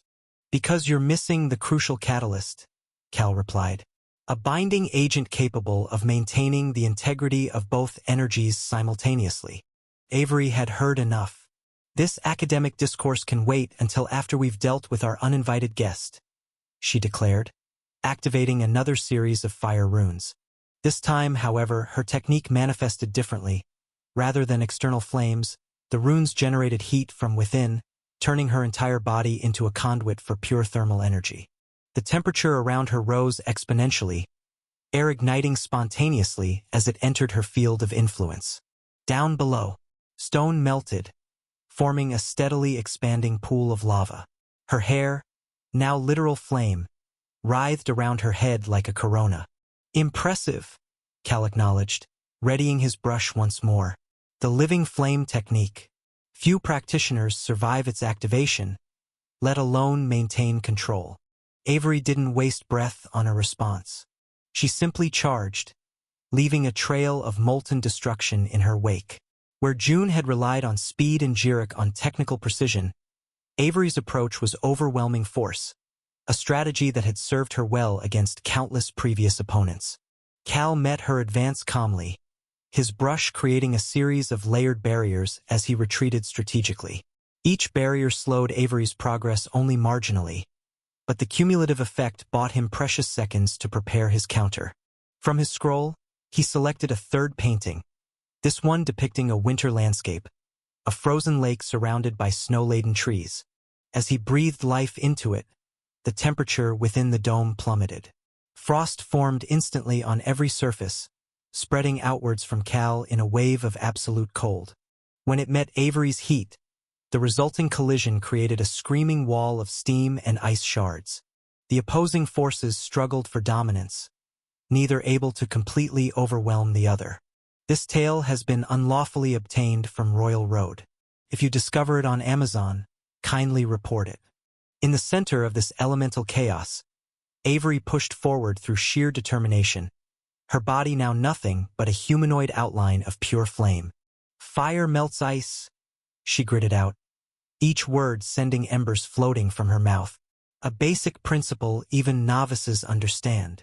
True, Cal agreed, continuing his strategic withdrawal. But ice can cool fire, given sufficient volume. He gestured to their surroundings, where the frozen landscape from his painting was steadily expanding, covering more and more of the battlefield. And this isn't ordinary ice. The cold intensified, dropping to temperatures that shouldn't have been physically possible. Where it touched Avery's flame body, the fire didn't simply extinguish, it crystallized, turning into bizarre formations that retained the appearance of flame while becoming solid and brittle. Avery realized the danger too late. She tried to pull back, to retreat from the advancing cold, but the process had already begun. Starting at her extremities, her flame form crystallized rapidly, the transformation racing inward toward her core. "No!" she cried, her voice distorting as her throat froze mid-word. "This isn't." The crystallization completed with a sound like breaking glass. Avery stood frozen in mid-stride, her expression of shock and defiance perfectly preserved in transparent crystal. For a moment, there was absolute stillness. Then she shattered, not in a violent explosion, but in a gentle cascade of crystalline fragments that fell like snow, glittering with captured firelight before melting away to nothing. Silence descended on the battlefield. A thunderous crack announced the collapse of the temporal prison. Hiron stepped forward, the last vestiges of the binding matrix falling away. His eyes burned with fury as he assessed the situation. 3 elders dead, only Malric remaining, and the academy in ruins around them. 3 elders, Hiron noted quietly. 3 of the most powerful practitioners in our order, eliminated with efficiency that borders on artistry. He inclined his head slightly toward Cal. Your reputation, it seems, was not exaggerated. Their deaths bring me no pleasure, Cal replied, and the weariness in his voice suggested he wasn't lying. Especially when they could have been avoided. By surrender? Hiron asked. By abandoning principles our order has upheld since the beginning of time? By accepting what you already know to be true, Cal countered. The war between our factions has never been about ideology, not really. It's about maintaining a status quo that benefits those in power while ignoring the collapse happening around us. He gestured toward the horizon, where an odd distortion was visible even at this distance. The barrier between worlds thins, the breach widens, and while we fight each other, the true threat grows unchecked. Elder Malric stepped forward, his curiosity apparently overcoming his survival instinct. This catalyst you mentioned, the one capable of stabilizing the fusion of energies. What is it? Cal met his gaze directly. Not what, Elder? Who? Understanding dawned in Malric's eyes. A vessel, he breathed. A living conduit capable of channeling both energies simultaneously without corruption or degradation. His excitement visibly mounted. Is that even possible? The physiological demands alone would be extraordinary, not to mention the spiritual architecture required to. It's possible, Cal interrupted. In fact, it already exists. Hiron's attention sharpened noticeably. Explain. There are individuals, Cal said carefully. Rare souls capable of resonating with both suns simultaneously. Most die young, unable to control the conflicting energies. Others hide their abilities, fearing persecution from both orders. He paused momentarily. And some can be created. Malric's eyes widened. Created? You mean? I mean your experiments weren't entirely theoretical, were they, Elder Malric? Cal's gaze hadn't left the eccentric skybound. The hybrid plants, the modified animals, they were all preliminary steps, establishing baselines before attempting the ultimate fusion. For once, Malric seemed at a loss for words. My research hasn't progressed to the stage of applying it to a human. If it did, you would create an abomination, Hiron said flatly. A violation of natural law and an insult to both celestial bodies we were created to serve. Or, Cal interjected quietly, he would create the bridge needed to heal the divide that threatens to consume our world. The tension between the three reached a breaking point. The dome Cal had created earlier was beginning to destabilize, the altered reality within it fluctuating unpredictably. Enough talk, Hiron decided. Whatever truths may lie in your words, Cal of the First Light, they cannot erase the blood already spilled. 3 elders lie dead by your hand. Countless disciples have fallen. The academy itself stands on the brink of collapse. His eyes began to glow with increasing intensity. These actions demand answer. Cal nodded, a gesture of acceptance rather than agreement. They always do. The headmaster moved with a speed that defied comprehension. One moment he stood 20 paces away, the next he was directly before Cal, his hand closing around the Lightweaver's throat. Blood runes activated across his arm, channeling power directly from the red sun above. Where they touched Cal's skin, the flesh began to blacken and crack, corruption spreading outward like poison through veins. The Lightweaver's blue eyes dimmed momentarily as he struggled against both the physical grip and the spiritual assault accompanying it. Your mistake, Hiron said softly, was coming alone. Despite his seemingly hopeless position, Cal smiled. With effort, he raised his brush hand. I'm never alone. The brush moved once, drawing a single stroke down the center of his own chest. Where the bristles touched, his white robes parted, revealing the skin beneath and the elaborate painting inscribed directly on his flesh. It depicted the great blue sun. As Hiron watched, the painting began to move, the celestial bodies rotating faster and faster until they blurred into a single swirling vortex of purple energy. Power erupted from the living canvas, knocking Hiron backward with such force that he crashed through multiple walls before coming to a stop. The entire academy shuddered under the release of energy, already damaged structures beginning to collapse entirely. Elder Malric, seeing his opportunity, turned to flee. He made it 3 steps before Cal appeared directly in his path, moving with the same impossible speed Hiron had demonstrated moments before. Running won't save you this time, Elder, Cal said gently. It never does. Malric's scientific demeanor crumbled, replaced by naked fear. My research, he cried out. It could be the key to everything. If I die, all of that progress dies with me. I know, Cal replied, genuine regret in his voice. But some knowledge is too dangerous to exist in the wrong hands. His brush moved with finality, drawing a simple circle in the air before Malric's face. The elder stared at it, transfixed, as it began to rotate slowly, gathering speed until it became a swirling vortex of blue energy. Wait, Malric cried. At least tell me, was I right? Is the fusion possible? Cal hesitated, then nodded once. Yes, but not the way you imagined. The vortex collapsed inward, drawing Malric with it. Unlike the violent deaths of the other elders, his passing was almost peaceful.